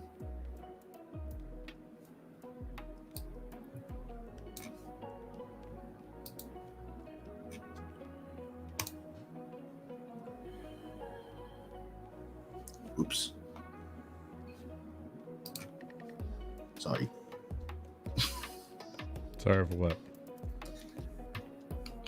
I closed the thing and then first thing on screen, boobs.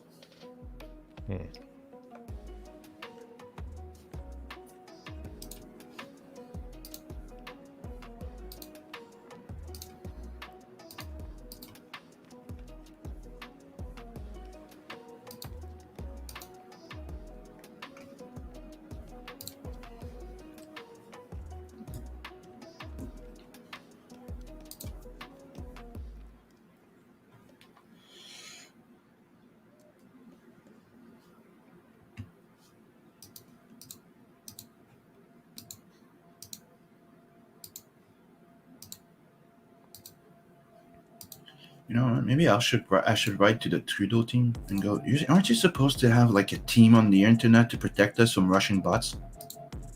I am Canadian. I should be protected on every stream.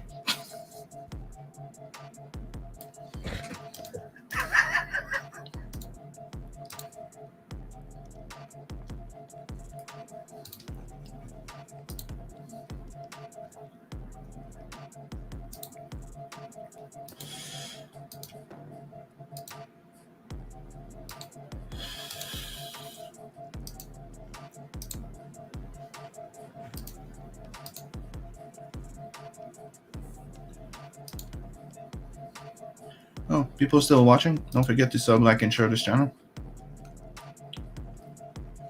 Yeah. Definitely that. Let's try and break that 500 sub.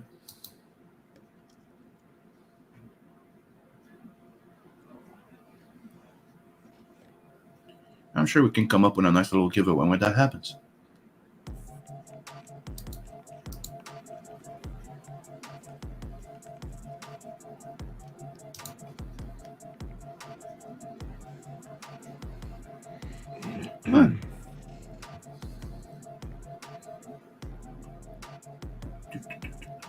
You do have that original little nut thing you did. Yep. That would make a nice little gift for 500. Wink, wink.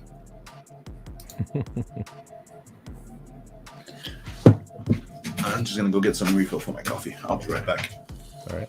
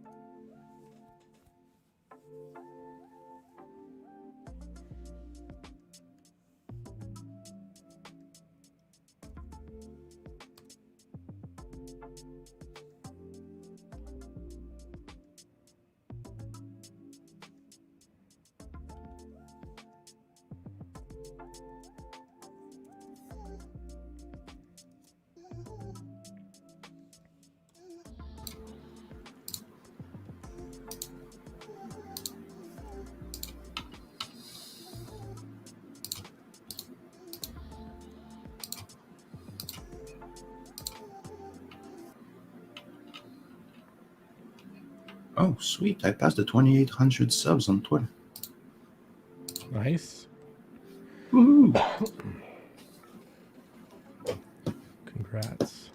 Thank you. Been working real hard on this since 2018.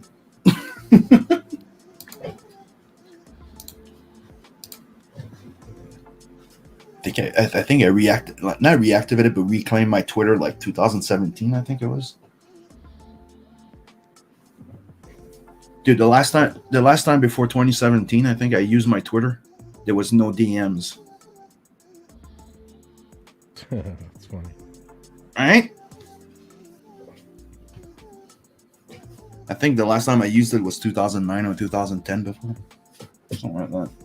It was in university when they said, you need to open on every social media so you can share that project of yours. So the one that gets the most like and gets trending gets a A.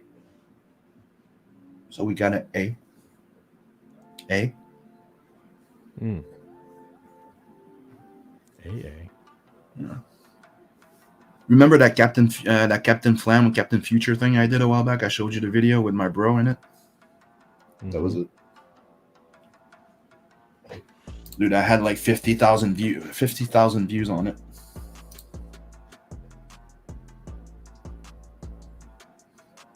I was monetized until they decided you need 1,000 subs to be monetized, so you're demonetized. I'm like, motherfuckers.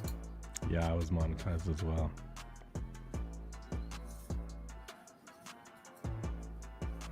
And they kept the money I made.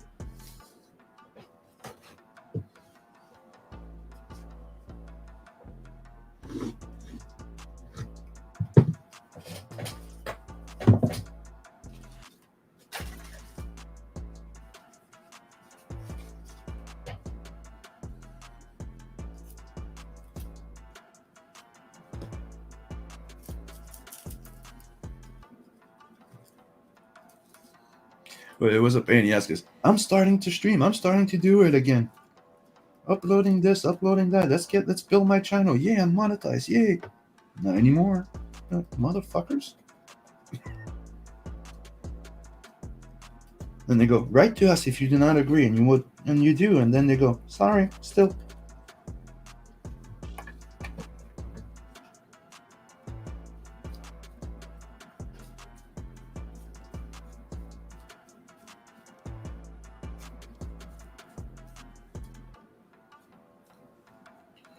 And they've been to another one of those purge things lately. I lost like a bunch of followers on my YouTube, and there's a few YouTube channels that I'm not following anymore for some reason. Like I used to be a sub to Sontag channel, and for some reason the other day I was not subbed anymore.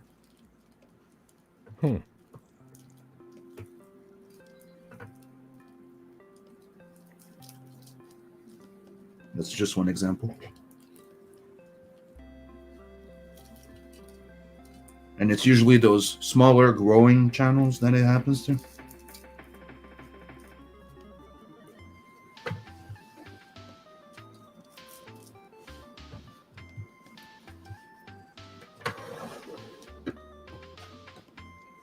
It never happened with Umbrella Guy, Ethan, or Yellow Flash or something like big streamers. Never happens.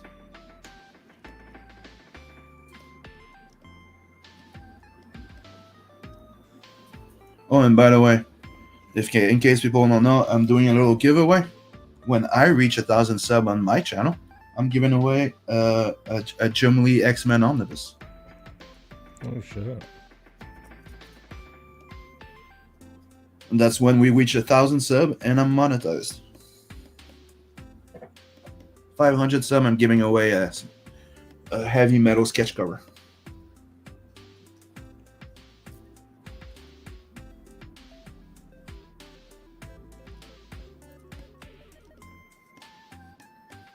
And I already have the copy of the X-Men Omnibus, by the way.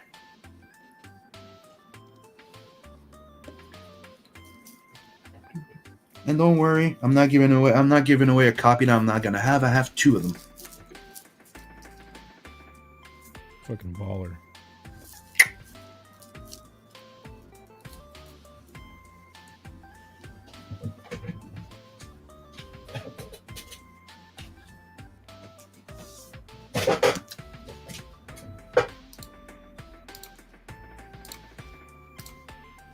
And here it is.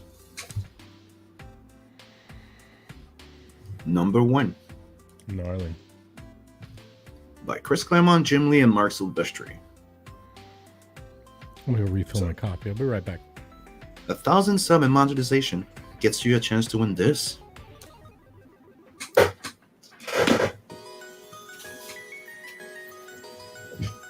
Let's change back to my working camera. Oh.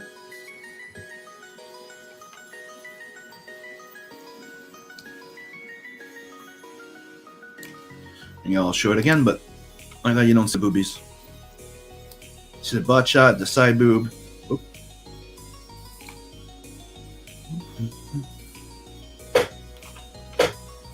Nice little butt shot.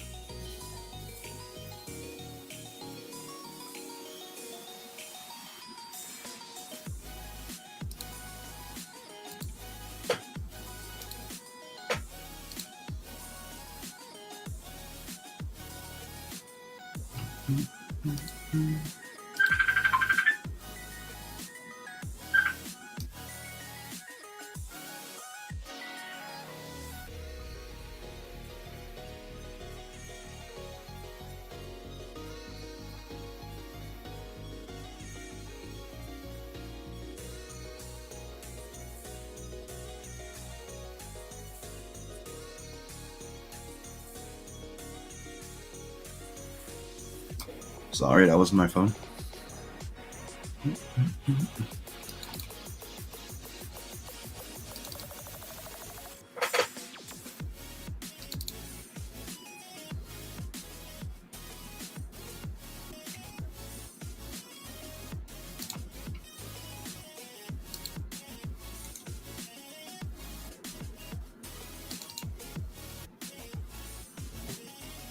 And here's a little sample of something else I'm working on that's going to be coming out eventually.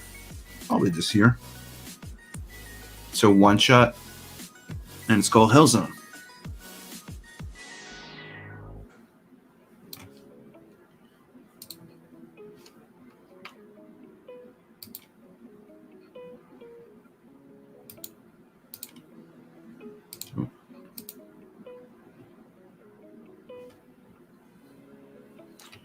More scratchy look. We're going a bit like comic / manga.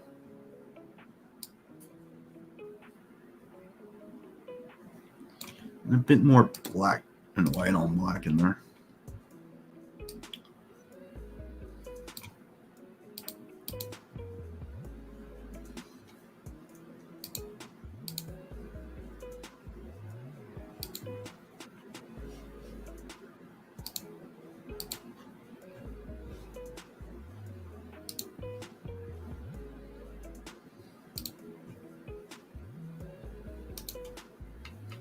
That's what you miss, Chris. Hello, nurse.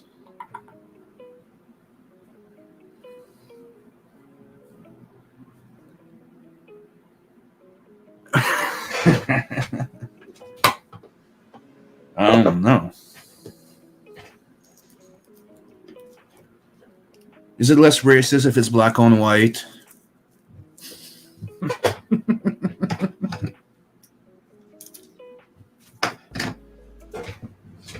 Well, yeah, Hellzone is a little project that came from an original idea of Aaron, and I developed it as a story. So it's kind of like a collaboration for the story, but I'm the one that developed it further on, but we worked at it together. So this is a me and Aaron project, and that's going to be a one shot. All the pages are laid out, and I got like 10 pages done. It's one of those side project that's going to be launching in between probably Tales from the Verse 2 or 3.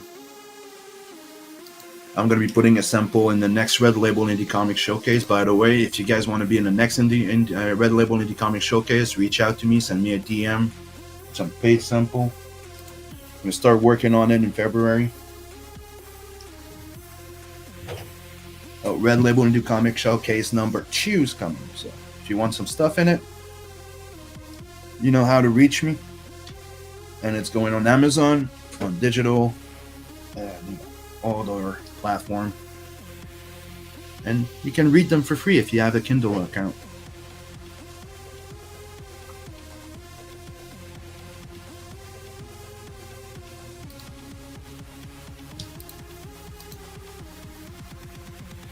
Oh, and by the way, check this out.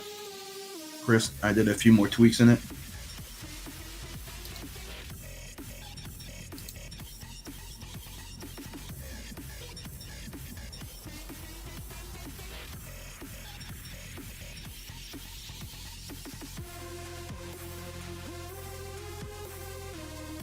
Way more fluid.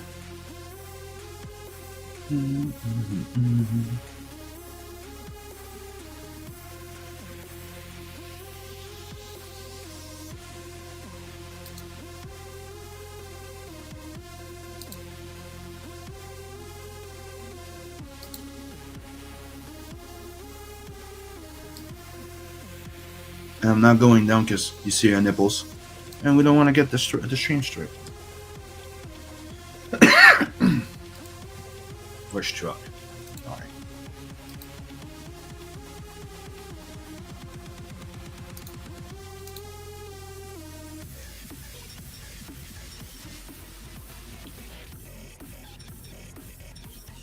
Oh.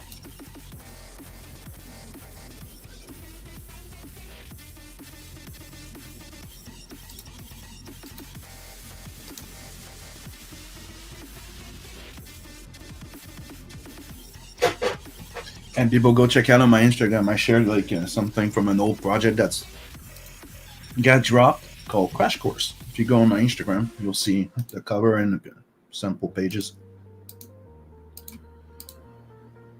Already, I had like the first 12 pages of that book then.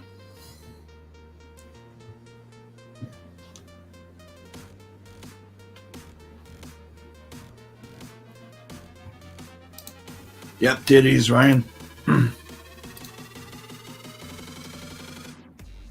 Didn't see shit. Yeah, there's a bit of fan service in there. Thanks, Chris.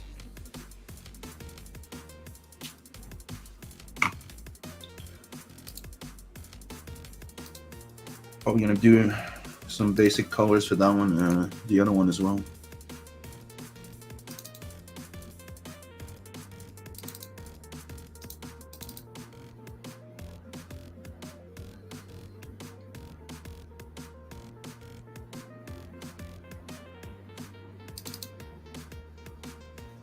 So that one. Did have been more work on that one too.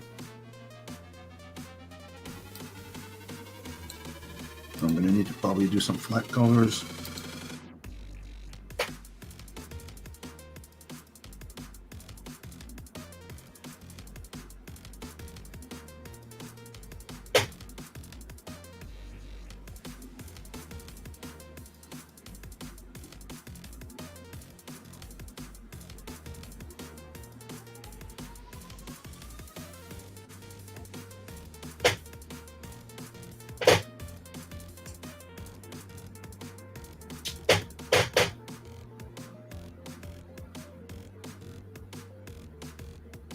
I had a t-shirt that said, "Hooray for boobies." I think my ex trashed it.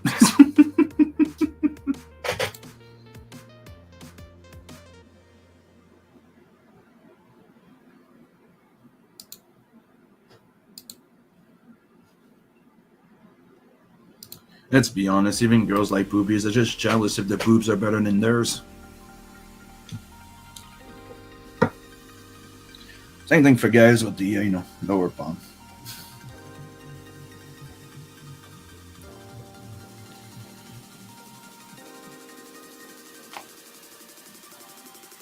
Oh, thanks, Chris. That was actually like the second design for the book because the original design in 2009, you see it in the first story of Night a bit in the back. It had it was a bit different, but then the same design I did came out in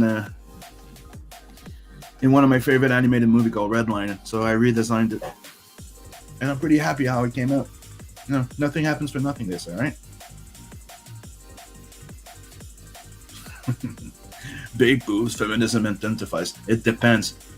If they're big, nice boobs, yes. If they're big and soggy, they don't care about. They don't really care neither. It's really if they're better than theirs. It's not really about the size, to be honest.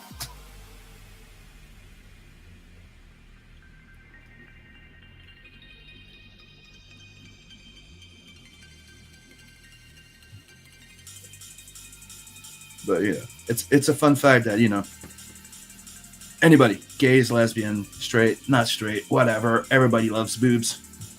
It's nature's pillows. Nature's pillows. Even straight women love boobs. Go figure.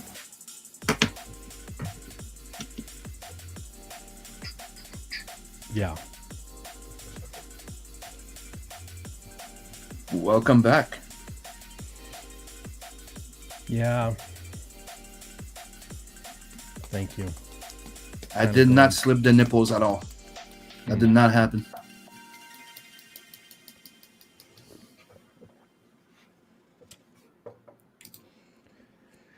I'm kind of going through it right now. Going through what? Got some pretty bad news yesterday. Not your friend? My dog has really advanced cancer, apparently. He doesn't have much time left. How old is he? He's 10 years old.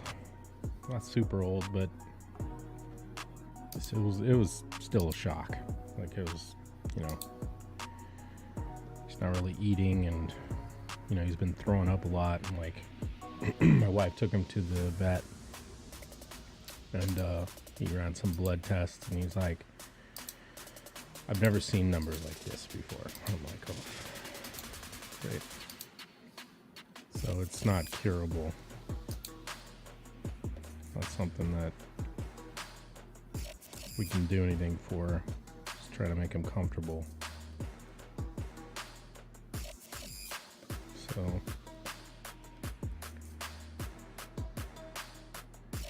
So yeah, I've been dealing with that for the last couple days.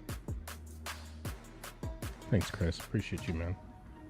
Yeah, it's not fun times. Bad news bears. When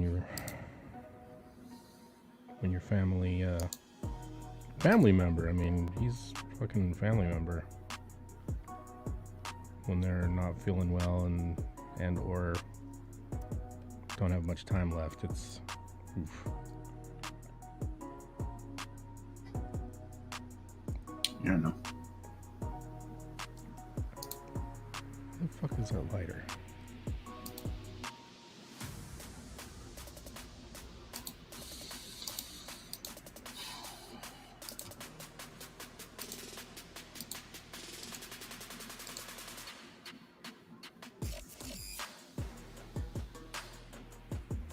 Sorry to bring the mood down. I mean, I've kind of been processing it, so it's like, it's not as soul crushing as it was when I first heard it, but still, it's fucking mind blowing.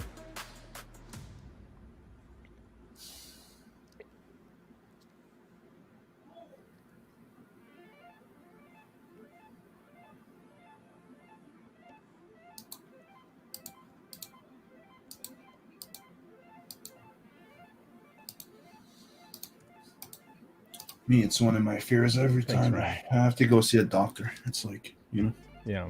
That's what happened to my mom and a few other people. You're healthy. Then they're going, oh, by the way, you got cancer, and it's... Yeah. Definitely some shit.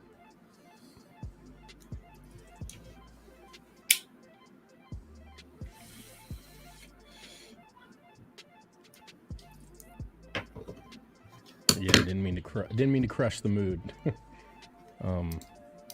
That happens. What Me, I'll say, keep your fingers crossed, everybody. It's time for my testing.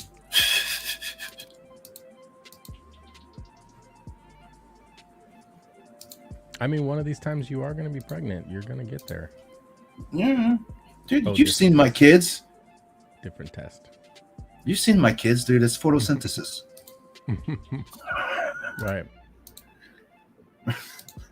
Like nobody forgot that stream on the work campaign thing. Everybody thought I was cloning myself. It was just my kids.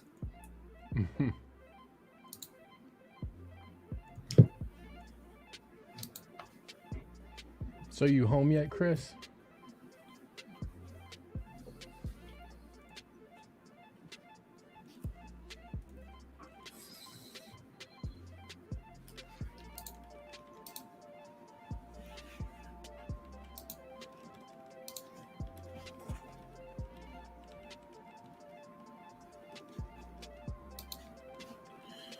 Chris Verse is like, it's tougher when pets gets it. With people, we have all these mixed emotions. With animals, it's just love. I don't know, dude. Yeah.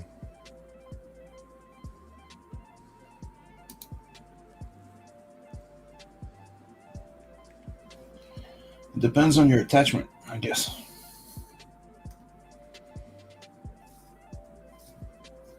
Like I grew up, live on my own at 15. Bit of a loner. I can probably understand that, maybe for some people like that, their pet is like a bit more attached to other people, you could say. Yeah. It's like me. I'm more attached to my extended family than my actual family at this point. 24 Eyes. What's up, man? What's up?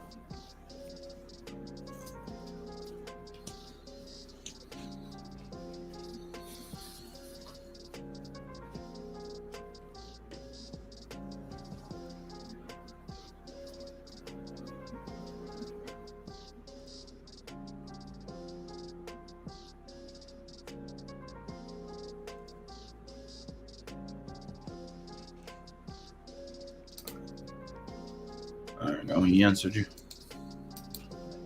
I got home and then my old man rang me and waylaid me with a lengthy phone call. I'll hop right on in a few. Oh, okay, cool.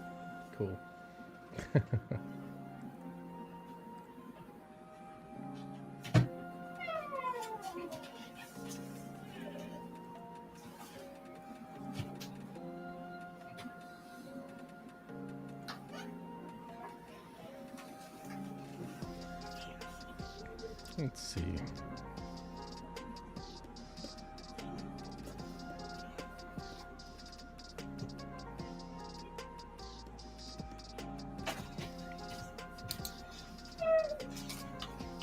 Oh, that is cool.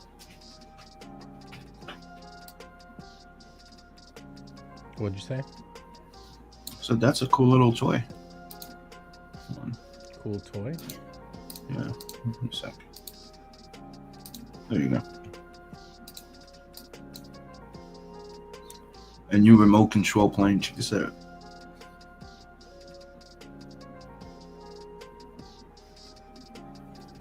Oh, that's gonna fuck up my music.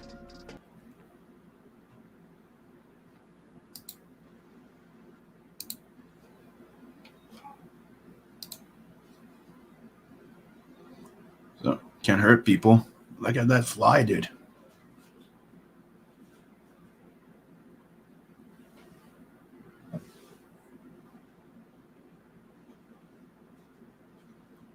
So a plane that you can fly without hurting or killing somebody, and look at the precision of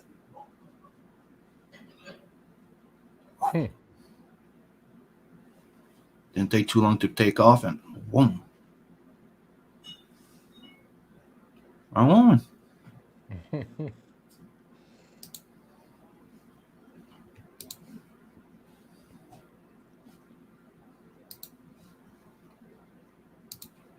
Now, do you still hear the music? Nope, not now. How about now? Yep.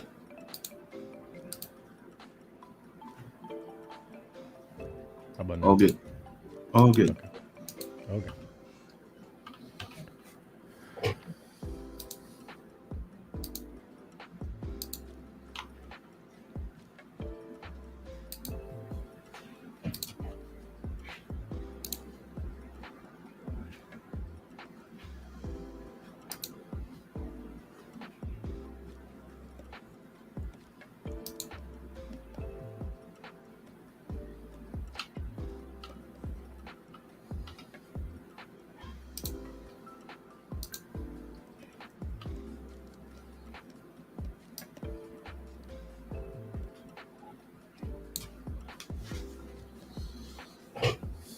And I've been thinking about it lately.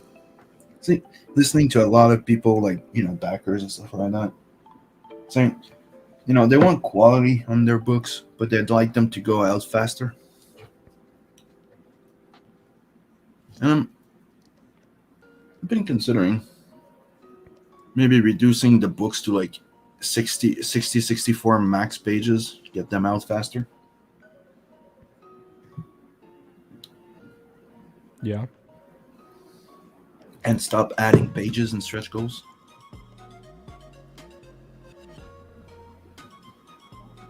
I don't know. Because right now I was going like with an unlockable extra 20 page, making it like maybe 100 page, and I'm like,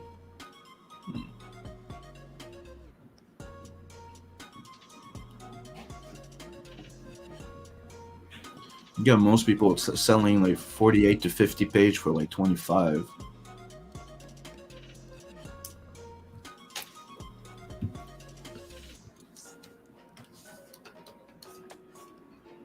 Would you like to have more books out or bigger books? And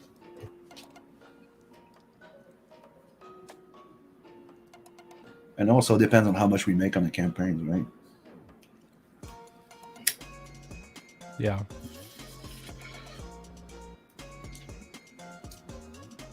I think I'm pretty happy with the close right now.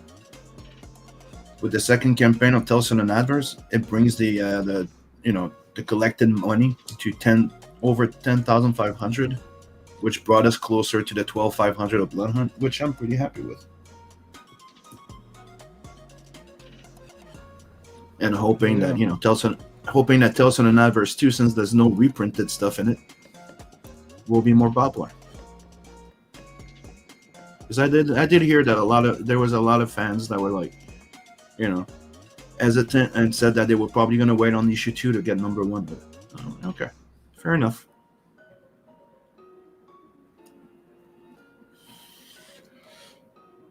Which, remember, that's why we started remastering everything. When people mentioned that half the book was old reprint stuff, and I'm like, you know what? Let's remaster everything. Make it worth their money and mine. Yeah.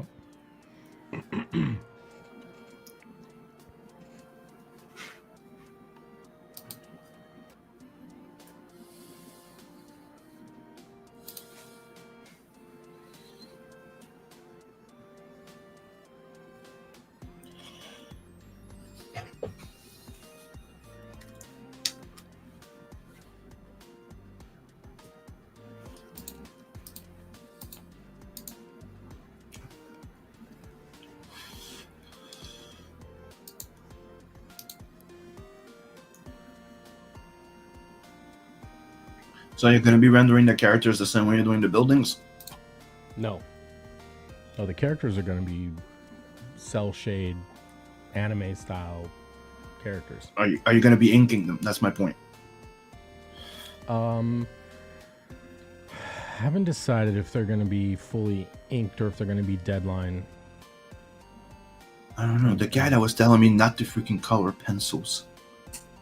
What? I'm not going to color pencils. They're going to be fully drawn, and like I'm just saying, like, whether or not they're going to be line weight is going to be added to them, or if they're going to be deadline cell shade. I haven't decided yet. Oh, technically, you don't know if you're going to blend the line into the colors. No, I'm not going to do that.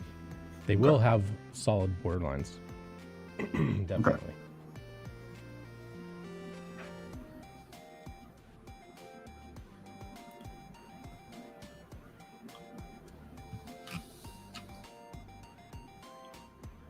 So you could say that Inkslayer magazine is in production now. Fully, yeah. Yeah. Inkspot has the 7 pages to work on. You have your 6 right now. You already finished the first one. Mm-hmm. Did you show that on your stream yet? I did, but I'll show it again. What's up, Chris? Hey, how's it going, man? Sorry about the delay. All good.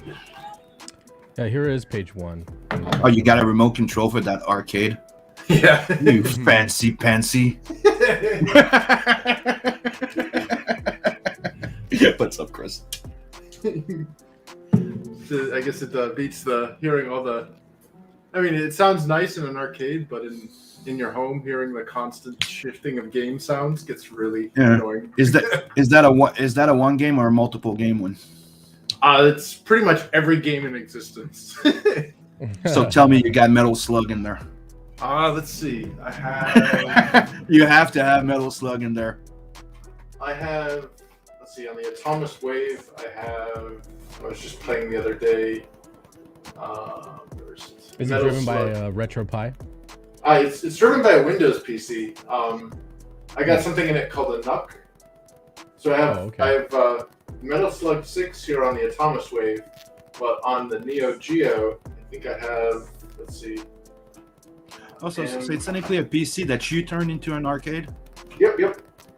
Okay, so I have Metal Slug 2, Metal Slug 3, 4, 5, 10. Yeah. got a few. That's always been one of my favorite goddamn arcade games. Like, like the game that you go into an arcade, you're sure to play if it's there, right? Like Metal Slug, I loved it. I don't remember the X-Men one with the Ninja Turtle one with the four consoles. Welcome to Die. Mm-hmm. Love that stuff. Man. It's funny, when I was making this page, like I was doing I think it was the Galaxy. Can you highlight yourself so everybody sees it clearly? Yeah. Giant screen yourself.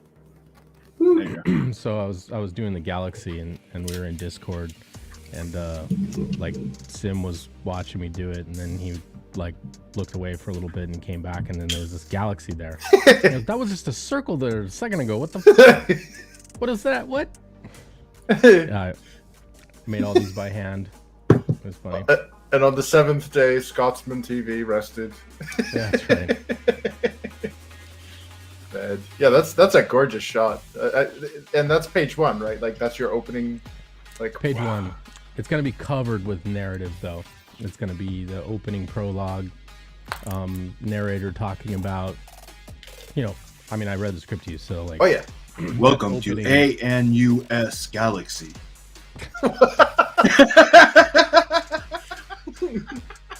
He can't. Come on, you got the joke. It's a fact 2 joke. Come on. Since I told him, since I stopped, we were watching Heavy Metal Fact 2, and I said, "Did you hear what the robot voice just said?" And he goes, "What? You're gonna enter on ANUS docking station ANUS anus." Like I noticed it in the code, comic, the worst thing is I noticed it in the FKD. comic, but I never noticed it in the anime. Like really, like it's just like. So he's like, "Did you notice?" I'm like, "You know what's the funniest thing?" He goes, "I knew it in the comic," and I pull out the comic. I'm like, "It's right there." But in the anime, I never I've been watching that since I've been a teen, dude. Right in the anus. And docking code URFKD. Yeah, you are fucked. FKUD. Yeah. Oh man. That's why the bomb says FKD. You are fucked. So how's it going, Chris? What's been going down lately? Well, not too much actually. It's been mainly just work, but as far as comic book stuff goes, I've been doing some pre-production stuff, so some art here and there. Not for me, obviously, but contracting out some art. And I think I might have upped my box game for kind of a deluxe edition for the next campaign. So rather than box game, yeah, yeah. Well, instead of just the cardboard box, we're gonna go with the Alterna Comics fellow Granite Stater. The kind of the plasticky, like. Actually, let me see if I can find it. It's like people start getting Infinite Tail, and they're raving about the box. You're like, fuck, they're gonna catch me. I got to do something different now. Yeah. So this would be the new box. So it looks like a medieval tome or whatever. It does look like a tome. Yeah, it's cool. And it got like a little magnet seal, and then you open it up, and it's got like a world map, and then all the cool stuff inside. Oh shit. So That's yeah, fucking great, man.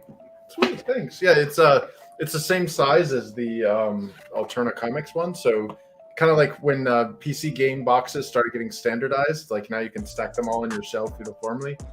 So, or at least that's the theory, anyways. But yeah, I reckon it'll be a like a deluxe limited edition because those things are expensive to make. Yeah, I know. I was checking into it. I was like, oh, maybe I'll order a big bulk, try and ship it. I'm like, no, it's gonna be if I do it, it's gonna have to be a special tier because, dude, they ain't cheap. They ain't cheap. Like you could get like not too expensive. Like just getting your label on a Gemini type of thing, it's not cheap. No. So having a fully printed, customized, dude, you're looking between like $3 to $5 a box, if not $7. Yeah, you get higher than that too. Like the when you start getting into like the plastics and stuff. Yeah, it's like mm-hmm. Yeah, and when I say like $3 to $7, I'm talking about normal boxes with just your like a drawing printed on it. Like if you start getting into the magnet, the plastic, yeah, now you're into the 17, $20 between 12 to $20. I'm on Pinterest again, and I'm telling you right now, I have to see this with Nat. So put this in your head. Put this in your head. In the upcoming stories, one of the stories, you're gonna need this scene. Okay? You're gonna need to have Nat fucking arm wrestling some alien in a bar somewhere. That's already happening. Awesome. Yeah, that's already planned to happen. That is, I dig that. That would be great. He's gonna be arm wrestling someone, yeah. But like some crazy, like the guy he pitched out of the fucking out of the mercenary headquarters. The one he punched out. Yeah. Technically, he saved his life. Yeah, because it blew up right afterwards. So he did, yeah. Because when he comes out, you go, "Hey, buddy, oh, you're still sleepy? Now you'll thank me later." Yeah. So, as it goes, boom. Oh man. I keep saying it, dude. If I got you on that first story of Nat, if you enjoyed the first story on that, we're golden for the rest. That was the idea of it. It's like, let's give you a short little job, and if I got you in that one, if you're enjoying yourself, I got you for the rest. I got you. Gotcha, bitch. Mm-hmm. And so far, it has worked, because a lot of people has been mind blown from it. Yeah, I can't wait. I know I've acted. I can't wait for. And that's why I'm trying not to spoil it for you. Man, yeah, I've been fortunate. We've got quite a few awesome comics in 2021. Like my spinner rack is actually starting to get filled up. But yeah, you gotta get caught up on reading, man. It's easy to get behind. Oh yeah. Yeah. Have you guys read like the Lucent at all, or? No. I backed it. I haven't had a chance to read it yet, though. Did you get your little your little ginger root hand? Yeah, I got that. I love that thing. It has its own little backstory. That was a meme for a while, yeah. It's just like, oh, and by the way, it's really hard to draw hands. Yeah. I think it was Skip who started that whole roasting about that. Skip Edwards. Yeah, it's like what's with the hand, man? It's starting to look as gimpy as mine.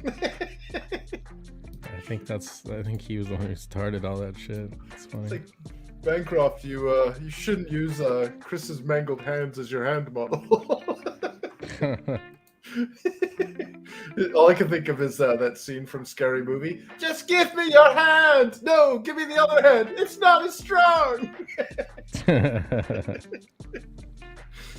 That little, like, gimpy, like... Oh. Yeah. Shit. Hey, Chris. What up? Do you read digitals? Oh, yeah. Okay. Yeah, In fact, what was it? Let me see if I can pull it up. There was a pretty sick comic that I got for free. Where is it? Dropbox. Damn it. Dropbox has that weird, like, used to be able to just go into File Explorer in Windows, but now there's something in the sys tray that opens up some other weird thing. But I've been collecting in Dropbox some of the digital editions of comics, and there was a website. Where is it? Oh, there it is. Badass. Where is it? Chris? Is it? Check your DMs. Check my DMs. Since you're one of my big backers on the second one, I just sent you a free digital. Oh, sweet! Hell yeah! Look at that. Excellent. Enjoy. Oh, thank you. Because on the new campaign, when people back the digital, I would send it right away. Nice. And since you're one of my big backers and you want the first one, there you go. Sweet. I'm just waiting for the money to be deposited in my account, and then, but bye, they're all leaving. All right, let's see. Downloads.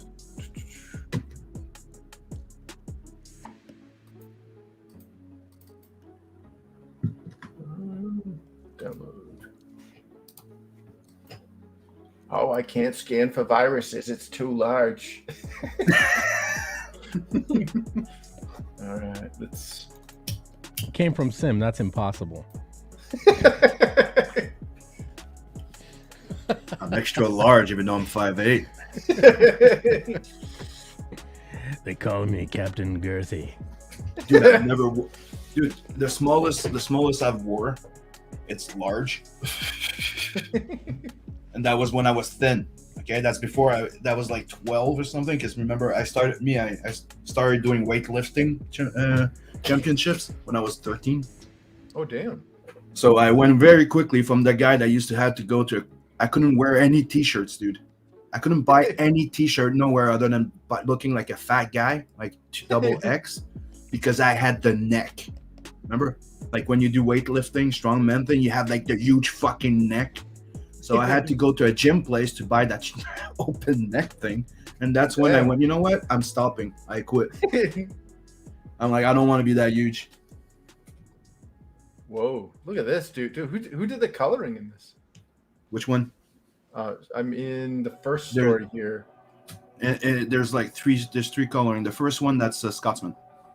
Oh, you did the coloring for Remember the Name? Yep. Hell yeah, dude. It looks awesome. Thank you. Yeah, that's what we said. The remastering was totally freaking worth it. Yeah, it was. This looks gorgeous. And that was that's the one that came out in 2012. What? Really? Oh, damn. Yeah, and remember the name was 2012. Prelude was 2013. Rose Did was you just say 2015. Prelude? 2015. Rose. Prelude. Rose was 2015 because that's when my mom died. Because my mom got diagnosed with cancer on the 14th, on the 14th, and I was not going to be in Zidara 9. That one I was skipping because of university. But when she got diagnosed and she had 5 months to live, I'm like, I'm going to do a story. I was inspired to bring that character that was for breast cancer, to bring her into the Nadverse. So I wrote her in. Oh wow! Yeah, we got. So that's why her name is Elena, because my mom was Elaine. Oh wow! And she was the one that loved dolphins and pirate stuff. Ah, and yeah, that's why there's a big pirate ship chasing her. Yeah.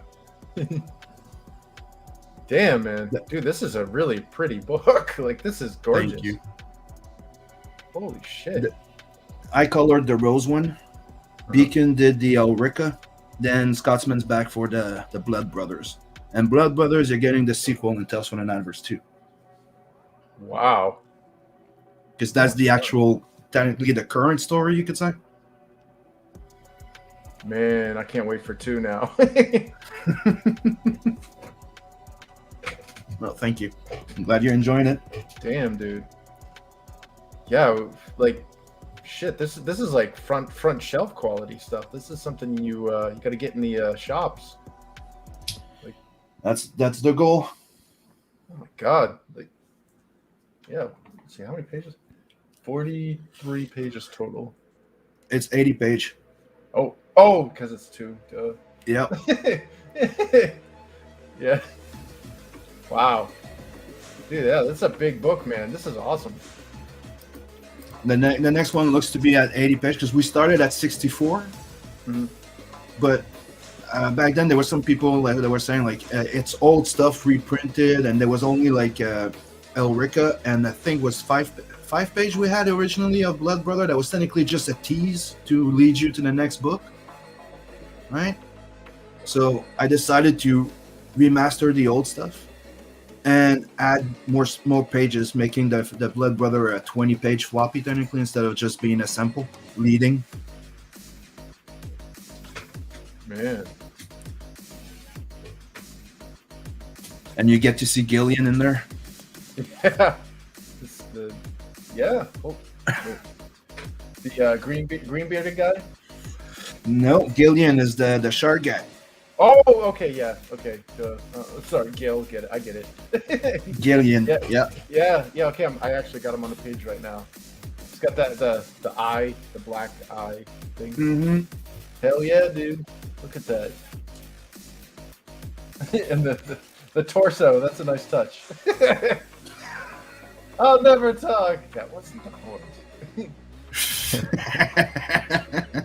And my favorite page in the book, I think, is it's near the end of the Gillian insert story.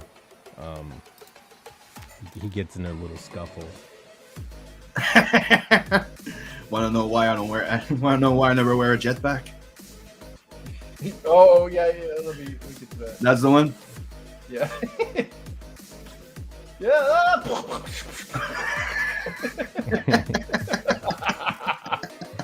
Nice. Like I remember Steve reading the script and he was like, "Dude, I never thought somebody could outdo or find a new way of doing the no cape joke, and you did." No capes. No capes. Edna Mode and guest. Oh man, yeah. I'm definitely. I don't want to read this on stream, but I'm looking through this and wow, dude, that's awesome. That is a chunky book, by the way. 84 pages. There's extra pages for the presentation because I'm a big believer in Megamind. Mhm. Remember that joke? Did you ever see Megamind, the movie? That's the one with When he's like, how to be a bad guy, and then he comes down and he's like, it's all about presentation. where Brad Pitt fakes his own death. It's like I'm through That's being a why superhero. Dude, it's one of the reasons why the book starts with that little cue to music and the big explosion. It's kind of like presentation. Wow. You know, I'm also like, I love the movie The Last Action Hero. Oh yeah. Yeah, exactly. He called him a Sicilian schmuck.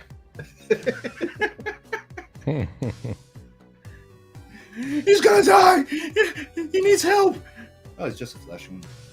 Yeah, I know. It's like he walks away. Like, remember when he was shooting the when Schwarzenegger was like shooting the gas tank? What the hell? It smells exploding. Because they don't. That's you're using movie physics here. Yep. You know, that's why I say, you know what's lacking in movies now? They used to put the end so that people would realize that it was just a fucking movie. It was make believe. So you know that it's not the real life. If you try to punch through a fucking window, there's a big chance you'll be bleeding to death. Oh yeah. I punched a window before. That was not a smart thing. Oh no! Oh, one of my PDFs, Doomsday Kingdom issue 1, is not opening anymore. What did I do wrong? What's up, Frog G? Oh hey Frog. Yo, what's up? But you know what, Chris? You can be expecting that I'm bringing up the octane on issue 2. Nice. And little hint to number 3.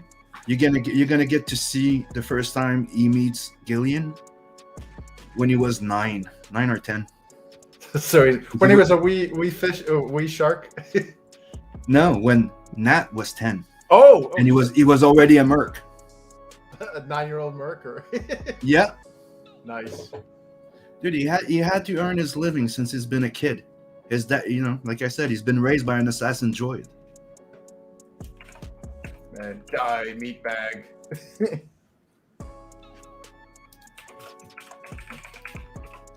Wow, some of the digital editions of like the PDFs that people have sent were they were just named like graphic novel. So I had to like open it and see what book it was to like name it. Man.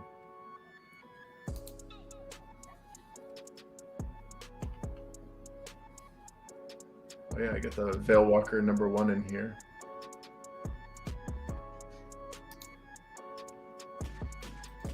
Man, so many good books. I guess that's definitely a ding against the depression I've had with our media telling us that we're no longer wanted to be customers. Like, it's nice to have independent comics come in and be like, well, fuck them, or F them, I have an adult stream. You can use Yeah, it doesn't matter. use proper vernacular. All right, yeah. Now we can use some Australian poetry. It's something that we discussed a long time ago, that we have to make sure that our channel are not for kids, because we're not for kids. Like, we're for 13 and up. And we love kids, but we know that we're not.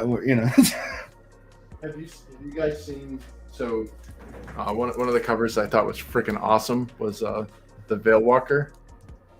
Like, That's a it's got Chromium this- cover. That's cool. Yeah, like the dude's eyes like scintillate. It's pretty sweet. Dude, I tried. My printer tried, but it's fucking hard. It so far it only works with floppies, because you have to staple those goddamn things. Oh yeah. My printer tested it. He tried a few things to make it work, because Perfect bound. dude, we almost had a Chromium cover for Tales of the Nander's one. But he did the test, didn't work. He tested the sketch cover. The first one didn't work because he used the same paper as the cover. But then he went to get a type of more Bristol-y. Dude, it's freaking awesome. I love it. Nice. I remember, dude, he calls me at 8 in the morning, and you know me, I'm not up that early usually. So he's like, hey, Sim, I know usually you're not up at that time, but I wanted to ask you something. I did some tests with a pen and a marker, and it bleeds on the paper. Do you want me to try and do some more tests and change the paper? I'm like, yes. Yeah, I don't want to bleed. I love my printer. The only reason I would not print with him, and he's the first one to tell me not to print with him, it's if I print over 1,000 copies. Oh. Because he can't compete price wise. Oh. He's too small. Like, he doesn't have like a press. Yeah. Yeah, he has the big digital press. He doesn't have the big press. Well, see, the reason that is because most people have digital presses actually lease them, and they get charged what's called a click charge. Every single sheet of paper that goes through there clicks a meter, and whenever they pay their rental fee for the press, they basically do a meter reading, just like outside the gas company comes and reads how much gas you used or how many kilowatt hours you've used. The click charge is what screws them over. So they don't really get a benefit from volume as much as a traditional printer using offset. I mean, obviously you can save money when you buy a massive amount of stock, a specific type of paper stock, but as far as printing is concerned, you're not saving much because you're not buying ink by the bottle or by the gallon or whatever. You're basically, it's toner based, and you're having to pay the company that owns the machine per click every sheet that goes through. So, and that's why Mixam started branching out Because before Mixim was just a digital printer, they only used the Indigo. And ever since that, CG Vinny found them out, right, and sent a whole bunch of people there, they had to branch out. So that's why now they use other printers that have presses. So that's why now if you go on Mixim, you have their price for the digital press, and then you have a possibility of using a press somewhere for cheaper. Mm-hmm. And that's the one they branch out. Yeah.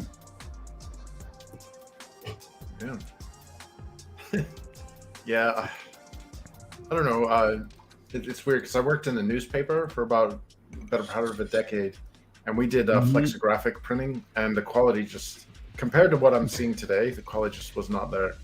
Flexography is the down and dirtiest, shittiest print you can make. It's rubber stamps. It's like Yeah. it's like the old school, like. It literally is. Yeah, Yeah. man. I don't know. I mean, I guess if you want to like replicate like the old ugly pulp style, you know what I mean, like the comics from like the 70s or 80s, it's one way of doing it. But like, I think we as a market has matured enough to look at like image quality and be like, this is what we want as our standard. And flexography is not it. It's registration alone is dodgy at best. It's like, why is my image in 3D? Right. What? It's got like a halo. Yeah. Why is magenta here, cyan over here, yellow up here, and black down here? Man. It's a new fancy way of printing. Yeah. Well, I think I have. Let's see. Yeah, I have an old Spider-Man from like quite a while ago that does that. The old The Chameleon Strikes Again, and it's all done in like newsprint. And yeah, it's ugly. Like, especially like we've grown up with like flat colors and stuff. And when you look at today's comics, it's just, I would love to see the reaction of somebody who's lived off of this for their comics, and then go back in time and show them something like what you guys do with your nice smooth gradients and stuff, and they're like, what is this? Yeah. What is this voodoo? Yeah, this is not possible. But that's one of that's a good thing. But the bad side of it, it's this could not be printed, or it would not come out if we did the what's it called again? Direct press? No. The one that Samedi does. Direct. It's like newspaper it's like print. It's Yep, newsprint, newspaper web print. press. Yeah. Yep. That we couldn't launched do. today with Or we'd Blue Camera. lose the shading. Sorry. Yeah. I think it's Lady Valkyrie, Lady Ragnarok or something like that. It was working on or something. I think. Do you have the link, Frog? Yeah. Which book did Dan launch today? Not Dan. It's somebody else that launched it. Dan worked on it. I know about it. I think it's Lady Ragnarok or something. Oh, sweet. Yeah, yeah, dude. That's what I'm saying. Do you have the link, Frog G? Well, If you're not in mod, just send it to me, please. Yeah, if it's on Kickstarter, I'll look up Lady Ragnarok. Yeah, it's on Kickstarter, I think. All right, let me see if I can get the link for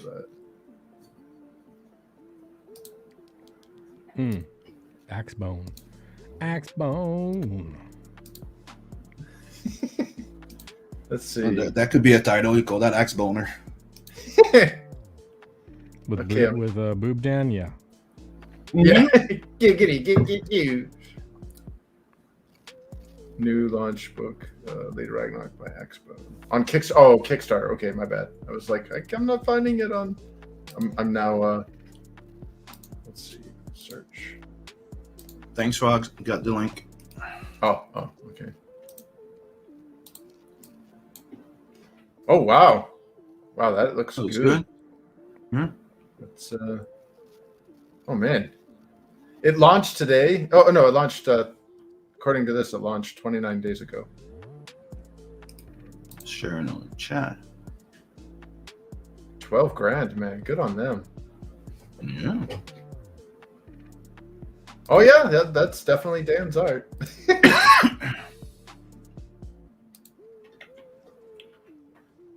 Hell There yeah! you go. Look at that. And Scott's, Hmm. I know you're not thinking about it because you're busy. But you should probably mod Frog G's not modded. The wrenchest cometh.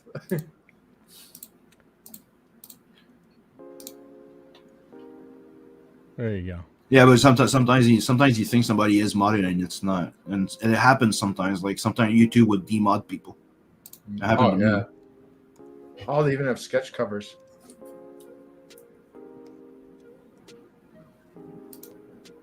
Do you want to share it, or do you want me to share it, Scotsman, so we can look at it together? Sure. Or- Good. Okay, Giggity. there you go.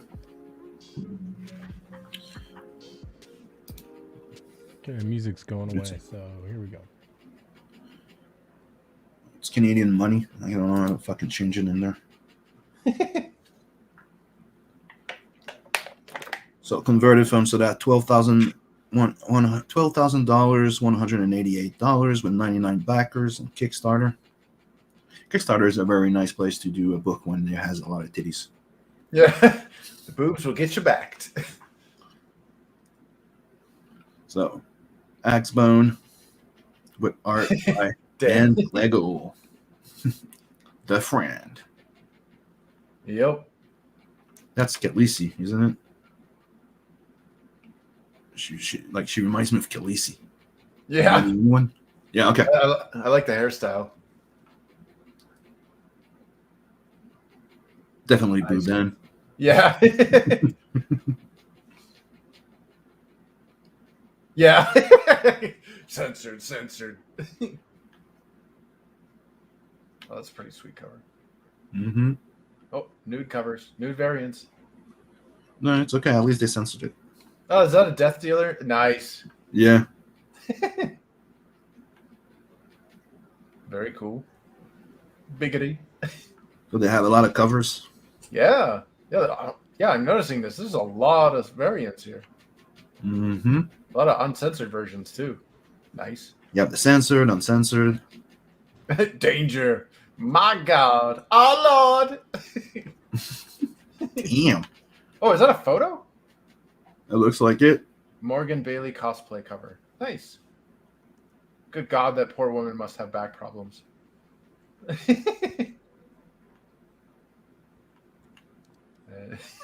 God damn it. Yeah. So this is one of the campaign that Ace would go, damn. Loves We her used to do variant. shows where we were going over campaigns. His Yeah. personal peeve was if you have to scroll down more than 5 clicks. Damn. Me was page count and updates. Look at that. Yep. He Oh, also so had yeah. sketch covers. Sketch covers and then an inked sketch cover. With sketch or without sketch. Yeah, I should have probably done that too in mine. Nice. I didn't think people would want just to buy like a plain sketch cover. Yeah, that's But yeah, go check it out. The link's in the chat. hell yeah. Lady Ragnarok. Ooh. We got to see a sneak peek. There you go. Nice. That's what I'm working on. Hell yeah, dude. Look at that. Oh, boobage. Man, it's not really boobage at that point. It's just circles. Like it's just sketches. Come on, at this point. Yeah. But this is my second phase of like roughing out, like detailing the rough sketch. I start really rough just to get the idea. And then after that, I just flesh it out a little bit before I start going to inks. Nice. Sometimes I pencil them out more, but also comes with time. Sweet. And then we got a Scotsman over here weathering the stone from all of the acid erosion and terrible weather. Pollution. I'm just trying to paint some details, man. It's pretty sweet. It looks like it's been out there a while. See another sample. Oh. Nice. Oh, damn. Control system. That's pretty sweet. Mm-hmm. She gets to her ship, and then It's it's doing the asymmetric incremental ship save. design. Yeah, that's pretty sweet, man. Nice. I love the Like that's a hanger. That's a big giant cannon type of thing on the other side. yeah. I love when ships go asymmetric because you don't need symmetry in space. You don't have to worry about drag or anything. It's just getting it up out of the atmosphere, and then from there you could make your ship whatever. Like hell, Star Trek had a cube, like the Yeah, the board. normal rules of aeronautics do not apply in space. Yeah, and I love seeing that, like when you've got like a big cannon on one side, and then like like someone showing with like a nice bay. So it's not that typical like here's your like airplane that is essentially in space. It's like that's not how it works. Yeah, pretty much. And I wanted her ship to stand out, also to be different. Nice. Because I'm like, she has to be a bit more practical. Yeah. But as you can see how she uses it. Nice. Wave motion cannon. It's Mega Maid, Yep. sir. She's gone from suck to blow. Spaceballs. Oh man. And those are like the smallest Federation army guys. So, and as I've shown you, they're huge. They're Yeah. so whittle. They're so whittle. Because that's technically just the police SWAT team, from on the Federation planet. That's not even the army ones. Oh damn. Yeah, when you get to a 5-star rating, man, you're in trouble. Why do you think she's like, I'm getting the fuck out? Yeah. Because that comes right after those. Oh wow. Try to give some. There you go. You remember that page? Which is the animated scene? Yeah. She's got the 2 satellite drones with her. Nice. She takes one out. When she was a little rocket, she's like, fuck. She shoots some of her own. And she's like running off, jumps off the building. Those drones remind me of if you've ever played the game Strider or Strider HeroHiro. Yep. When you get the little robots that follow you around. Me, it was That's awesome. Bionic Commando. Remember Bionic Commando? Yep. So she falls down. You see the first layer of armor breaks up. Starts forming the bike, and then the second layer is out. She's back to her costume. Sweet. And just rides her way down. I'm out of here. And then And the suspension kicks in, takes off. That's awesome. That's when you're like, Into the ship I go. That's awesome. thank you. Man. So when's the Netflix deal coming? I can't, dude. I really hope so, because honestly, I want to. I'd like to be able to knock at the door of freaking Madhouse. Got Frog G leaving links in the chat already. Awesome, man. Dude. So Frog G saying Kickstarter loves their variant covers. Yeah, I know. Yeah. When's the Frog G comic coming? I've seen that on Twitter a few times. I'm pretty sure. Oh no, I haven't seen the date. Yeah. It's pretty sweet, man.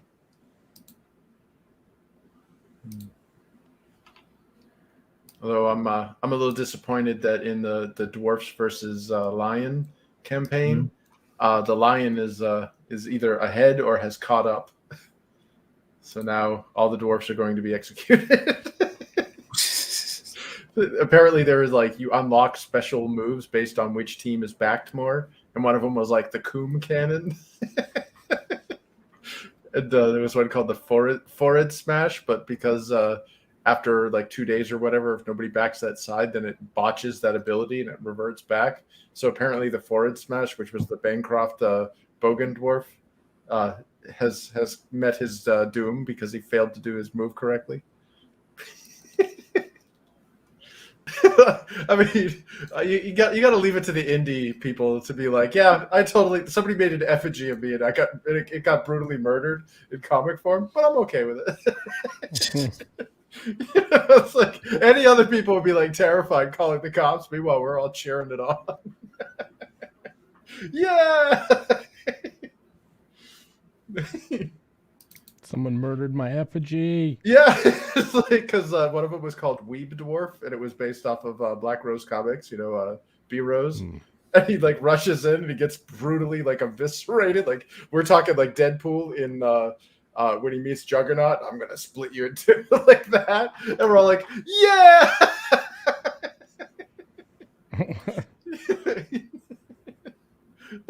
He's like one of the nicest guys. And it's like we're all cheering that he got brutally murdered. Yeah, we're not all right. We're broken people. Oh yeah. Operation Wrench, there it is. Mm. Wait, the music's not playing, is it?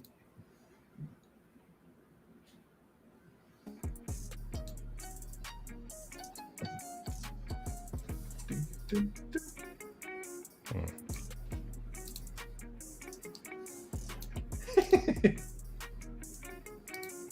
right.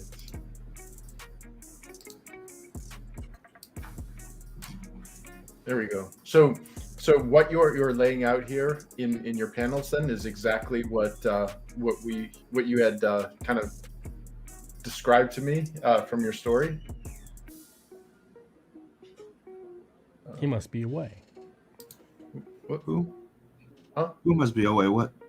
Oh, no, he's not away. He's here. No need this. Oh, you're talking. I think he was talking to you. Yeah. Sorry, Scotsman. Yeah, I was. Oh, you said Sim. Oh, okay. Oh, yeah. Sorry. Yeah. So what Probably are didn't you speak asking me? No, I was just saying that what you're laying out currently is from the story that you had narrated or had told me. So we're seeing. See, the hallucinations weren't all fake. I was prescient. Yeah. So the opening page, we have Hero talking about, that where his ancestor came from, in this page, talking about Lumethia and this and that, and then it transitions from that opening exposition prologue to, Akari running in the rain, trying to get to the Warrior Academy for the Can't be late. ceremony. Right. And Nice. that one's actually laid out too. Oh, let's see. Where are we at?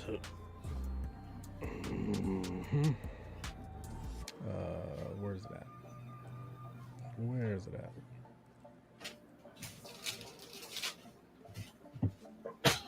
So this is the opening sequence here. Maximize your window, please. Oh, look at that. Maximize my window, please. Oh, sweet. So this is the front of the Warrior Academy, the rough of it. Mm-hmm. And, she's splashing in puddles and whatnot. And she uses a little bit of telepathy right here. And, she reaches out to her father who's meditating. She's like, is it time yet? And then she comes into the studio or the academy. And that's not him. That's actually another disciple. And he admonishes her. So, but yeah. You're late. Layouts. Nice. Layouts. Hell yeah, man. It's becoming a reality. It's becoming a reality. And check this out, Chris. What's up? This is part of the sequel of Blood Brother. Oh, sweet. Look at that. What you looking at, Four Eyes?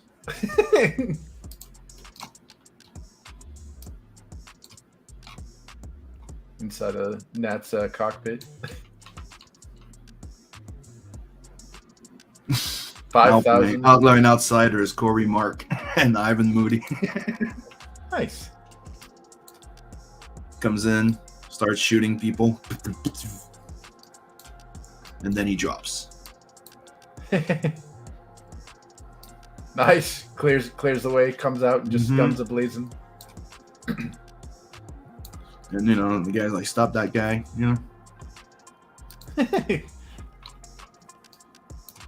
gets, blown a bit to the side. Crashes in a warehouse. Gets up. Sees that nice little cannon there. He's like, oh, that's interesting. Remote control his ship Nice. with the visor. And comes out Megatron in his way out. Simulates.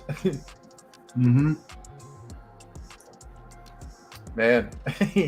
Now that's an entrance. And he's like, guard the door, he's coming in. And he's laughing. He goes, you're so concentrated on there and you're so scared. He goes, did any of you pay attention to the window? Oops. And then that comes in. Nice. Assassination complete. And I'm showing those because those I've already been shown like 2 years ago. Wow. Yeah, man. Yeah, it's amazing how much like people don't realize how much goes into comics like this. I mean, we get the luxury of seeing Scotsman like building painstakingly page by page, but like not we don't see from the very first moment to the all the way through to completion. But it's a lot of work. Yep. I love that weathering effect.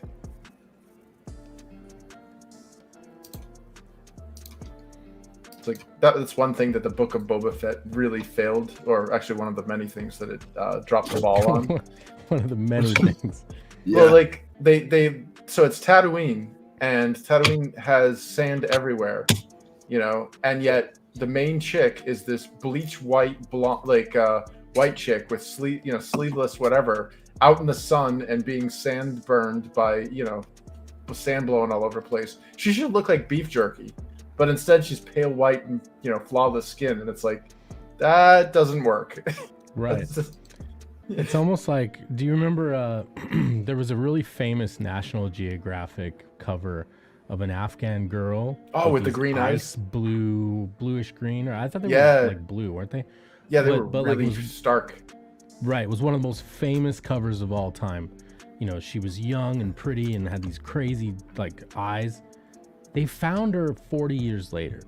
She looked like she was made of leather.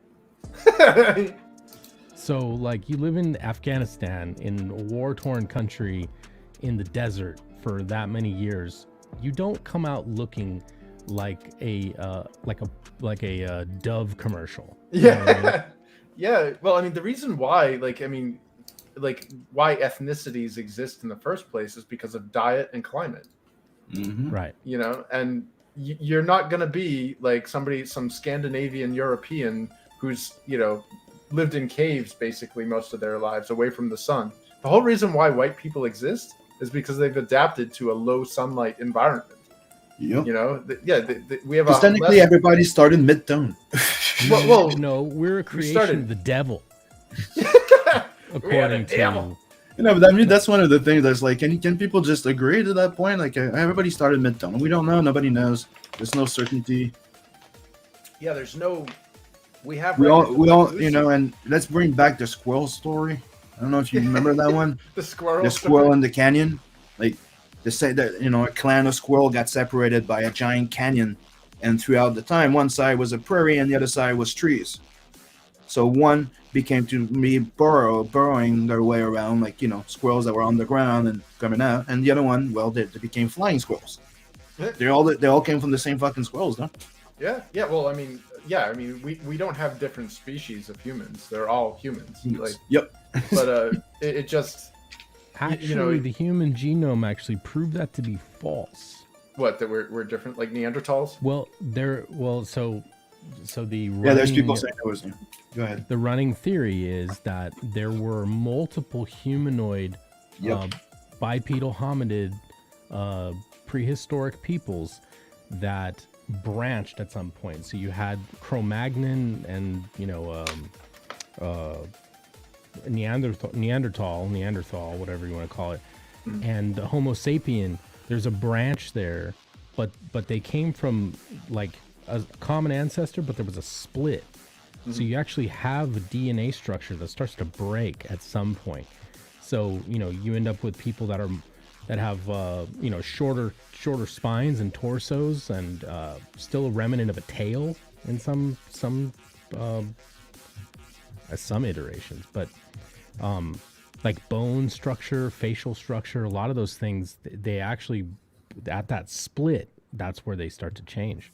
So I don't. That's the theory. I don't know if it's true. Yeah, or not, there's many theses. There's like also like the El Tepe island thing that they figured, like it's one of the theses that El Tepe, I think it's called. You mean Göbekli Tepe? I think probably it's that. I don't know. I think that was in Turkey or something like that, isn't it? And it's where they say that the agriculture originated from, and it's obvious that it's a coming together of two different people. Denisovans, and those danged hobbit people from Indonesia. Hobbitses. So there's thesis that there's two different type of people that united and became one type of thing. Right. Well, Because you had like hunters and gatherers that became growers in a speck of like a few years. Showers and growers. Yeah. But I mean, like, look at the diversity of the Canis familiaris. Like the dog species. You have like a dachshund and a Samoyed that are the same species as say a Chihuahua.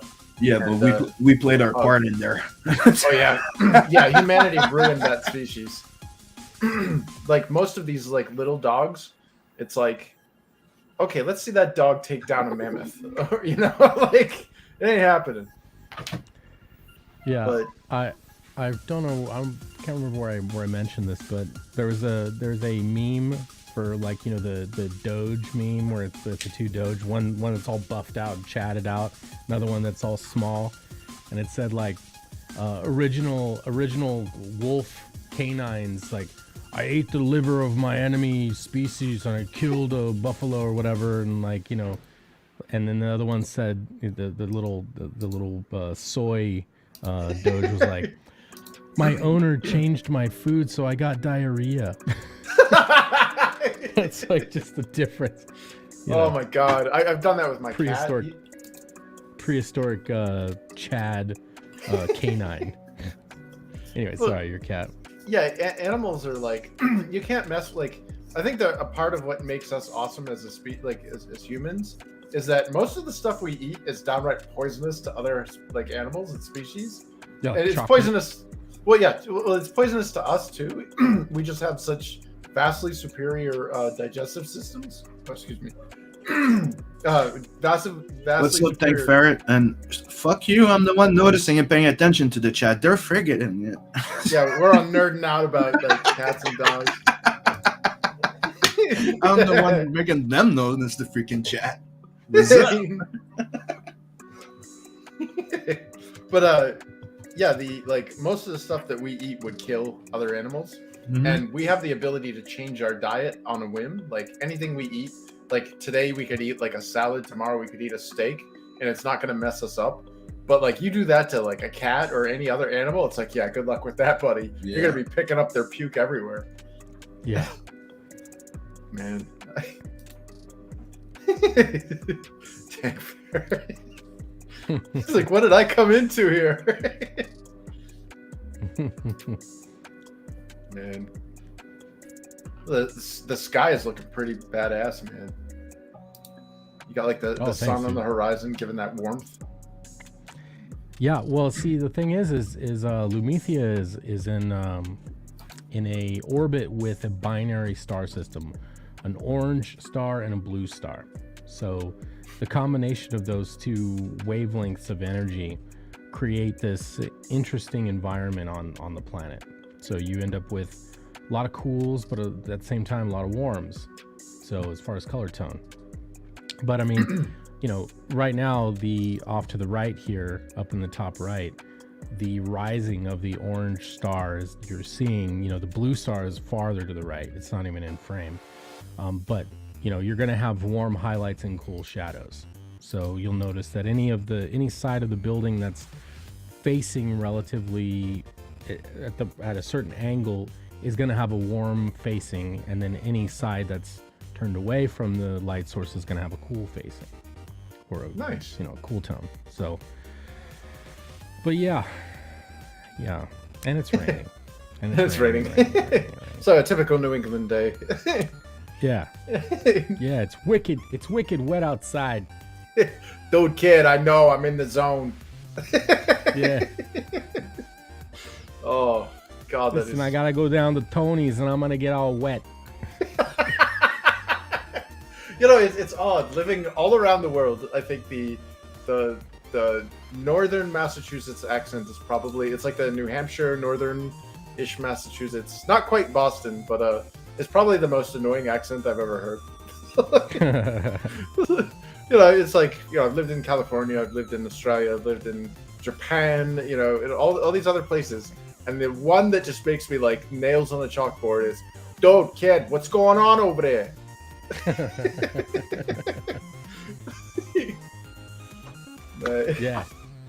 Yeah, like, well, it's funny, it's like how Vinny has that he has New York. that New York. I saw it the other day. I told you guys to shut up. Well, I'm that gonna must be go like, over there and smash your face. yeah, I'm gonna I'm hit you with a smash whipple it. bat. What you gonna do about it? yeah, what are you gonna do about it, huh? What's Well, the matter, you? How does what I think is awesome is like he lives down in Florida, and it's like, Right. what is his like? What are the people in the vicinity think of his accent? Because it's not it's not like vague. It's not like, oh, you have a slight accent. It's like, no, I could place you. Like, nobody's gonna say you come from California, or you know what I mean. Like, You come from a land down under. No, it doesn't. Or you're Puerto Rican. yeah. Don't be stupid. ¿Qué pasa? ¿Qué pasó, mi amigo? ¿Dónde No. está mi tía Comica? What? What did you say? Where is my what? Tía Comica. The actual name for a comic book. Oh, okay. Oh, I never knew that. Man, my Spanish has been. Yeah, but they use the slang now. It's comics. But I always got the orale ese. I remember that one because during my Spanish course, I had to actually pull out the actual words, and I'm like, okay, it doesn't come out fluid. Well, that must be strange being a native French speaker and hearing Spanish, and it's like this same only different. Yeah, it's but like it's also my third language. oh, so the I speak French, fluency- English. So Espanol. Spanish was the third one. Yeah. Wait, you forgot. He speaks French, English. Got to do quotation. I speak French. I speak Quebec French and English and American English. Oh man. Oh, Well, I work with a lot Like of you think your Canadians. English is actual English. mine Yeah. is, bro. Because I use the I'd word say bro. it's not quite the received pronunciation. What is it? Received pronunciation. Yeah, I keep telling them that that the Quebec French is the equivalent to American English compared to Yeah. the British. Yeah, it's the same Like thing. Yeah. Mexican Spanish is Yeah, equivalent to American Spanish. Yep. Yeah, I got relatives in Spain, and hearing that, like the Castellanos, and Yeah. it's like, what the? Dude, Like, my bro's Mexican and I dated an Argentinian. oh, nice. So yeah, I was stuck there. I had a friend that was Chilean, and it's like you're trying to practice your goddamn Spanish, and none of them have the same one, I know it's like, and they all think that their one is the ultimate one, and then you meet a Spaniard, and then you go, "Fuck this shit, yeah, I'm done. I'm done." Yeah. I'm Well, sticking to my French and English.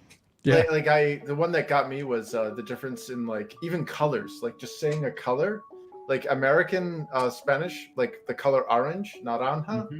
is also the fruit, like orange. Yep. But when I learned it in Same Castilian, in French, by the way. oh, it is. Orange. It's the same thing for the fruit. It's an orange. Yeah. Oh, You do. well, in European Spanish, it's anaranjado, and I learned All right, the Chris. Bonus points if you know the Japanese word for orange. I don't. Momo. What is it? Momo.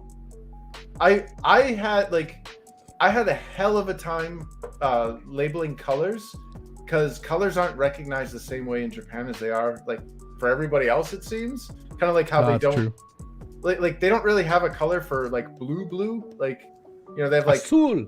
yeah, exactly. Like in Spanish it's azul, but like they have like off like I guess types of blue, but not actually blue. There's like cone, which is like a deep blue, and then like what they would consider like I can't remember what else it was called, but it was like a lighter blue or whatever. It looks almost green, and I was like, where's like blue? Like cobalt blue. They're like, I don't know what you're talking. Like, how do you say that? I don't know what you're talking about. I don't know what that color is. Oh, Ryan has it. Orange-haru.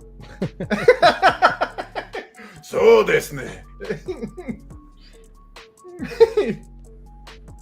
Yeah, like what is it? I is it or Aya or Aka? Midori. I think that's green. Midori. Yeah. Yeah. From the Tekken, like I remember From the Marin. from the what? From the Glina Marin. The Glinamerin. It's a Glina. That's like a liqueur made out of honeydew melon. Oh Midori. damn! Yeah. Wow. Glina Marin. It's a Glinamerin. Now, It's a Glinamerin. did you ever watch Sorry, Dragon Ball? Ryan just says and speaks French, English, and Franglish. Yeah, that happens to me when I get pissed. Did you ever watch Dragon Ball? Chris? Yes. Yeah, the version I watched. How old were you when you found out that Krillin's girlfriend is named Marin, and because she has massive titties? Nice. Marin, I am today old. also known as Melon. Yeah. Well, when I was a kid, this was like way back in like the late 80s. We were watching on WLVI 56. They had Animation Domination, and it was from Japan. Like they didn't call it anime at the time. It was just like Japanimation or whatever. And they showed Dragon Ball, not like Dragon Ball Z, but like Dragon Ball. Mhm. And Yeah, but back We're then watching- you have to remember that before, like anything that was anime here, it was called manga. I don't know if it was the same for you. For me in Canada, it was No, just it was manga. always- You had the For me growing up, when I grew up, it was Japanimation or Yep. anime. okay. yeah, we didn't like. To me, like it started off as Japanimation, and then like somewhere around like the mid 90s, we suddenly got like the Changed. proper But like we started watching Dragon Ball, and it was like, wow, this is a really good show. And my mom's sitting down, and she's like, I don't think the show is appropriate. That little boy is talking about like this girl's boobs or whatever, and then out of nowhere he like smacks her, like she's unconscious, and he starts smacking her snatch. Mhm. He's like, "What is this? Yeah, What is that?" Because Bulma was taking a nap in his bed, and like, yeah. he's like, "You don't have what I have right there. What is that?" And my mother's like, okay, I don't think I'm comfortable with my child watching this. This is not a kid's cartoon. That is inappropriate or whatever. So we obviously it got turned off or whatever. And then like maybe a few months later, they were showing some Dragon Ball Z stuff, and there was a scene, and she's like, "Is this that cartoon that I made you turn off?" And I was like, "No, this one's different." And she's like, "Well, and my parents are generally not like strict about stuff like that. Like I've seen horror movies and stuff, and I was way too young, but she's like, is this the same cartoon? I was like, no, this is a different one or whatever. She's like, well, I don't really, I don't feel comfortable you watching this stuff. I didn't realize it was on this channel. So you're going to have to turn it if it gets inappropriate or whatever. I'm like, Mom, it's not going to get inappropriate. And all of a sudden it just shows this whole crowd, and they're all in an arena, and they go, Satan, Satan, Satan. She's like, okay, enough of this. And they switches the channel. Well, because Hercule Satan was like a martial arts champion. Yeah, they're all like, it's just a big crowd chanting Satan. She's like, okay, yeah, we have enough of this. You're done. And I didn't rewatch it until like Adult Swim or whatever, or Toonami had it. Right on tank. I grew up on Captain Harlock and Grandizer and G-Force and Oh yeah. Did you ever see Star Blazers or Space Battleship Yamato? Mm-hmm. Yeah, I love that. And Force 5. Yeah, Star Blazer. Yeah, I knew it under Star Blazer. Yeah. Dude, that was such a grim, like, Mm-hmm. really dark cartoon. Like, as a 3-year-old watching that, I was like, I didn't really grasp how grim it was. And later on, I'm like, wow, I enjoyed like a pretty adult cartoon as like a 3-year-old. Yeah, I showed the 3D animated movie of Captain Harlock the other day to Scotsman. He enjoyed it, I think. Nice. No, Yeah, it was terrible. I can't Really? believe you made me watch that. Yeah. No, it was great. It was really good. I like it. And it's rare, like like fully 3D animated movies are really good. That one's one of them. Yeah, the alien chick in that, the elf-ish chick. Mhm. That's where I was trying to design the eyes for my elf. So I really like that because if you notice, her eyes are extremely like she has like cat slit eyes that are perfect for low light conditions. But because she's in normal light, you can't even see a pupil. So she's like a female Elvin Riddick. yeah, she's got the shining, the eye shine. Yeah, except Captain Harlock dates from the 60s. Oh yeah, Mm-hmm. he's got that weird parrot bird thing. Or early 60s, I think. Man, yeah, it's amazing how many of those old cartoons like still hold up. Mm-hmm. Yeah, a lot of the new stuff, and maybe it's just because I'm old now, but it's like, Oh, this is garbage. 1977, it says. Oh wow, Yeah. that's a good year. I thought it was late 60s. Yeah, I thought it was late 60s. No, it's the beginning of late 70s. All this stuff now is just pure garbage. I was one when that came out. It's all garbage. It's all garbage. Garbage. Man, yeah, well, that's how I feel. It's like, get off my lawn, But it's just a lot of modern stuff. I would say probably about a decade ago, maybe a little more, there was definitely a shift in this, like, screw white men, like, in their media. And it's like, it went from little jabs here and there to, like, full on, like, you need to go. Like, ginger side is a real thing. If you have red hair and you are in an original property, you will be race swapped. Yep. It's like, And the only good girl is the blonde girl. So that's why I keep joking around, like, welcome to the legally blonde world. You have to tip and swirl. Everybody wants to tip and swirl. Or every bad guy is always a white guy, and he either has a German or British accent. It's like, what did the Brits or the Germans ever do to you? Colonize, bro. Yep. Yeah, but everybody's colonized. I mean, that's the aim of any great civilization, is to expand and colonize. Like, just because history's losers, failed to do that doesn't mean it's our problem. Yeah, but dude, there was a debate here not too long ago about how the U.S., us, Canada, and the U.S., we genocided. We did a war against the natives. Yeah, they lost. They were an inferior force. They got destroyed. Yeah, by but a superior force. they forget that the UK was behind it, pushing it, and they also did the genocide of the fucking Acadians. Yeah, before yeah, that. Yeah. But it's like Which I originate from.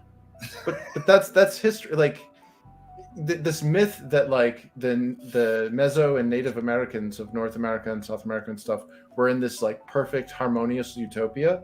Yeah, is just downright infuriating when you hear that. It's like, oh, everything was going fine until the evil Europeans came in and messed everything up. It's like, that's not true, because the Acadians were doing fine when they came in. They were in good rapport, not heavenly, but they were in good rapport with the natives from here, and that's the thing that the UK did not like. Well, the like every Acadians, they became Quebecers and Cajuns. They split up. That's where they went. They went to Louisiana or here. The Cajun, I guarantee. Did you ever hear the story of Hannah Dustin? Mm-hmm. Hannah Dustin she's like the patron saint of New Hampshire. And she definitely lends credence to the hell hath no fury like a woman scorned. She, during the French and Indian War, she was in the village of Pennacook, New Hampshire. And she with a couple of other people were attacked by, I can't remember the name of the native tribe, but they came down from Canada and attacked this village and killed pretty much everybody and took the women and children prisoner. And they were dragging them up this river up into southern Canada back to their tribal lands or whatever to either trade the prisoners for slaves or whatever to the French or whatever. And along the way, along the journey, there was a woman there, Hannah Dustin, and she had a baby. The baby was like less than a year old. And the kid was, it's a baby. It's not going to do anything. It's just crying and pooping and eating. That's what babies do. And the Native Americans that took her prisoner said, your kid's slowing us down. Grabbed the kid by the feet and smashed it against a tree until it died. And it was like, oh boy, you just killed this woman's baby. And then one night after this horrific deed, Hannah Dustin cut herself free from her bindings, and she freed herself, this other woman, and this slave boy. And they were all like, oh, let's get out of here. Let's escape. We can go back down to New Hampshire or whatever. She's like, no, not just yet. And she went and pulled an Anakin Skywalker on the tribe that took her, and she killed everybody. And there's a statue commemorating the site of where this took place in Pennacook, New Hampshire. And it's like, holy shit, this chick's a badass. It's like, you took my kid out. I'm going to take everything from you. So, I don't know. I love stories like that. Not that I love that it happened, but I love that, it's like a vengeance story, and it's so badass. Mm-hmm. And I don't fuck with people's kids. What's up? So you don't fuck with people's kids. Yeah, well, in a lot of Native American belief systems, they don't even name their children for several years after the kid is born because they don't see the kid as like a human yet. It's like it's not a person. It hasn't formed yet, so it doesn't. It's kind of like in Jewish tradition, you don't name your child until the day the child's born because it's bad luck otherwise. So there's these weird, interesting cultural differences in terms of like the life of a child, and that's why the Native American that take them prisoner is like, yeah, your kid's slowing us down, and just killed it because he didn't see it as like a kid. Yeah, that's true. It's like, damn. It's like the Spartans, right? If the kid was weak or deformed or something, but yeah. I guess that was Snyder's kid in the 300 movie that played the young what's his name, King Leonidas. Mm-hmm. King Leonidas. Yep. Yeah, he also played Rorschach as a kid. And I was like, wow, that's an evil looking kid. Sorry there.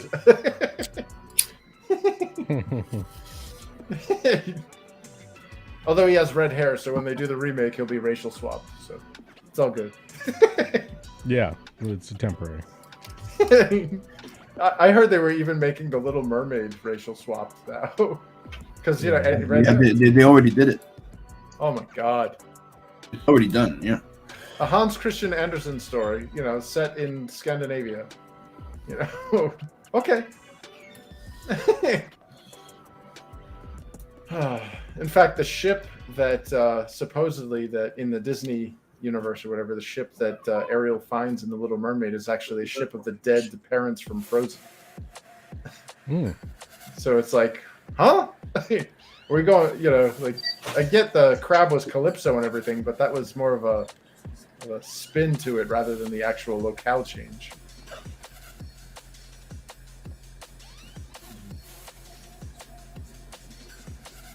Oh, we got an angry eye. Yeah.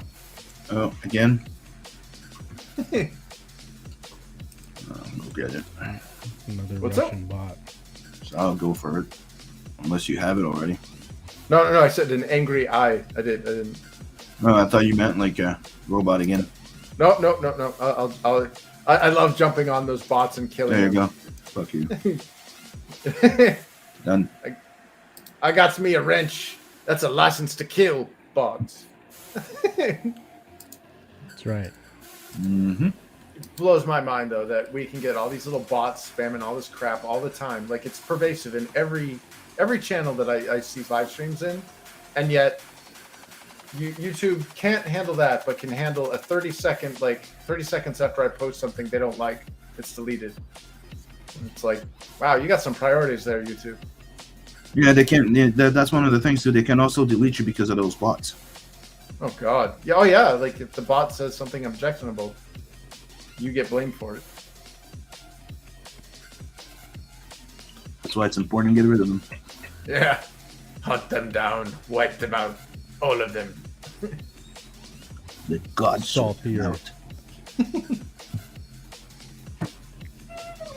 Man. Oh boy! Did you guys see Rini's monetization celebration last night? Saw part of it. Man, dude, that was awesome. She got some love, man, that night. Like all the super chats. I was like, holy crap! Yeah, good on her.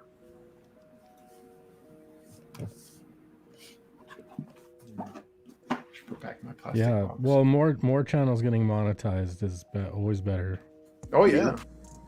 It's Yeah, one of I the was- reasons why I decided to do that little giveaway there.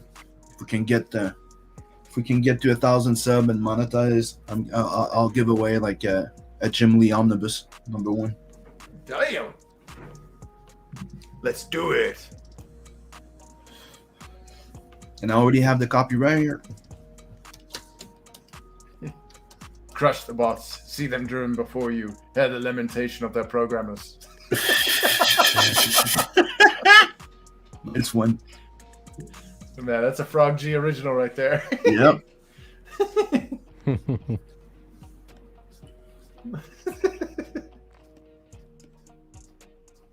Man, I don't think they'll ever be able to make another Conan movie because their modern attempts have failed miserably.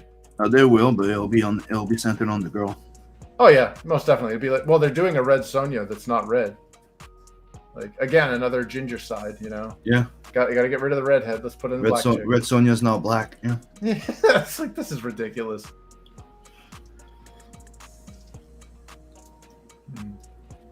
That's so But- fucking irritating. Well, I mean, come on, look at what the BBC or Channel 4 did with Anne Boleyn, a historical documentary, and they made Anne Boleyn black. It's like, okay, not only are you messing with fictional characters, but now you're like historical, like that was a real person you just race swapped. Like that's not a fictional It's character. not negotiable. Yeah, it's I don't know. I've definitely again that's why I've enjoyed the indie comics is that you don't see that. You know, if you see an original character and they're black or whatever, it's because they were designed that way. It wasn't like a race swap. But it's not like a hand me down.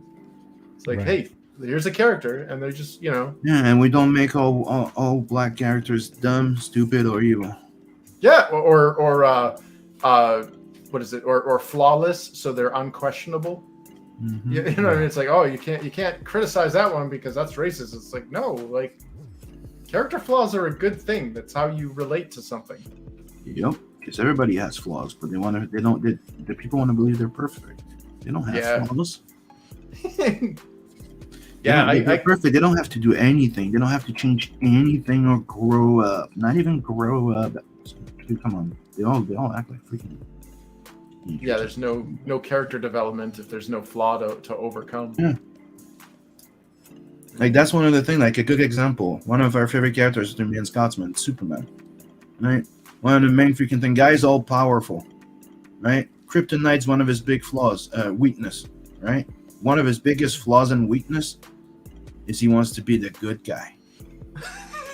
His It's morality. stupid. That's what gives him the. No, I'm breaking it down very simple, but basically that's what it is. Like he said in one of the. He's never been a Boy Scout, but he's the Boy Scout guy. Hmm. You know. Did you see Ryan's? He's gonna redo Roots there with LeVar Burton, but instead he's gonna replace it with an all ginger redhead cast. Oh, me, I'm doing a Malcolm X Yeah, story adaptation. yeah. Malcolm X starred Justin And Timberlake. he's gonna be a white ginger Yeah. and Irish. It's gonna be me. Somebody did that as a joke to show how much of a hypocrisy it is. They're like, Black Panther starring Ryan Gosling. Right. By the way, I'm joking. I'm not doing that. Just in case. He's not joking. No.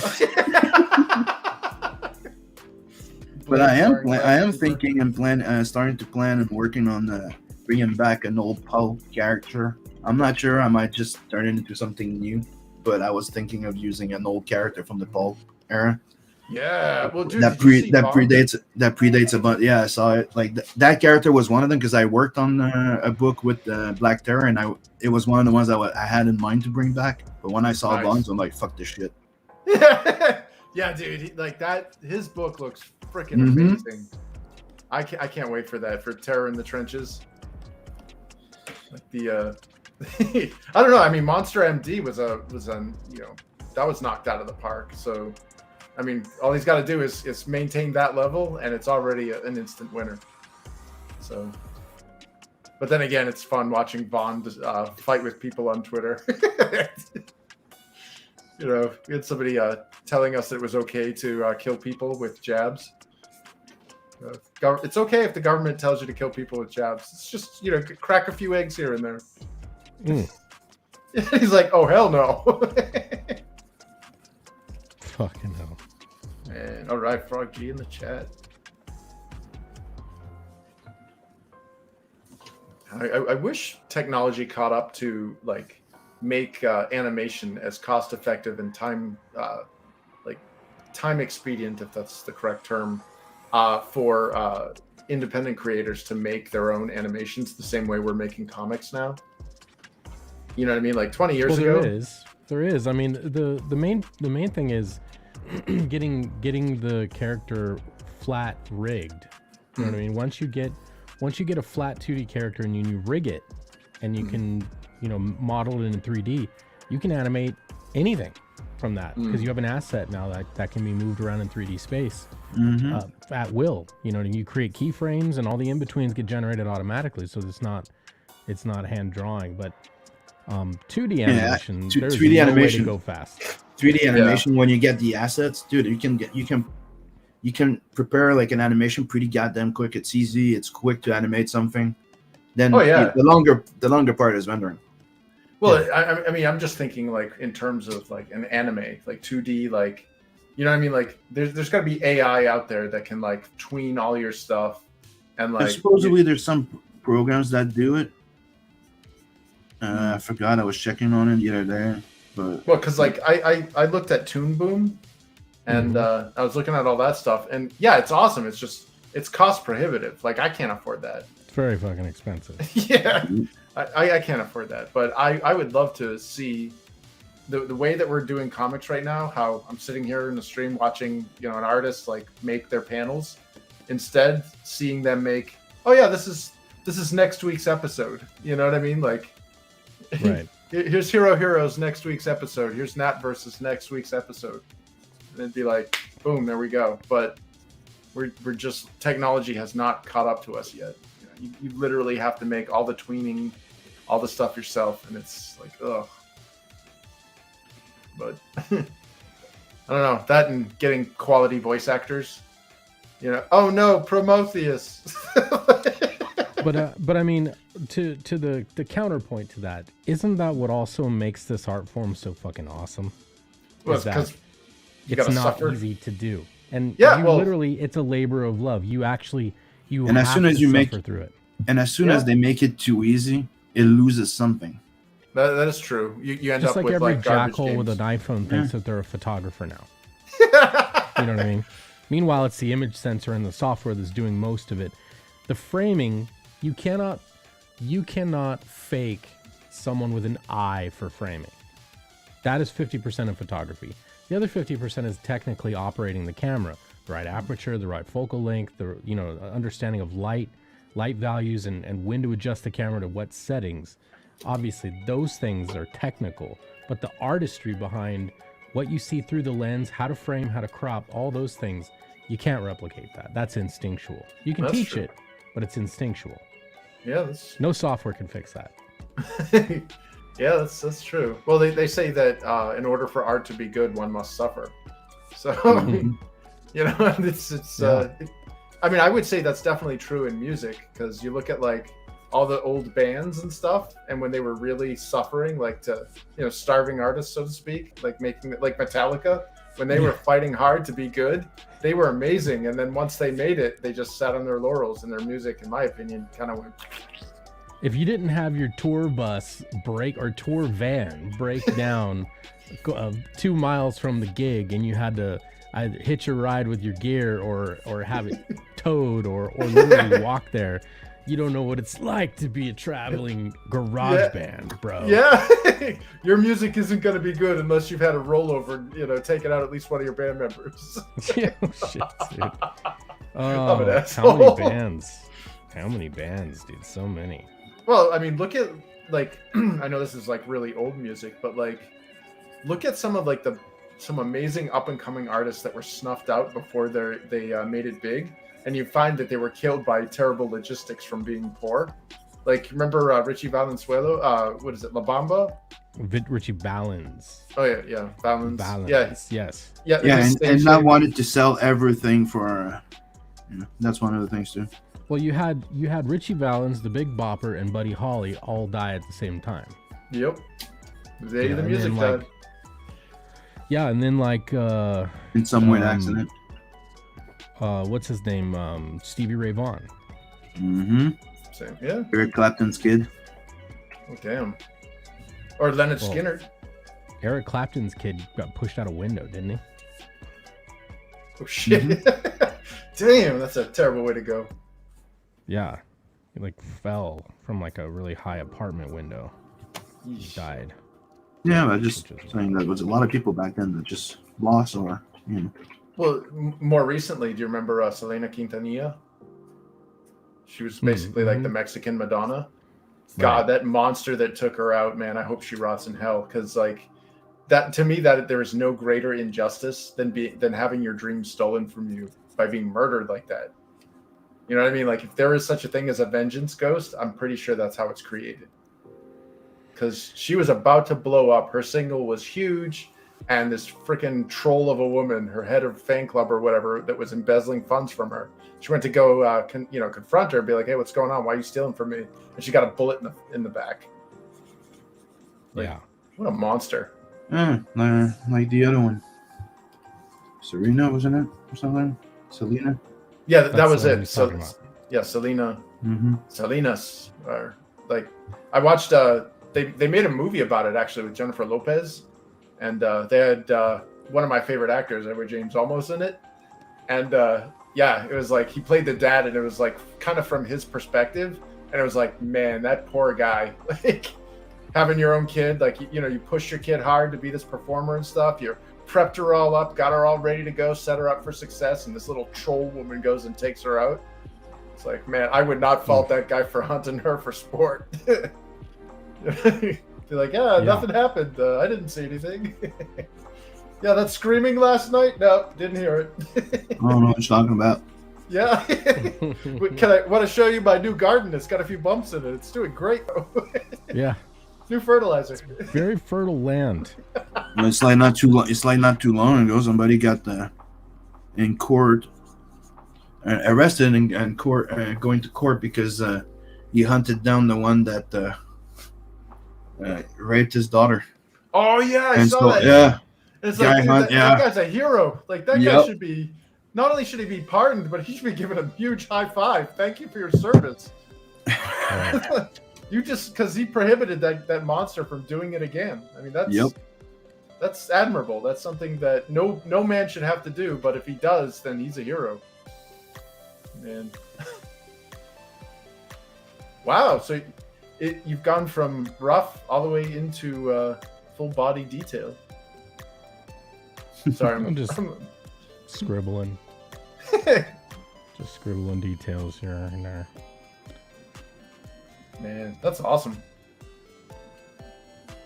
Hey, did you guys? Did either of you read Star Circuit at all? That's Catapano, right? Yeah. He doesn't ink his pages. Yeah. That was a weird. I was like, words. Yeah, I was thinking of trying that, and Scotsman doesn't like it. It's fucking You- bullshit. You don't like his the non-inked style? Exactly. No, I'm sure it's quite fine. I'm just an inker, and I think that's sacrilegious. Sacrilege! Hell yeah! Frog G in the chat once again. Yeah, I don't know. I think it's cool. I got some of his work on the walls. In fact, my wall is now. I don't know if let's see if I can show it, but my wall is becoming like a shrine to all of the artwork I got. I even got Reenie's poster there behind my my spinner rack. But yeah, I love it that they're all the little art prints there are all relatively the same size, so I can frame them. And although I had to order a new couple of frames for Bancroft's the Lucent art prints because they're like 8.5 by 11, so they're pretty big. I mean, let's see if I can... Yeah, I got one that was it was like poster size, like 11 by 14. Yeah, Yeah, that's a gorgeous image. And then there's like another one, I think. Yeah, there's I don't want to take them out. I don't want to. It's one of those things where when it's art prints, I don't like touching them unless I have gloves. But last thing I want to do is put like a fingerprint. And I was like, oh, look at this awesome print. And it's like. Scotsman's not saying it's heresy, but yeah. Infidel! Yeah, I was doing some tests last time with some like pencil tools that I was playing with, and I'm like, oh dude, I really like the rendering with colors. I might start just like doing a full store and just doing like full rendered pencils with colors. And dude, all you heard was heresy. Yeah.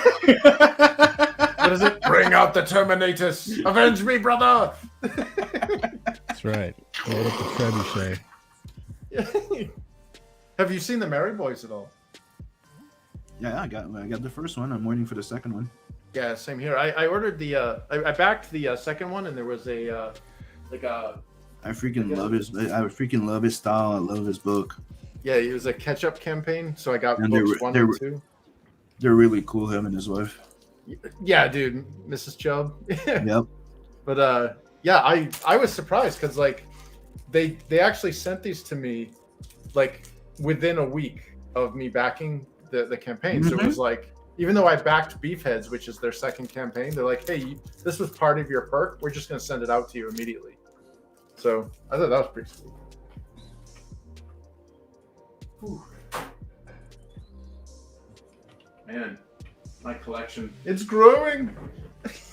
It's growing. Although I have this one book series, or I should say this one book that hopefully belongs to a series that the campaign failed. And it's such a shame because the book is awesome. And it's like, it's the opening book to a multi, obviously a full story arc or whatever. And the campaign failed, and they're like, hey, we're going to send it to you anyways. So I ended up getting the book and was like, this is awesome. Please be more. I feel like I invested in a TV show where it's like, just when it got good, it got canceled. Not the worst. That's so bad. I hate that. That's what I did with one of the campaigns on Kickstarter. Like I tried in 2016, I think it was. I did like the Artisim thing campaign, and it was like a reprint of all the short stories I did from 2012, and that's where you had some of the stories of Tales from an Adverse reprinted in there. And I didn't get funded, but I still printed them because I already had 50 of them printed when I launched. Nice. But the thing is, I had people reaching out to me going, okay, we got a refund. Can we still buy it? Yeah. And they still all poof. So like I got it in this nice bag and everything, like Spiral Ink Comics. Oh, that's cool. And then like the book itself is, it's pretty badass. It's I remember that one, but didn't it get funded on Kickstarter before? I think it might have. I know it bombed on Indiegogo. Yeah, that's what I'm wondering, because I remember seeing it, but I thought it was on Kickstarter, then it came on Indiegogo. Yeah, like this is a gorgeous book. I might be mistaken. This has some really good coloring and art, and it's good. And another thing, look at that. It's a hot black chick, but nobody cares because it's not a race swap. It's an original character, and it's badass. I remember they came on the Morning Roast. Oh Hmm. yeah. You had. I think you guys had the artist and the writer Yeah. on there. Yeah. Music Hicks and Sia. We're a lot of people's first. Yeah. Yeah. You were Don't my miss- first. Don't miss the morning roast. Yeah. The morning roast will pop your cherry. In many ways. Yikes. Not that way. Well, I hope Feathers of Onyx makes a second and more books. Like I hope it gets more love because that's a really good book. It's like a badass assassin, and she's basically telling you a story in a bit of a flashback.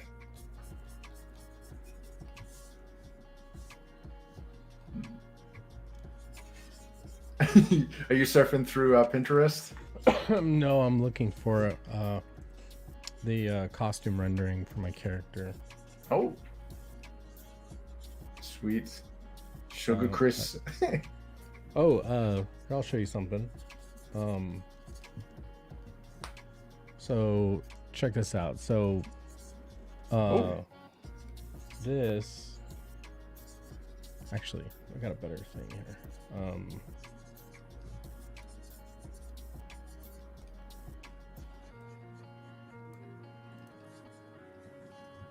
I created a Japanese style family crest.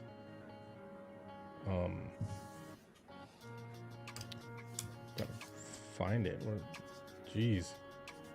Not prepared for class. Subiteura. That's right. Everything is my problem.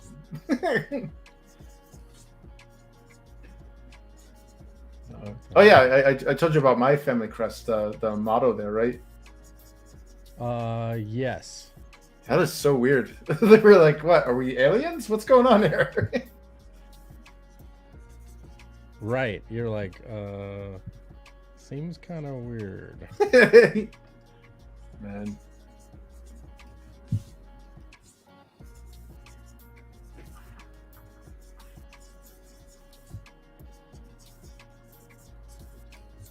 What?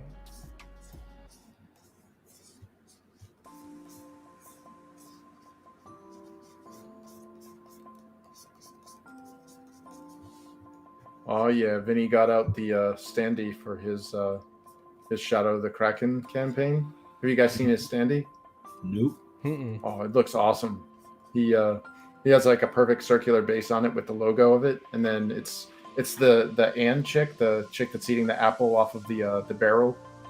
Right. So it looks badass. And and we can blame Rini for that. Oh, for the standee? Yeah, she initially did a standee for Fiendish, and I saw that and went, "Oh, I could do that. I want that." So then I made one, and then Vinny's like, "Hey, how do you do that?" That I want one of those for me. So he did his own artwork, and it looks freaking awesome.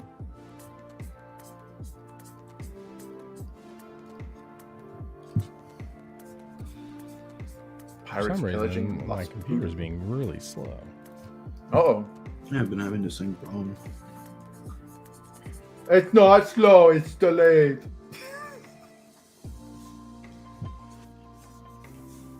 Yeah, it's just delayed.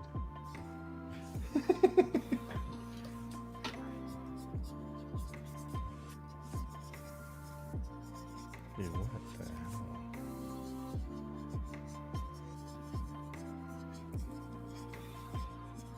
Okay, Oh. so that.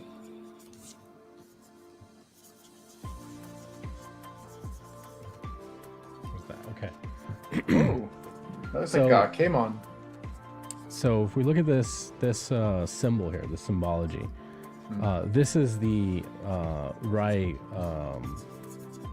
family crest, but like their Warrior Academy logo. So there's a UWA built into this. So the U is the bottom part, the W is the negative space, and the A is this top part. Mount Fuji is not part of Lumithia, but it's a foreshadow to, Shama is going to end up on Earth, and he's going to live out the rest of his days on Earth later on, right? So you have the binary star system here and here, and then that's Lumethia. So like all these pieces are the gestalt of the whole thing forms an image of Japanese culture before there's Japanese culture, before they're even influenced. Planet Lumethia rising from the apex, from the volcano of Mount Fuji, and then the binary stars encircling them. And then that logo turned in quad in four ways forms this, which is essentially like a Japanese pattern you would see in a kimono or something like that. So if I'm big in this, Nice. so it kind of looks like a flower. Yeah. In a way, but that will be on all of their, like the Tomoe or other family crests type of thing. Yeah, it's badass, man. So you're trying to build in little tiny details. Well, tiled patterns like that work really well in packaging details as well. Right, right.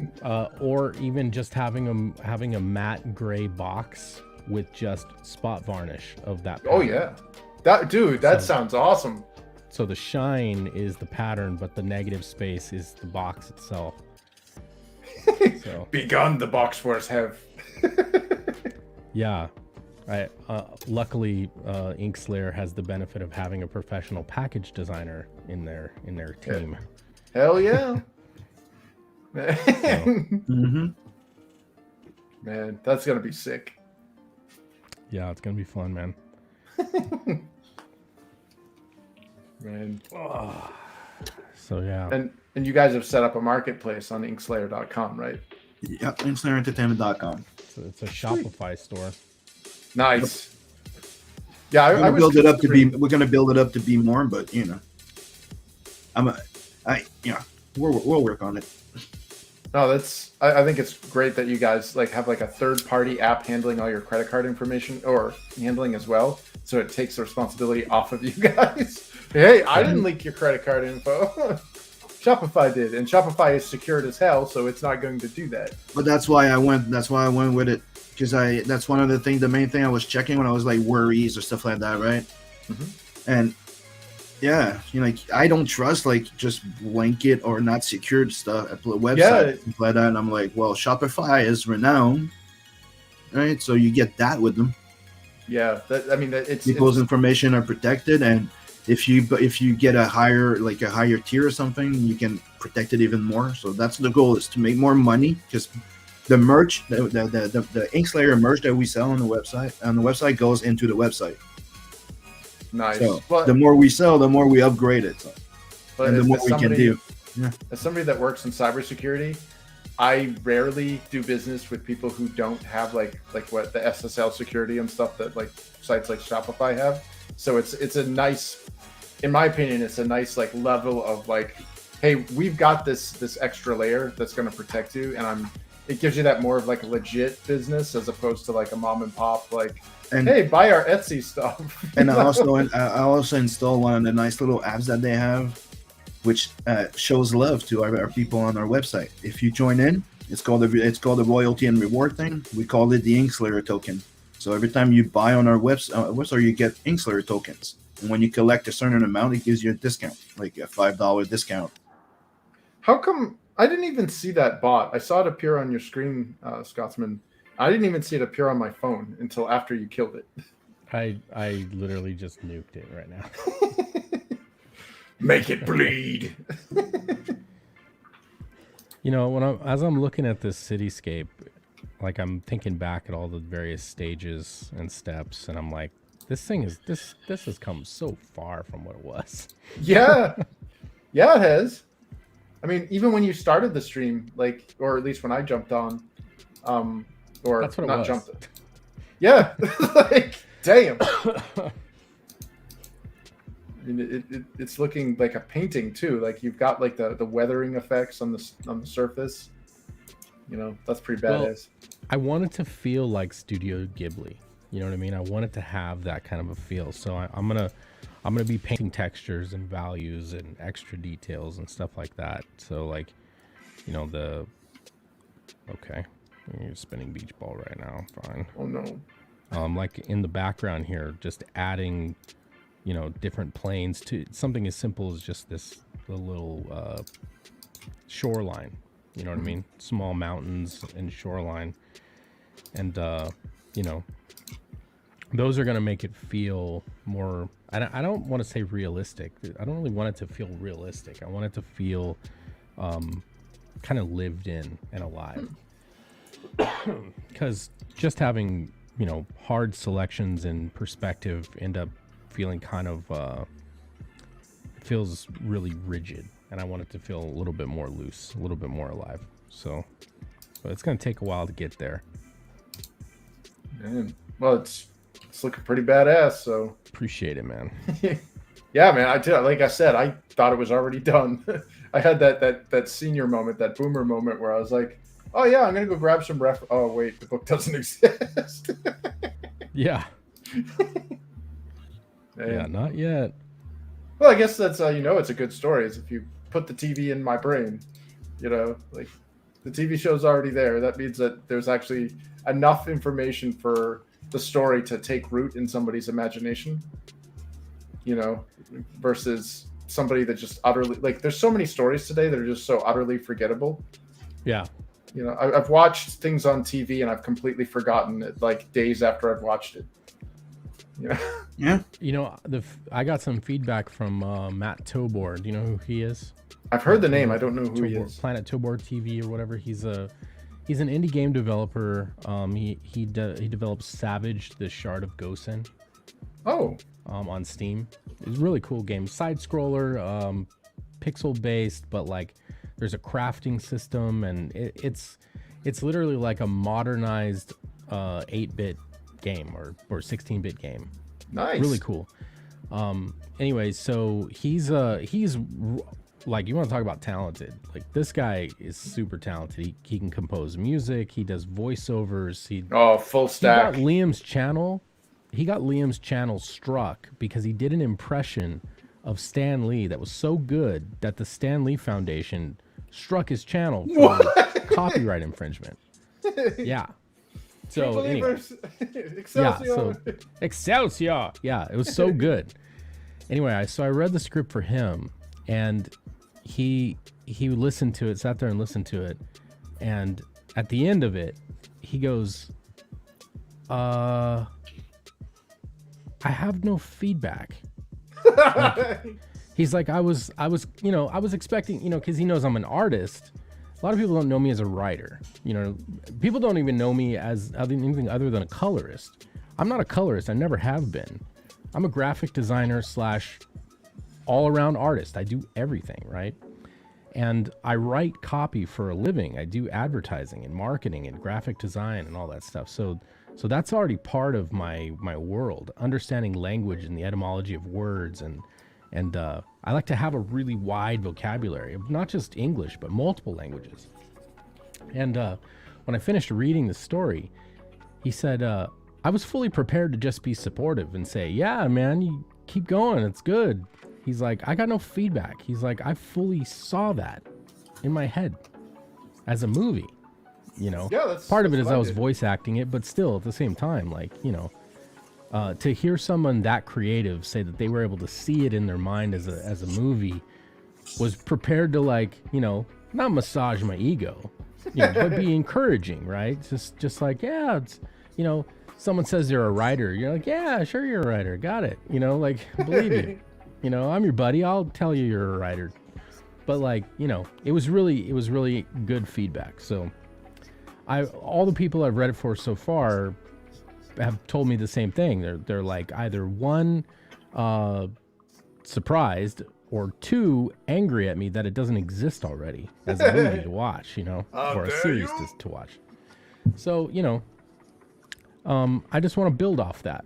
I want it to be something, and the aesthetic that I'm going for is, late 80s, early 90s anime, something that's got a lot of action, got a lot of heart. It attaches itself to a lot of known quantities, the samurai culture, the origin of the samurai, space, aliens, a lot of different things.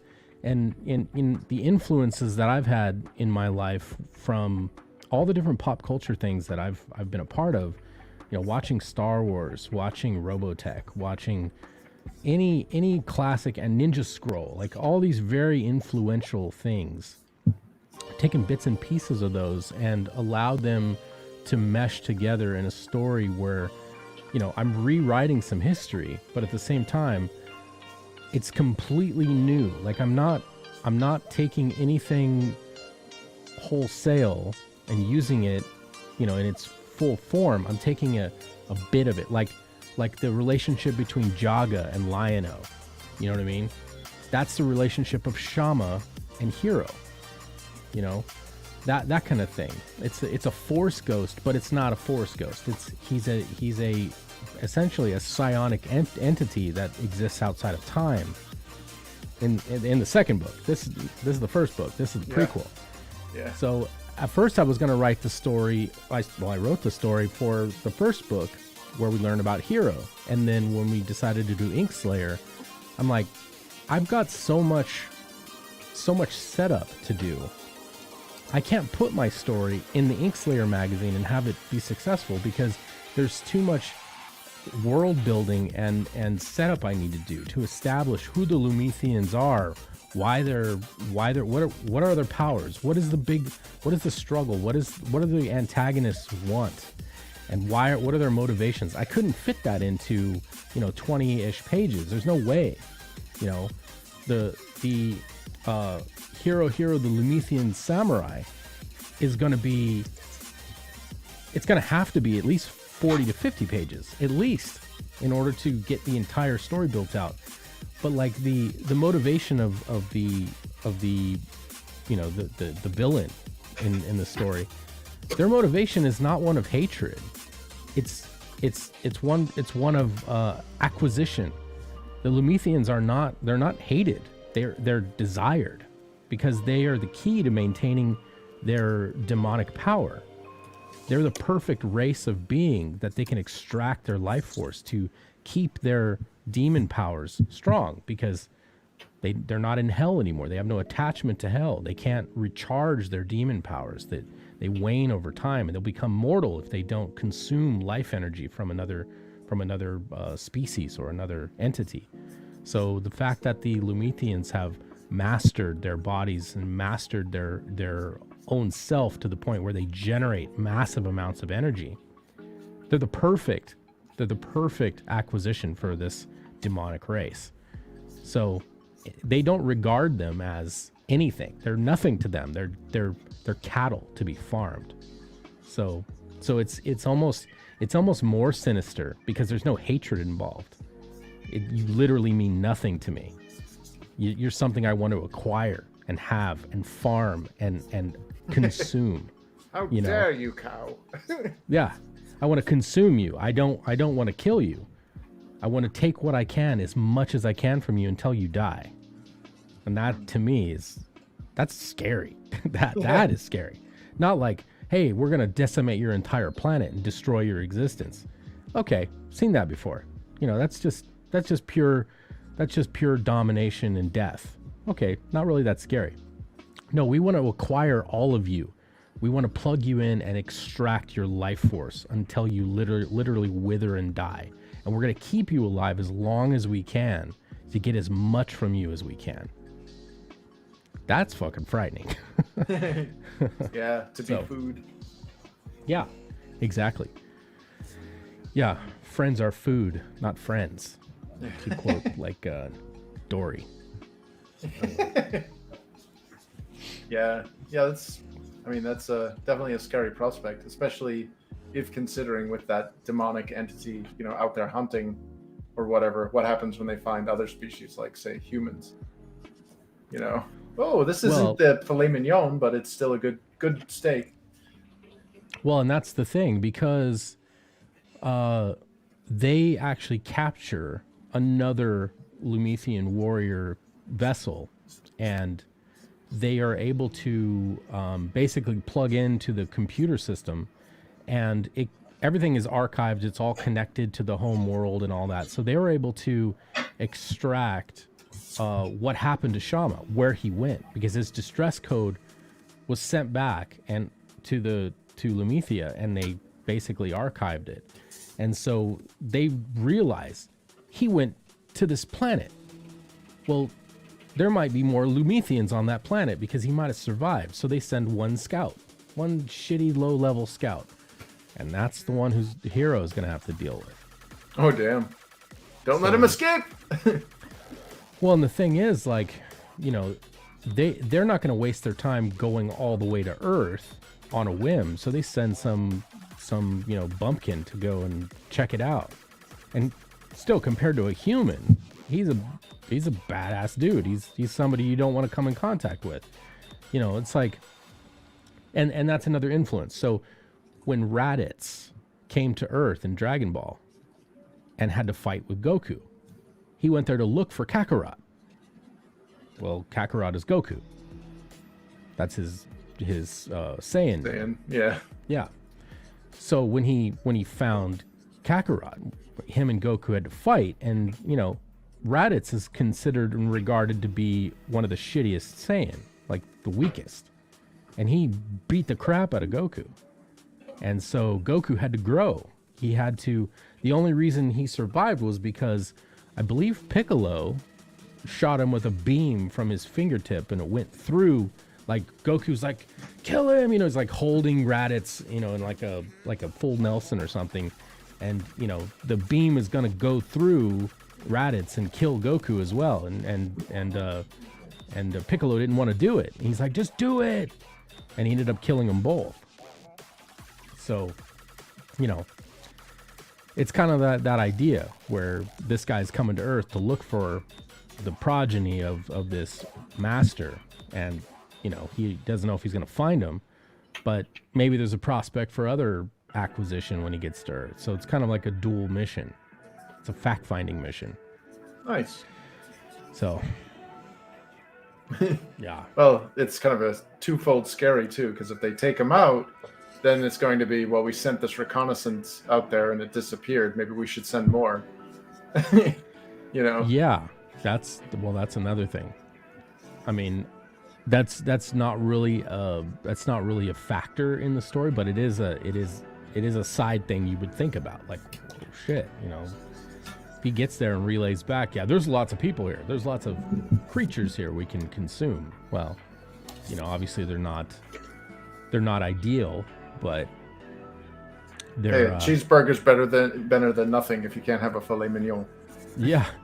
Well, see, the thing is Earth isn't close. It's just over 3 light years away from Lumethia, and you know where they were at the Solaris asteroid field was, you know, it was about 10 hours of light speed travel from Lumethia.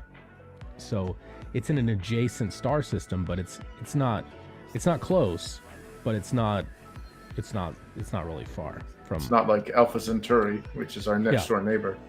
Right, exactly. So, or is it Alpha Centauri or Alpha Proxima or something? I can't remember what it's called, but I believe the nearest star is Alpha Centauri. Yeah, I know that we exist on the Orion Spur, which I believe is part of the Pegasus arm. Pegasus, that's right. That's what I was getting at. Like, yeah, because the Milky Way is a spiral galaxy with tendrils. Those tendrils all have like their arms essentially. Yeah. And there's the Pegasus arm, and then there's a spur off of the arm called the Orion Spur, and that's where Earth is on that, or the solar system. And a lot of people don't understand when they say solar system. There is only one solar system in this world, in this universe, Earth, because Sol is the name of our sun. Every other thing is a star system. You know, there's no such thing as a sun elsewhere. There's only one sun, ours. Everything else is a star. So, you know, that's it's like, an interesting way to put it. Yeah. Mm-hmm. I never knew that. I always was like, you know, why? Because like I played the Phantasy Star series back in the day, and they called it the Algol star system. And you know, it's like, why is it the star system? Why not the solar system? And it was like, because Sol is solar, you know, sun, which is our system and our system only. So I have never thought of that before. That is interesting. Yeah, it's wow. one of those weird, like. Well, you know, and another interesting reality too is we grow up with this idea of our solar system as, you know, the sun sitting there in the middle, Yeah. and all these planets Yeah, just it's not- casually rotate. It's getting tumbled behind. Like, We're being dragged in the Yep. wake of a fireball that is Traveling. orbiting something else. yep. Our sun orbits other stuff, and we're being dragged in a tail of swirling gas through the galaxy. You know, it's when you start thinking on the cosmic level, it's goddamn. Mhm. It makes you feel tiny. Well, Yep. also the Put your shit in farther, perspective. well, the bigger you look outward, into the universe, the more it resembles the smaller you look in to the micro world. Right. No, that's one of the things I liked about the ending of Men in Black, the Pearl thing, the galaxy within the galaxy, and then they have a whole bunch of them. Or the Yeah, locker- yeah, Remember the locker room joke?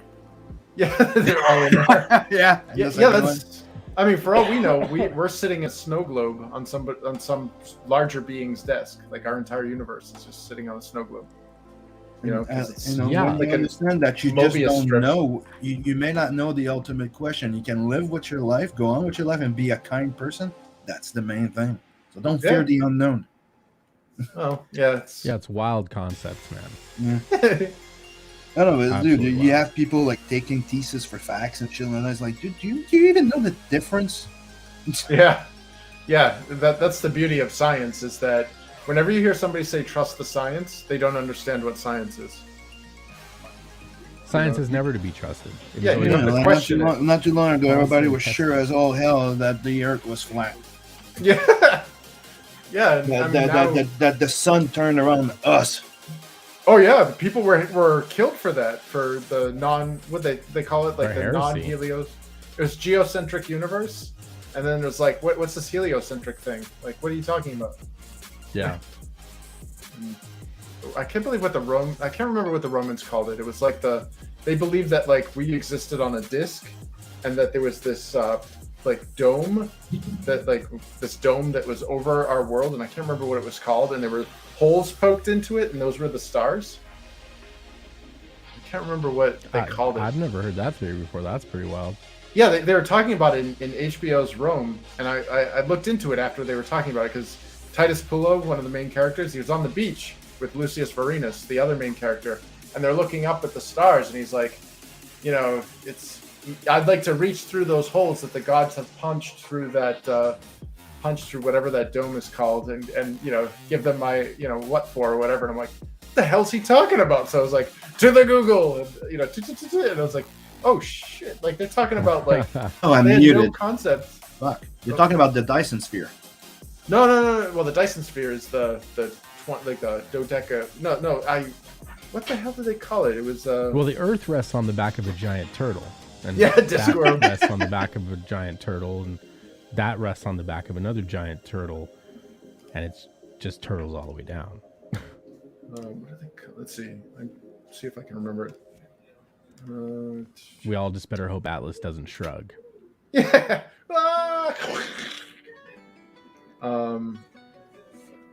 What is the? And over there in that time. What did they call it? It was like the something sphere or the something dome. The firmament. That's what it was. The firmament. Mm. So they believe that there was this like dome over the Earth, and it was the firmament, and all the stars were just holes poked through it, and that was the light coming through. And it was like, that's an interesting take on it, but yeah, okay. I mean, I've seen some pretty wacky takes on things. That's Well, not I mean- the wackiest. Well, we had some of the best, like the Mesoamericans supposedly had some of the best astronomers out there. Like they were able to, like the Nazca, that did all the Nazca lines and stuff, and they were able to capture like constellations and all these concepts that like you wouldn't think like a primitive civilization would know about. And then the Egyptians, where they were able to line up their pyramids with like constellations. That's pretty freaky. Dude, there is a documentary that I copied that was on YouTube for a long time about the pyramids. And there are so many facts about the pyramid, the Great Pyramid of Giza, that like when I really started thinking about it, it gave me anxiety. It was so intense. Like the fact that, you know, a pyramid has two squares on the bottom of it, right? It's got an outer square, actually circles, not squares. The outer circle is encircles the outer points, right, of the base, and then the inside border, there's another circle. So there's a circle for the inner part of the square and a circle that touches all the four corners, the outer circumference. If you take those two and divide them by pi, and you multiply them by the golden ratio, phi, you get the speed of light in meters squared. Meters squared. Meters didn't exist back then. Oh yeah, we had furlongs. How can you take two precise circles, the inner circumference of the base of the pyramid and the outer circumference of all the points, divide them, multiply them by a factor, by a mathematical system that doesn't exist yet, and get the speed of light in meters squared? That is shocking. This has already happened so many times before. That should give us all a little bit of pause. You know what I'm saying? Like, that's actual insanity. Yeah. So like, I don't know. There's a lot of things that have to do with the golden ratio and Egypt. So like the Fibonacci. Yeah. Phi, or the mathematical symbol phi. Phi is the circle with the line down the middle of it, or also the little phi is also the spiral. It's this. Goes like this. So there's this symbol, right? But then there's also that symbol. Those both mean phi. And it's 1.618 blah blah blah blah blah. Kind of like pi is 3.14. But this right here, that is the golden ratio. So like if you take a single unit of 1, right? This is 1. From here to here is 1, right? 1 unit. Divided in thirds, right? This is kind of where the rule of thirds comes in. Because that rule of thirds is just a dumb way of talking about the golden ratio without talking about the golden ratio. So if this becomes 1, right? This is 1 and this is 1. So 0.5 is in the middle. 0.6 is here. 0.618 is about there.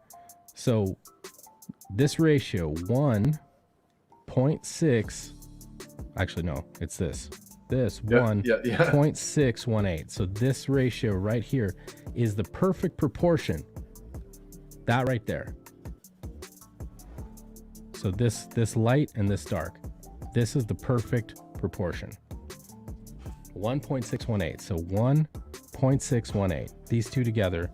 So if you have an object that's this big, right there is the perfect intersection. So if you have a circle and you want to intersect it right there. That's why those two objects look in symmetry with each other, because they observe the golden ratio. So when you look at great masterworks, if you have a portrait and you have your subject here, and then there's like maybe a house back in the background and like some other shit, but this part right here, that's where you place your point of interest, because it adheres to the golden ratio. Wow, that's interesting. Yeah, I know that, like, I remember looking into like the Fibonacci spiral and all that stuff, and it's like it happens in so many instances of nature, it's disturbing. Oh, it's everywhere. It's literally everywhere. So So the proportion is, if this is 1, that's 1 and 1 equal 2, right? And then 2 plus 1 is 3. And then 3 plus 2 is 5. Then 5 plus 3 is 8. That proportion, I don't know if I could do the spiral. I didn't follow the exact grid. But the point is, though, as this 1 plus 1 is 2, 2 plus 1 is 3, 3 plus 2 is 5, 5 plus 3 is 8, that proportional progression gives you a spiral that goes off starting from a certain point. 1 plus 1 is 2, plus 3, plus 5. You know what I mean? That spiral starting here spirals out in perfect symmetry. Gives you the nautilus. It gives you the face of a sunflower. The spiral progression of leaves. The human ear. Even the proportion too in like if you have so let's say you got these segments here. You've got from the shoulder and bicep to the forearm and to the hand. And if you look at the hand, you look at your finger segments. Your finger segments, this is 1, this is 2, 1 plus 2 is 3, 2 plus 3 is 5, right? If you look at your finger segments, the progression of proportion from the joints is the same as Fibonacci. Nice. So it's everywhere. Except for when you in get, all like... in human proportion, unless you're a mutant. Yeah, unless you got gimped hands. Unless you're a mutant, right?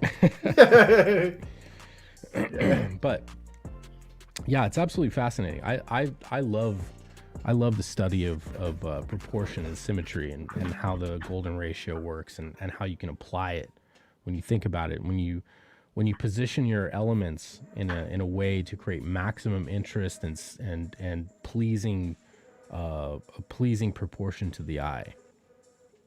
You know, and not enough people do that. Not enough people think about tangents and odd shapes and that kind of stuff.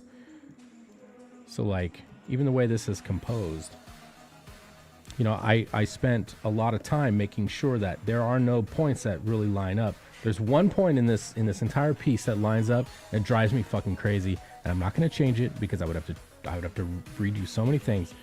But it's this line right here. It's too close.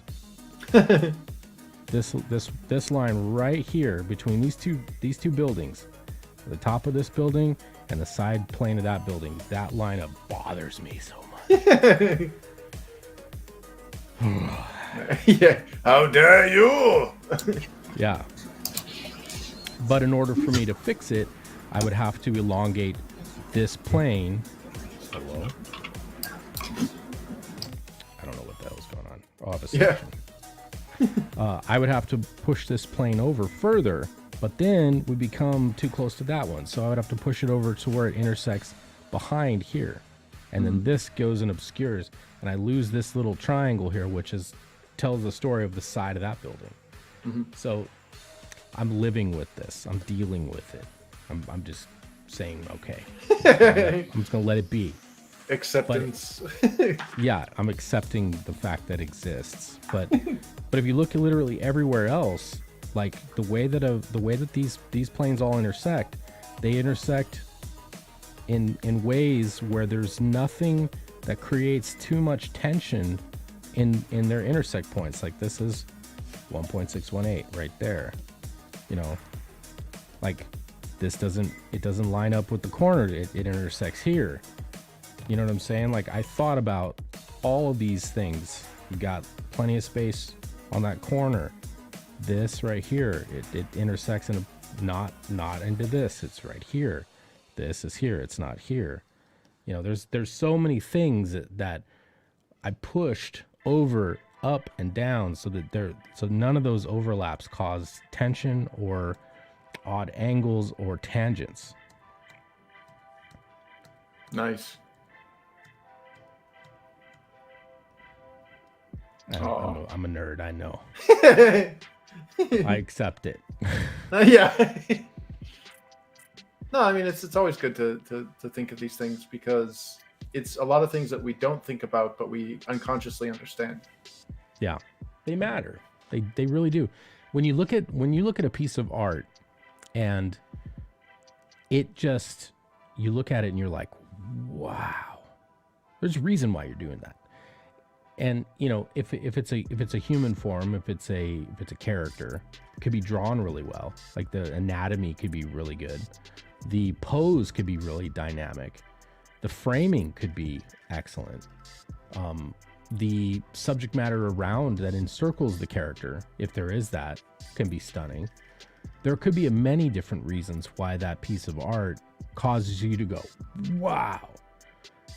And a lot of times it has to do with proximity. It has to do with proximity between objects. Like on a human form, the human form is comprised of a bunch of individual parts. Arms and legs and hands and torsos and heads. If you have body parts positioned in a way where they obscure other forms, you end up with something that looks odd, right? Mm-hmm. The counter posture thing, you know, that makes figures look pleasing, but also the overlap between an arm that's in front and an arm that's behind, you know, where it might be obscured by the torso a little bit, or where a leg intersects with another leg, or where it doesn't when you leave a certain amount of space, or you choose to crop an appendage of a body off in a panel, like at the waist. Not a good idea. Just above the waist, okay, that's better. You never want to crop on a joint, because then you anchor that that figure to that panel. It loses its dynamism.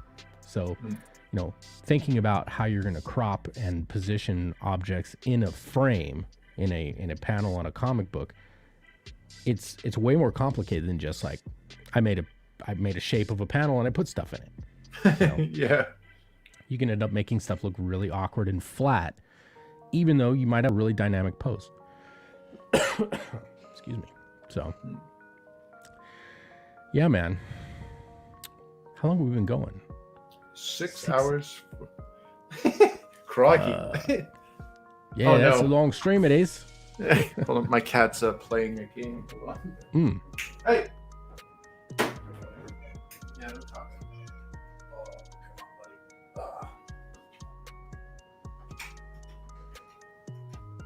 There we go. He jumps on the game system, and I start hearing like clicking and like video game noises. And it's like, I muted that. Why is it? He's just trying to get his name on the high score leaderboard. Well, he really likes Pac-Man. He'll be like, like the little guy moving around the screen. Oh, waka waka waka waka. Yeah, dude. Yeah, Pac-Man was the shit back in the day. Yeah, I mean, imagine going back in time and like bringing something like that to like 12-year-old you or 10-year-old you. Blow my mind. Yeah. I mean, you know, when I started gaming when I was 4 on a breakout machine. My dad had a, you know, with a paddle that you turn like this and a button on the side. It wasn't Atari. It was a breakout machine. It only had breakout, and it was one self-contained thing with the 5-pin connector for the paddle, and that paddle actually worked with the Atari 2600 too. Oh, nice! The same exact pin configuration. So I started gaming on a breakout machine, and then we got an Atari 2600, and I started playing Asteroids, Space Invaders, Centipede. Nice. All of those old school arcade games all started off on the Atari, which was super fun. And then from there, we got an Atari 7800. That was the next iteration. And the 7800 had slightly better graphics. They weren't 8-bit. I believe they were 16-bit. You had games like Food Fight, where you would run around and pick up food and throw it. Burger Time, all kinds of interesting games like that. And then from that, I think the next system I got was a Sega Genesis. No, got an NES, a regular NES. Oh, And we had Zelda. We had let's see what other games. I got Zelda. I got Ultima. The very first nice. Ultima. Final Fantasy. And Akari Warriors. Remember that? oh yeah, Gunsmoke was another one. nice. Yeah. And then also Crystallis. Did you ever play Crystallis? I did not have a NES or an NES when I was a kid, but I think I remember seeing Crystallis. That was if I recall, that's a side scroller, right? The guy with the armor and the sword. It was 3/4 down. Oh shit! So you No, I could guess- actually move around in 3D, not Oh, 3D space. Hold but on, like- hold on. Let's let me consult the. So you're saying it was a NES game or a Nintendo, Yeah, NES. and it was CRY.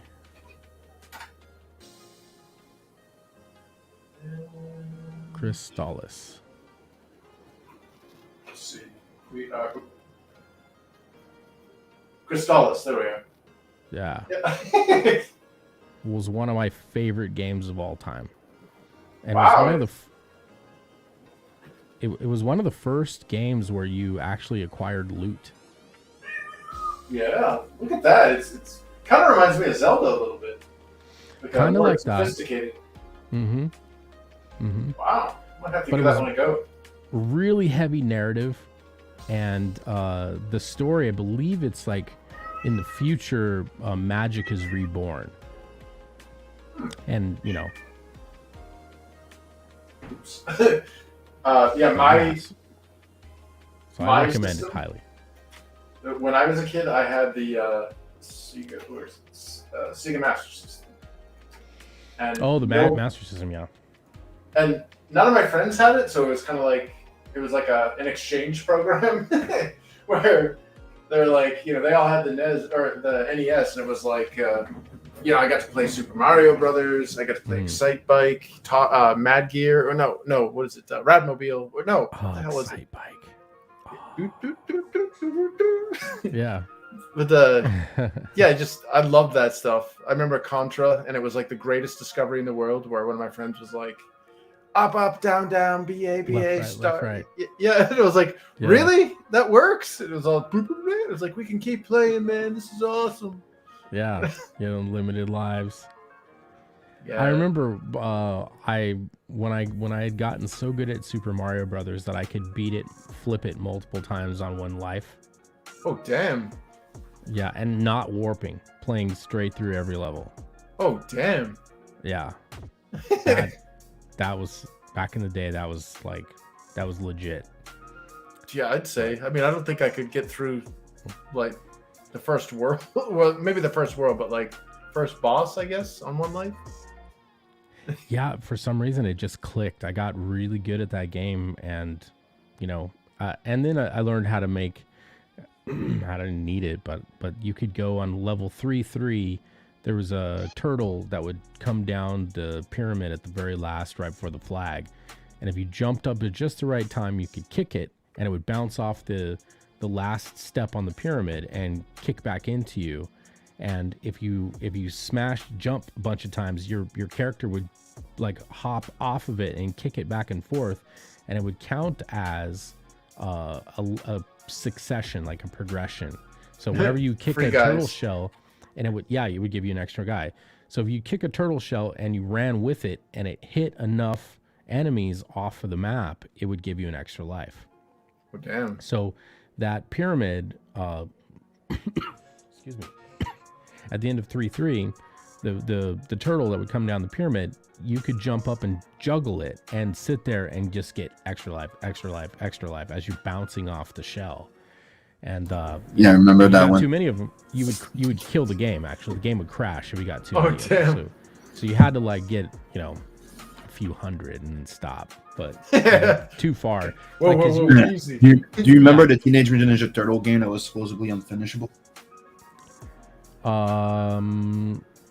I think I might have heard something about that. I You don't know, remember. you know what's the funny part about it? You finished it. Yeah, but you can't. That's the thing. Kill screen goes right into a kill screen. Yeah, it does. Nice. Like it just bugs. Like you finish that you finish that level, and then that's it. Yeah. Gnarly. And I wish I could be that enamored by things again, like I was back when I was like 12 or 13. You know, overwhelmed by arcades. Like, there's nothing that will ever. Anymore, right?